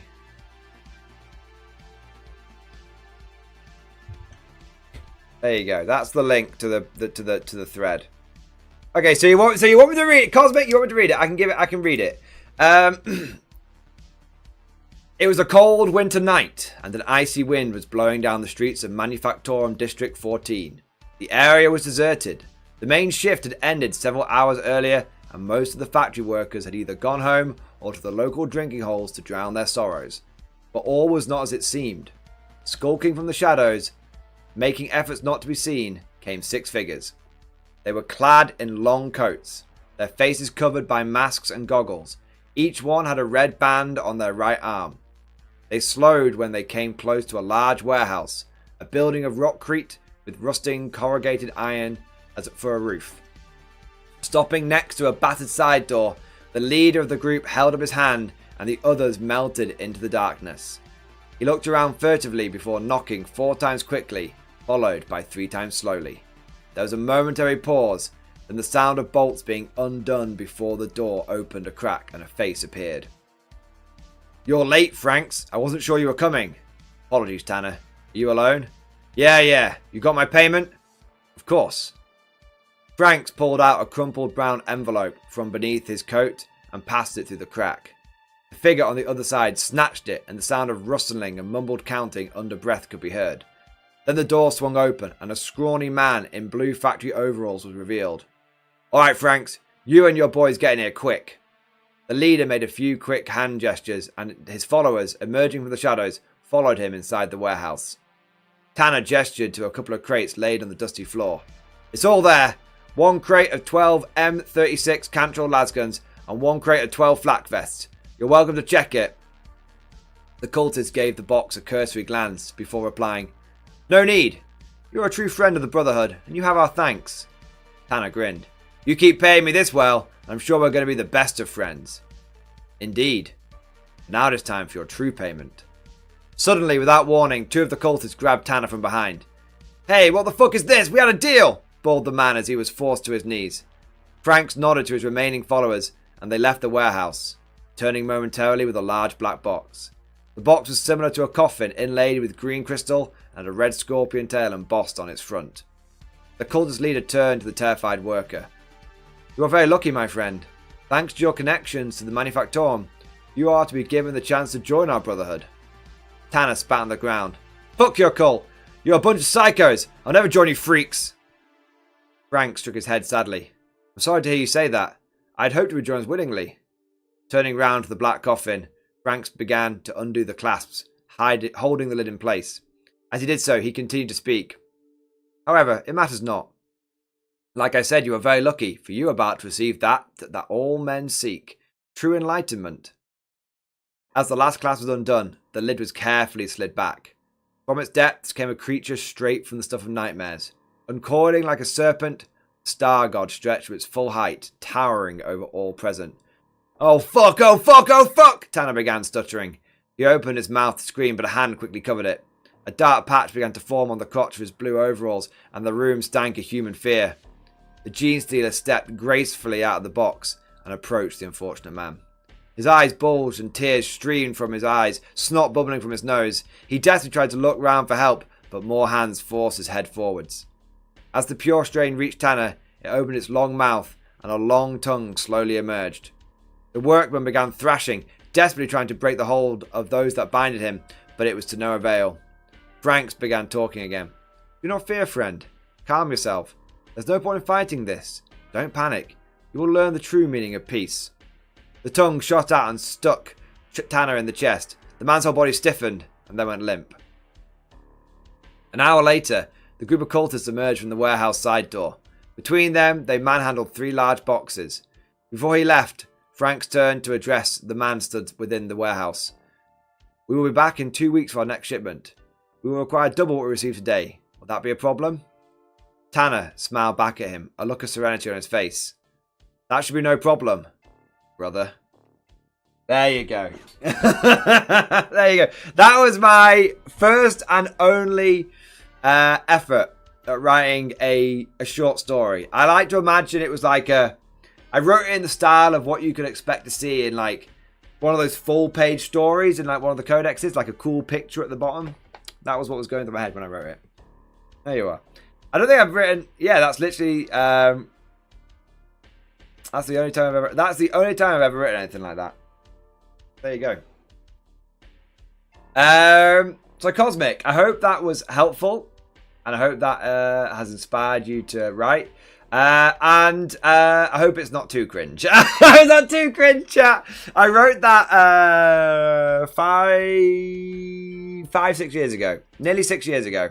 Because we're nearly in January, aren't we? Yeah. Next up, fanfiction. I love it. My Larkin Mordian is going to be Stockport's best-selling order. That's cool. That's cool. Cosmic Drew, I like it a lot. Dude, I'm glad you liked it, man. Yeah. There's a few like spelling mistakes and stuff that I've only noticed like coming back and reading it again. But yeah, it'd be cool to like have, if I'm not obviously very good at like doing like voices and stuff. So it would be cool if to have Sir, yes, sir. Someone who's better at doing voices read that out. It'd be a cool little short story. Okay. Next, I want to say a big thank you to Hexen Gaming! Hexen Gaming, thank you so much for the super chat, man. Thank you for the Giga Chat. Yes, it is the Giga Chat. Mercenary / rogue trade attachment that lets you use units from almost any faction except Tyranids and Necrons. Limit on the number of tank / heavy units. Yeah, that would be cool. I think a rogue trader faction would be a very, very cool idea. And just basically just limit it to like... basically limit it to like doing like infantry. You know how you could do it to make it balanced? You could limit it to like battle line stuff. And then maybe you could be like, you can take 3... You could limit it to battle line stuff. Rogue trade, you have like rogue trader data sheets that could join any like if you did that would kind of make sense. Or do you know what I think the way you do it, man? You know what I think you do it? How you do it? I think you have to write bespoke data sheets. I don't think you can just be like, take this, take guard and put it in there. I think you have like, you'd have like mercenary infantry, and then like Eldar Exodites, Tau, like Eldar Rangers. I think if you could have one data sheet from each faction, so the faction would have in total 26 data sheets, and then you gave it a bunch of character, 24, 20. Have like 20. It should have 30-ish data sheets, including characters. There should be one data sheet from basically each faction. One data sheet inspired by each faction. So like one Eldar data sheet, one Votann data sheet, one Guard data sheet, one Marine data sheet. Do you know what I mean? Like one or two, because I guess there's all sorts of like different Marine chapters and stuff. So maybe you have like 1 or 2 data sheets. Like get up to 20 or 30 data sheets. Get up to 20 or 30 data sheets and make them bespoke. Have a data sheet to represent, maybe some sisters who are sisters of battle, who are, on a journey of like on a pilgrimage. Have a couple of units representing sisters pilgrims. Have a couple of units representing like you can have ex-guard ex-Imperial Guard veterans, or or drafted ratings, or household guards for the human infantry. Have a couple of data sheets to represent like Space Wolf scouts, or Space Marine. Yeah, have for Space Marine scouts. You have like I think like we've had like Blood Claws and Space Marine stuff in like Rogue Trader, haven't we? So yeah, I think that would be a really good way of doing it. Like, don't try, if you try and half-ass it and basically like, oh, you could just take one data sheet from like each faction. Fuck that. It'll just go wrong. Put the effort in, make it a bespoke faction. Allow people to buy, GW, you could do this entirely on paper and not have to release any special models for it. That's the crazy thing. GW could literally be like, they could call them like, I know they wouldn't do that, but they could use images. It'd be so easy. And they could still stick to their, if we don't make a box for it, we don't make rules for it, because it could all be based, all the weapon options, and the models could be based upon models that they actually make right now. So you don't have to like make a special kind of human infantry. You could be like, you can say use Cade shock troop models. They have the weapon options from those models, but maybe they have a different ability. That's the way you do it. Just like they've done with Inquisition Chimeras and Imperial Rhinos. That's how you do it. That's how you do it. Take the idea of Imperial Agents, because Imperial Agents have done that. Think about it. Imperial Agents is a great example of GW dipping their toe in the idea of boxes can do different models, same box, different unit, different thing. That's how I would do it. Yeah. Yeah. Like, I think that's the best way. That's how I would do it if I was Games Workshop. Hexa Gamer, hope that helps. Now I have another project. I've got some great ideas now. Dude, that's amazing, man.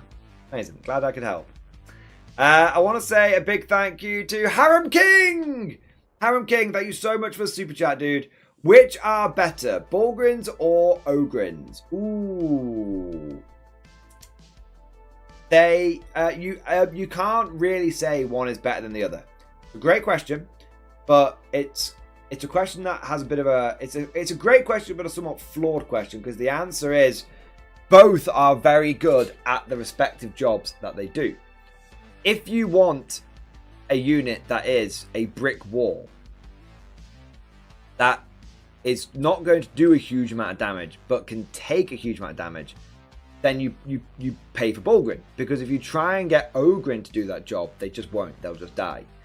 But if you want a unit that is cheaper, that can throw in a bit of close combat into your army, and also pack a hell of a punch in point-blank shooting, then you go for Ogrin. You see, the Ogrin are kind of the damage-dealing abhuman, and the Borgrin are the damage-taking abhuman.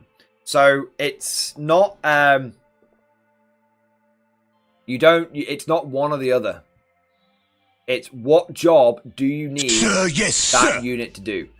I personally, though, prefer Ogrin, but that's because I love the lore around Ogrins, and I've never really, I don't know what it is, but I think when reporting for duty, sir. I feel like when they first introduced Borgrin, it was all about them being like huffed up on like combat drugs and stuff, which is like fine, but I like Ogrins more because they're a bit more lovable. Ogrins are like gentle giants until they get angry, and then they're very, very, very angry. Yeah. All right. Next, I'll say a big thank you to Trooper number 2102. Thank you for the super chat, man. Initial napkin scratch build for pure infantry in stream discussion. All right, let's have a look. So, detachment name, the Emperor's Mortal Host. Detachment rules. Fill the air. All Ashmetan regiment units that are equipped with weapons that have rapid fire keyword increase the rapid fire capacity by 1. I love that. March of the Multitudes. All Ashmetan regiment models increase their movement capacity by 1 inch. May replace with something different depending on if this is busted. I don't think that's too bad. Like an extra inch movement's not too bad. In the Spirit of Mordia, I like that. When Ashmetan infantry models with the battle line keyword and attack character models in the same unit are wholly in base-to-base contact with themselves, the unit gains fights first, increase their morale capacity by 1, and regen D2 models per turn. So, I don't think you need the regen D2 models per turn. I mean, I'd love it. But I don't think you need that. I think fights first and increase morale by 1 is enough.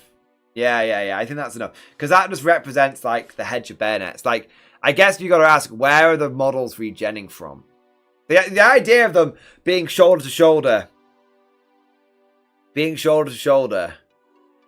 making them like, yeah, I've got all my mates around me, I'm a bit braver. And the idea of a hedge of bayonets letting them sort of get the strikes in first, that works. The models regenning, I'm not sure where that, I'm not sure how you sort of make sense of that. But I'd love it.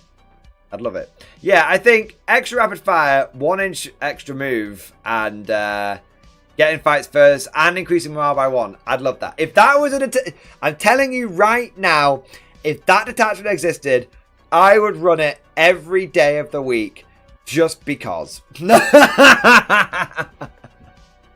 Every day of the week. I like that.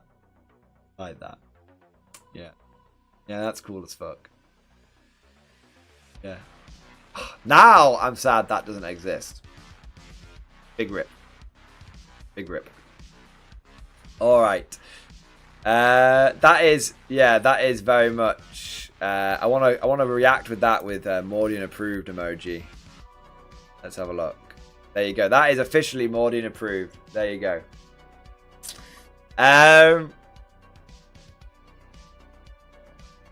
Yeah. Would you run it in a battle port if tuned right? I'd definitely be open to it. I mean, the thing is, what I would do is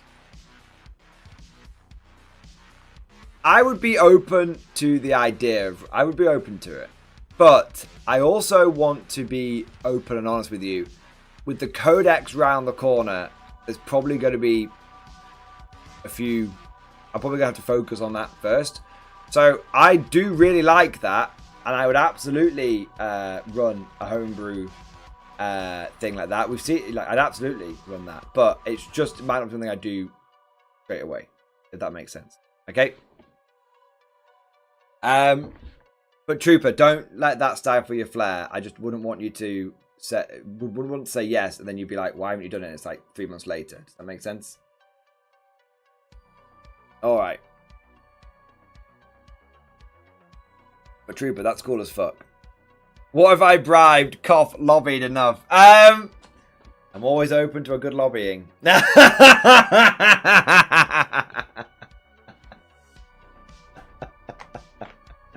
I'm always open to a good lobbying, man. Always. Who am I to say no? Who am I to say no? Do you know what I mean? Oh, man. Alright.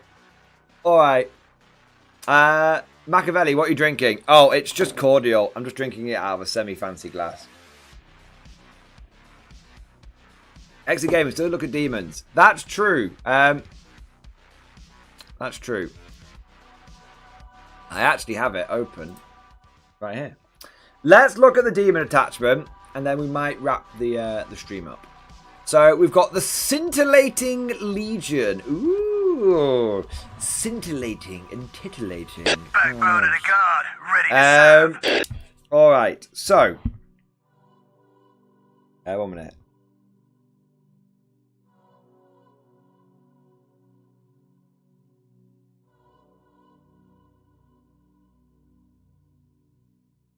Okay, so capering and cackling. So this is the Scintillating Legion. This is the Tzeentch detachment for Chaos Demons. This is, I think, Hexing Gaming asked for this earlier in the stream. So, capering and cackling in an endless flux of transmogrifying change, the demonic legions of Tzeentch unleash kaleidoscopic madness upon their enemies. Malevolent laws of change, robed insanity, blasting, blah, blah, blah, blah, blah, blah, blah, blah. It's a Tzeentch one. It's all about change. Okay. Detachment rule. Fates in flux. Fates in flux. So, with every chance for change seized, every new fraying of fates weave, the demons and their foes alike fuel the power of Tzeentch, however inadvertently.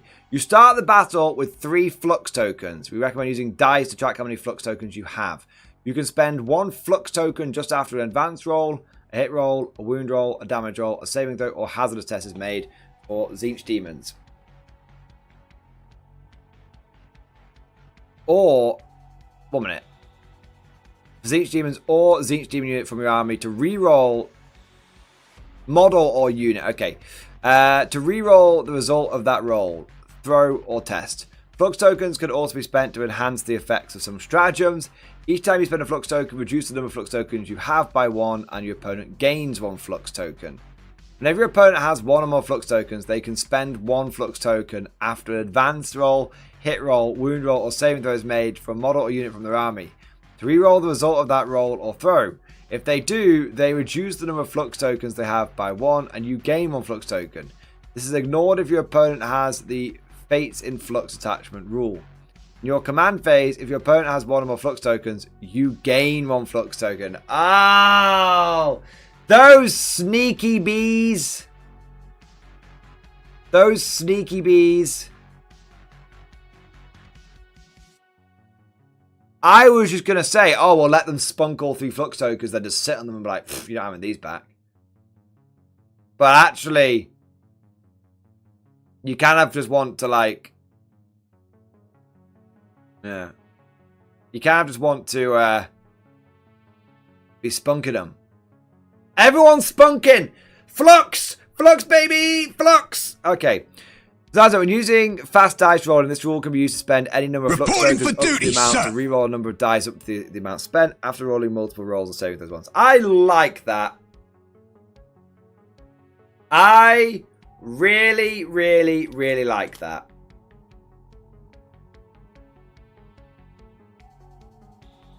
That is unbelievably fluffy and flavorful. Like, you've got 3 rerolls. I still think what you probably do is if your opponent spunks all of... If their opponent spunks all of their flux tokens in turn 1, you're like, okay, I'm just going to hold on to these. Because then turn 2, they've only got 1 flux token, right? Yeah. And then they have to spunk that. I still think the way you do this is basically they spunk the flux, and then you bank the flux, and then basically it kind of means they're only getting like 1 a turn. I think that's the way you do it. If you're countering this, if you're countering it, okay. Let's have a look at. But it's cool. It's very, very cool. And let's look at the enhancements. Inescapable Eye. Legiones, Demonica, Zinch model only. In your command phase, the bear is on the battlefield. If your opponent has 1 of flux tokens, you gain 1 different. Ow! Bugger! They've seen through my cunning plan. They've seen through my cunning plan. Bollocks. Okay. Right, that's so Inescapable Eye is an auto include just so that it stops your opponent from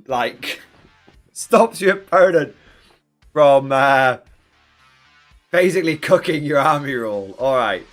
Infernal Puppeteer. Zinch monster model. Each time the bearer is selected to shoot, you can select one other Zinch unit within 9 inches of the bearer. If you do, when selecting target's range weapons equipped by the bearer, you can measure range and turn visibility for one model of your choice in the select unit instead. Okay, so you can draw line of sight from a different model. That's really good because you could be like, my big bird is going to hide behind this ruin, and I'm going to like zip out a unit of like a cheap unit of screamers, and then I'm going to shoot you from my screamers. Yeah, that's really powerful. It's a good job. You can only do it on 1 monster though, to be fair. So that's really good. That's also pretty much an auto-include. Neverblade. Model, Zinch monster model only. Improves strength goes with melee weapons equipped by the bear by 2. Improve attacks and armor penetration goes with melee weapons by 1. Each time the bear makes melee attack, add 1 to the roll.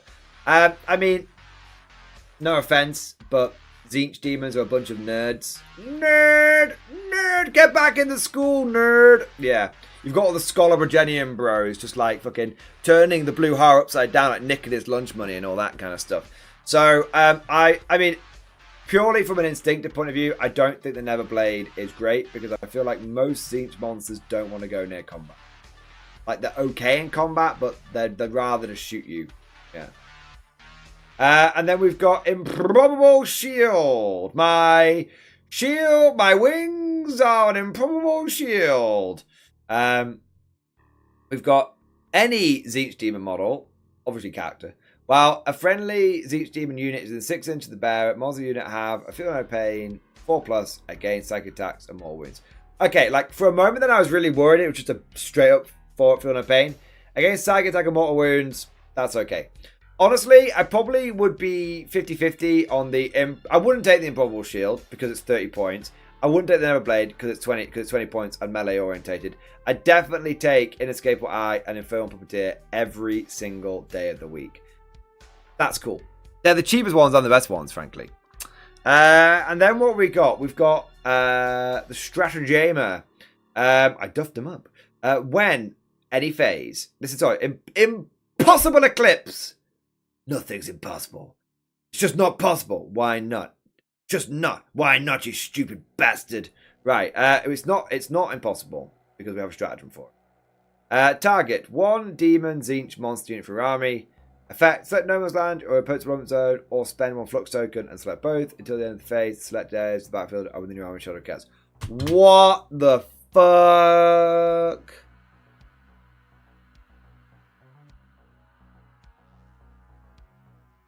Isn't that totally broken?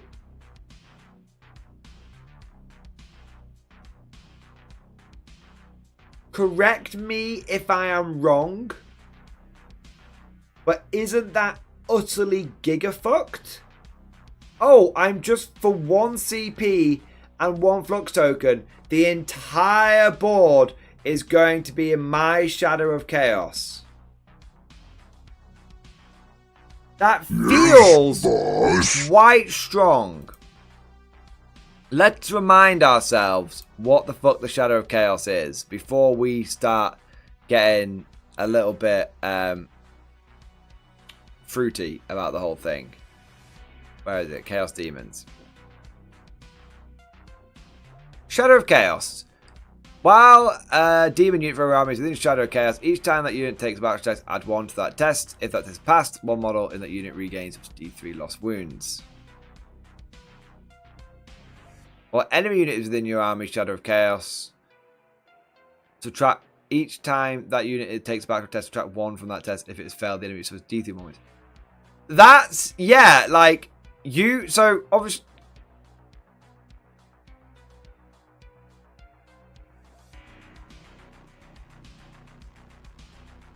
Okay.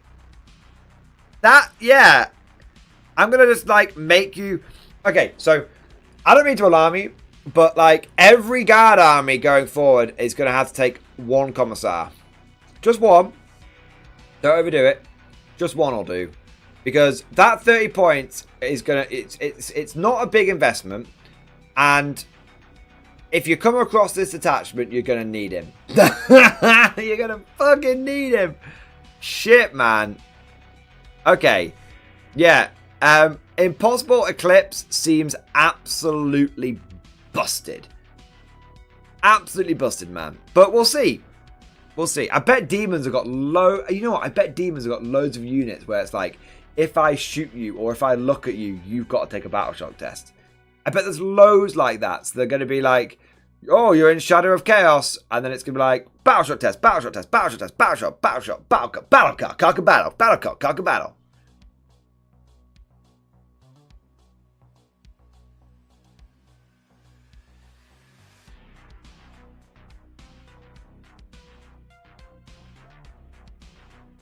I like the fact how you technically have to select 1 monster from your army, but the effect has nothing to do with that monster. That's hilarious. Okay, next, 2 CP, Pyrogenesis. Shooting phase or fight phase. 1 Zinch demon unit that has not been selected to shoot or fight. Until the end of the phase, add 2 to strength casual weapons equipped by models in your unit. Or spend 1 flux token and add 3 to strength casualties of those weapons and improve the AP by 1. Right. That seems quite good. It is 2 CP. It is 2 CP. I'm going to be real, though. I'm going to have to find some fucking Zinch models here.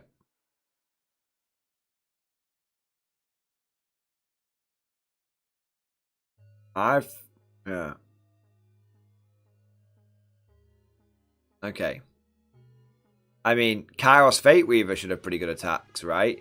Ah, yes. Let's give Kairos Fate Weaver Strength 12 AP minus... Sorry, Strength 12 AP minus 4.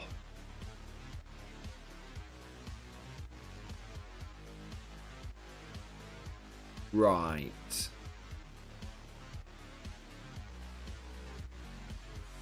One head looks forward. Each time you target a friendly demon within... Okay, so that you could actually get that for quite cheap with one head looks forward.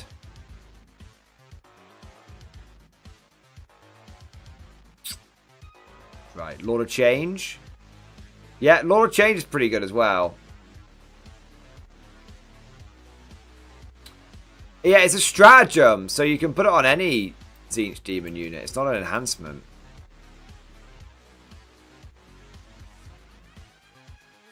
Or you could go for Lord of Change and be like, ah, my Bolt of Change will have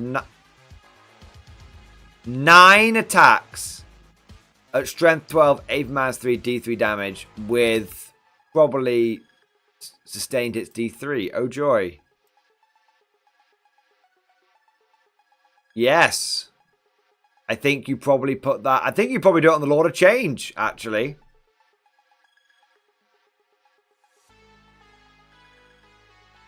Yeah, I don't really care about the other bastards. Okay, so yeah, that's a tad strong, but it is 2 CP, so it is 2 CP and a flux token. So, you know, I think it's a hefty cost, but you get a hefty output. Okay. Flickering Reality. I'm not actually as bothered about that one because it's very expensive. Flickering Reality. Fight phase, just as an enemy unit has selected targets. Target one of your units. Effect, roll 1d6. You can spend 1 flux token to reroll the result. Until the end of the phase, each time attack target unit on an unmodified hit roll of that result, the attack sequence ends, even if the original hit roll would have been a critical hit. What? If you roll a 2 and choose to spend 1 flux token to reroll the result, and the roll is a 6, until the end of the phase, each time an attack targets unit on an unmodified hit roll of a 6, the attack sequence ends, but the attack fails to hit and no critical effects are resolved. Wow! That is fruity! That is super fruity! I really like that! I have no idea if it's powerful. It probably is. It probably is really powerful. Although I don't know. But I really like it. Just from a... These are so weird. These are all really weird. The whole detachment is bonkers. Man, I tell you what. All of the Thousand Suns players are fucking seething right now. Oh, man. Imagine if it said fight a shooting phase. Yeah, it's good that it doesn't say shooting phase, to be fair. Yeah, I again, I have no idea on the power level of that, but just the concept of it. This GW, right? This is what stratagems should be like, okay? I think the problem with stratagems is that so often they're just very boring. Because the problem is that they just basically enhance damage output. You know what I mean? That's all they do. They just enhance simple things. Stratagems should be like super wacky and weird, and no one can really tell if they're powerful or not. Just stratagems should be really unique, wacky, and weird. That's what they should be. Yeah, this is really good. Fateborn Nightmares, 1 CP. Your movement phase or your charge phase, 1 demon unit. Until the end of your phase, you can move the terrain. Yeah, I mean, very, very, very, very, very good. Very good. But this is like, these two stratagems are night and day. They're like yin and yang. Like, this stratagem, unique, interesting, crazy, wacky, just fascinating. This one, very powerful, but boring as fuck. 1 CP, Fickle Fire. Shooting phase, demon unit, in engagement range. Until the end of the phase, enemy units are not considered to be within engagement range of your unit for the purpose of selecting targets for and resolving attacks with range weapons. Until the end of the phase, each time an enemy model is destroyed while it's used in engagement range of your unit, roll a d6 and a 5+ unit suffers 1 mortal wound after the attacking unit is finished making attacks. So basically, you've got a unit of demons locked in combat with someone. You say, my demons are going to fickle fire. And then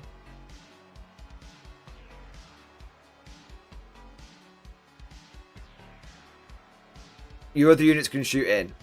Because until the end of the phase, enemy units are not considered within engagement range of your unit. So then everyone else around can shoot in. That's really powerful. That's really good. It's like, oh, I'm trapped in engagement range. I really don't want to fall back or can't fall back. I guess I'll just fickle fire and then that's my machine gun magic staff. Law of metal. There you go. That's the law I subscribe to. And then Delirium Unmade. End your opponent's fight phase. 1 demon unit from your army is not within engagement range of 1 or more enemy units. Alternatively, you can spend 1 flux token when you use this stratagem and target up to 2 demon units not within engagement range. 1 minute. From your army, including those within engagement range. Oh, okay. Remove the units from the battlefield and place them to shoot those. Oh my god, that's so overpowered. So it's like 1 CP, target unit that's not in engagement range. 1 CP and 1 flux token, 2 units, and they can be in engagement range. Oh my Gideon. Oh my fuck. Delirium Unmade.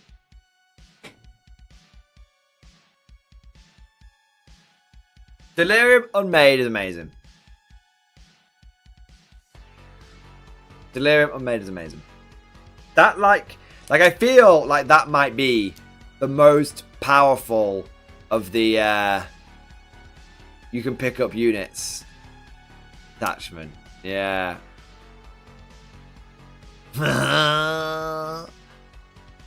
Wow. I don't know why anyone is saying this isn't powerful. This actually feels really powerful. It feels really fun. It feels really, really fun. Yeah. This is I actually prefer the look of this attachment over the Slanesh one. The Slanesh one I think is probably more powerful. This one seems significantly more fun and flavorful. This gets a 10 out of 10 for style. This detachment gets a 10 out of 10 for style. The power, it's so weird. I almost can't. It's so weird. I don't know how to rate it. It's definitely good though. I'm gonna give it right down the middle, 7. 7. It's 10 out of 10 for style. It's 7. The 7 is almost an arbitrary rating because it's so weird. I almost don't know. Okay, like Zeech understands it. I don't. There you go. All right. I like it though. One of my if the Genes to the Cult detachment is one of my least favourites of Grotmus, that is one of my favourites. Really cool. All right. Alright, we've got a couple of other bits coming in here. I want to say a big thank you to Matthew Rubler! Matthew Rubler, thank you so much for the 18-month member flex. X-Force, baby! Thank you for supporting for a year and a half, sir. Thank you for doing your part. When are you doing a battle port with Northern Exile? I was meant to do one on the 7th of December, and then it was basically, I thought we'd locked it all in, but going back looking through the messages, I was definitely very flaky with him. I was just so busy during November that I just thought I'd sent a message being like, we're good to go. So basically it got to the day and I was like, ah, shit, I don't think he's coming. And like I messaged him. I messaged him the day before and he was like, he didn't see my message until the weekend basically. So it was definitely my bad. Like I want to make something 100% clear. I'm not throwing any shade on Northern Exile. We sort of organized it, but then I got distracted, didn't finalize the details.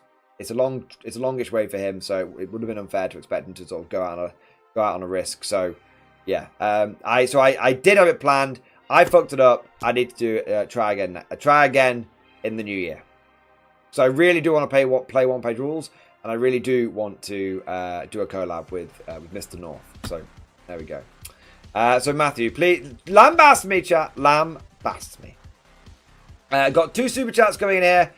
2 super chats and we're going to wrap it up. I want to say a big thank you to Ishmael, my boy! Ishmael, thank you so much for the Giga Chat. Yes, it is the Giga Chat. Just using Crayola air dry clay to make some sandbags. Brilliant. Brilliant, brilliant, brilliant. That's really, really clever. Yeah. In fact, I might have a look at that.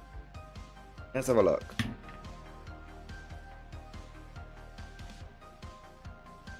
How much is it? It's pretty cheap. Yeah. You can get a fucking big old tub of it. Yeah. Dude, I like that. I'm a big fan of homemade sandbags. It's so easy to make, like, make a little parcel, do a line around it, job done. Do you know what I mean? That's how I mean, I've done it on like heavy weapon teams and stuff. Yeah. So, this was my brick wall. I made a brick wall, and that's made out of chopped up sprue. Literally, just chopped up some sprue, stacked it up, made a brick wall. And then these are my sandbags that I made. Not very. I made them on this heavy weapon team. Literally, that's not clay. That's milliput. And then I've got sandbags here as well. Sandbags, Ishmael. Sandbags make everything look better. They make everything look better, mate. For sure. Dude, that is very, very, very cool. I'm gonna take your idea of using the air dry clay and definitely maybe have a look into that myself. Let me throw one back at you. You might find this material useful. Look into milliput. It's like green stuff, but like very, very, very cheap. It's very cheap. It's not really good for making models with, but it is very good for. Leslie, I've been meaning to get into milliput. It's a bit chalkier, so I don't think it's very good for making models because it lacks the smoothness. It lacks the smoothness of green stuff. But milliput is very, very good for filling in gaps. It's great for filling in gaps. It's great for making sandbags. It's great for like making tentacles and stuff like that. Yeah, it's if you want green stuff that's dirt cheap for simple jobs, it's very good. Yeah. Milliput is less sticky than green stuff. Absolutely. Milliput, I find green stuff very difficult to use because it's so sticky and tacky. I find milliput much easier to use. It does take a long time to dry though. Like green stuff, it will dry. Green stuff doesn't take very long to dry at all. Milliput, you do it, you leave it overnight, and then it's dry. Yeah. There you go. So yeah, Ishmael, thank you for support. I'm definitely gonna look into that air dry clay. I think I've actually got some air dry clay. Well, I think Mrs. Mordian's got some air dry clay, but I'll steal it and then I'll use it. But yeah, throw milliput back at you. See if that's something that you might find helpful. And then I want to say a big thank you to Trooper, my boy! Trooper number 202. Thank you for your super chat, sir. Final super chat of the night. Check stream discussion. All right, man. Let's have a gander here. Trooper number 2102. Detachment name, the Emperor's Mortal Host. We have enhancements and stratagems now. Okay. So you've got Fill the Air, March of the Multitudes in the Spirit of Mordian. Same as before. And then enhancement, Tough as Old Boots. This officer model and models in the unit is leading against 6 with a vulnerable save. I like that. Because it's not overpowered in any shape or form. A 6 up invuln is pretty soft. I like that. Head of the Rabble, 40 points. Officer model only. This officer model can lead 2 Ashram type units with the battle line keyword at once. They count as 1 unit for the rules purposes to cohesion, being the target stratagems and being affected by orders. This ends when the officer model with enhancement is destroyed. The unit does not count as a single unit when affected by we need more men. This officer cannot be part of a unit with an officer model that has the Tough Boots enhancement. Developers note with this unit destroyed, the battle units return to counting 2 separate units, so only one can be copied and put in strategic reserves. That's cool. So like he just brings 2 units together, but if he dies, the rabble basically falls apart. It's only battle line units, and you can't cheese it to take advantage of stratagem. Stratagems, we need more men. 2 CP, 3 or 4 times per game. Once per turn, create a copy of Ashman Time unit with the battle line keyword right after it's been destroyed and put it to reserve. So it's reinforcements that you can use. It's reinforcements that you can use multiple times. I like that. I like that. Yeah. That's cool. We need more men. Send in the next wave. Yeah, dude. I really like that. Yeah, I like both of those enhancements. Seem really good. I'd almost make the Head of the Rabble one like 35 points. I'd make it a little cheaper. 40 points is steep. Yeah. Because it can't let you... Because the units don't permanently merge together.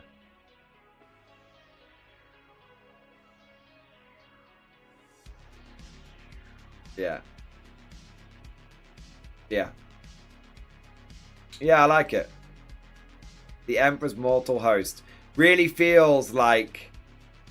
It doesn't feel like necessarily a super disciplined force. It feels more like wave after wave of conscripts. Yeah, man. It feels like wave after wave of conscripts for sure. I would definitely bring back conscripts. I've thought exactly about how I would bring conscripts back. I would bring back conscripts. I would make them 40 points each. Sorry, I'd make it 40 points per 10 men. And they can be taken in squad. They have to be taken in squads of, I'd say 20 to 30. And they only get lasguns. The lasguns have got ballistic skill 5+. The bayonets have got ballistic skill 5+. They have no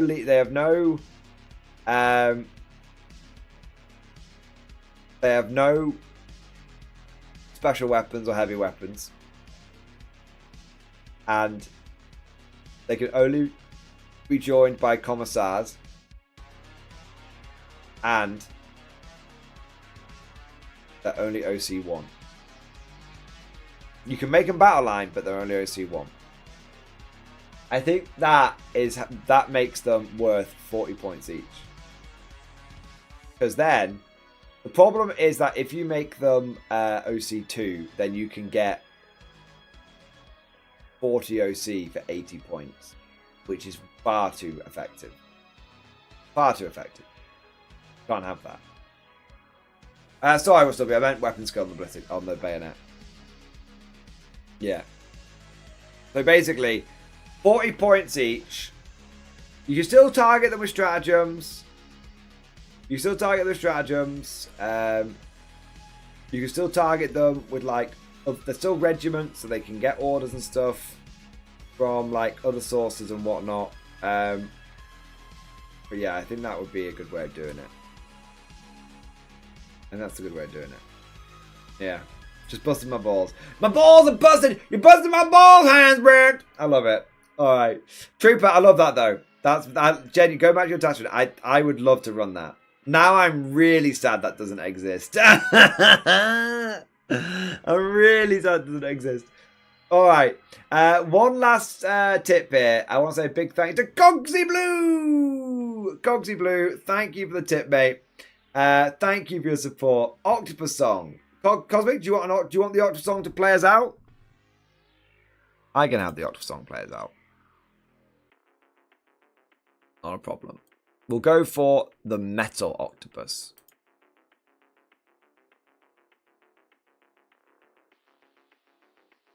I'm feeling the Power Metal cover. Alright. There we go. I mean, technically it is Thursday, so, you know, we can have a song request to see us out. There we are. There you are. What's up? It can in a narrative game, you silly man. No. Well, I will be playing a narrative game, so... Me and Simon are doing another narrative game. Oh. we're both very excited for it. Yeah, we're actually building up a multi-part. It's gonna be a 3-part campaign. It's gonna be very cool. You guys are gonna like it. All right, gentlemen, I hate to disappoint you. I hate to sadden you, but it is time to end the stream. I know. Lambast me. Based my lamb.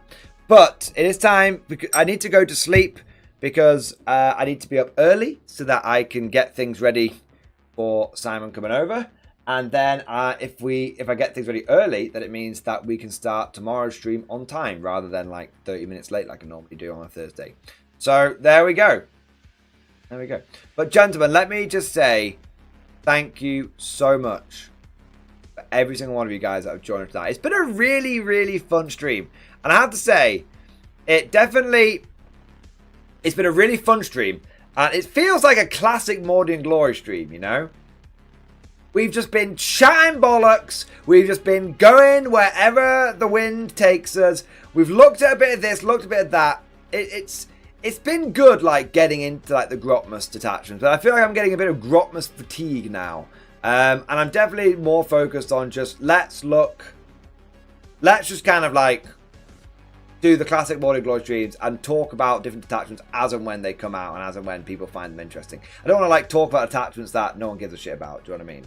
So, gentlemen, let me just say thank you. Thank you for joining today's stream. I hope you've enjoyed it. Classic MG Chat and Bollocks stream. I've really enjoyed it. I hope that's come across. Thank you to all of you guys for liking the stream and for joining and all that amazing stuff. And of course, a huge, mega, bunker busting thank you to everyone who has gone above and beyond the Call of Duty, coming in with super chats, the member flexes, the bits, all that amazing stuff. Twitch gang, YouTube gang, you're all beautiful, amazing people. You're all crazy, mad, degenerate bastards.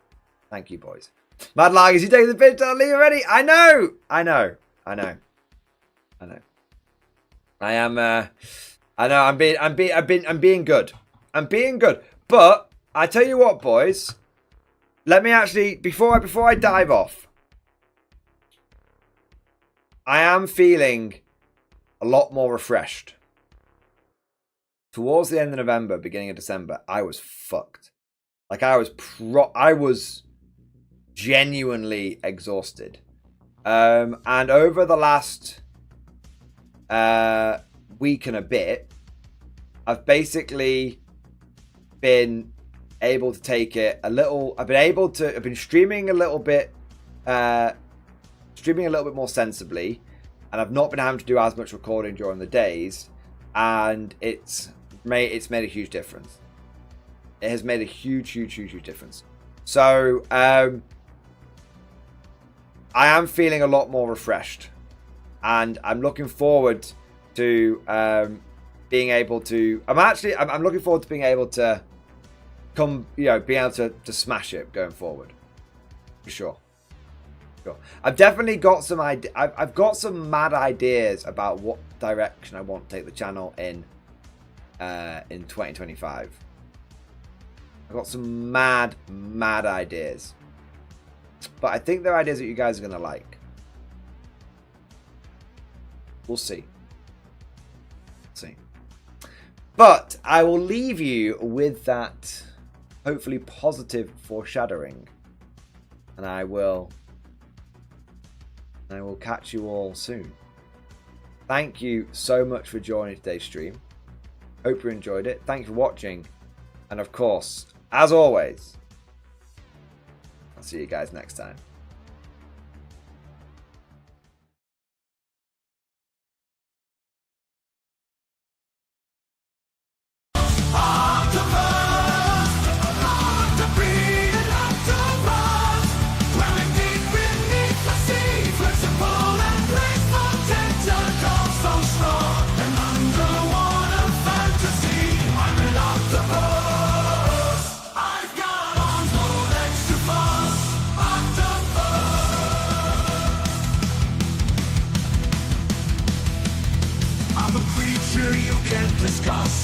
My camouflage is on point, changing colors in a blink, adapting to my surroundings. master of disguise. I'm an octopus. I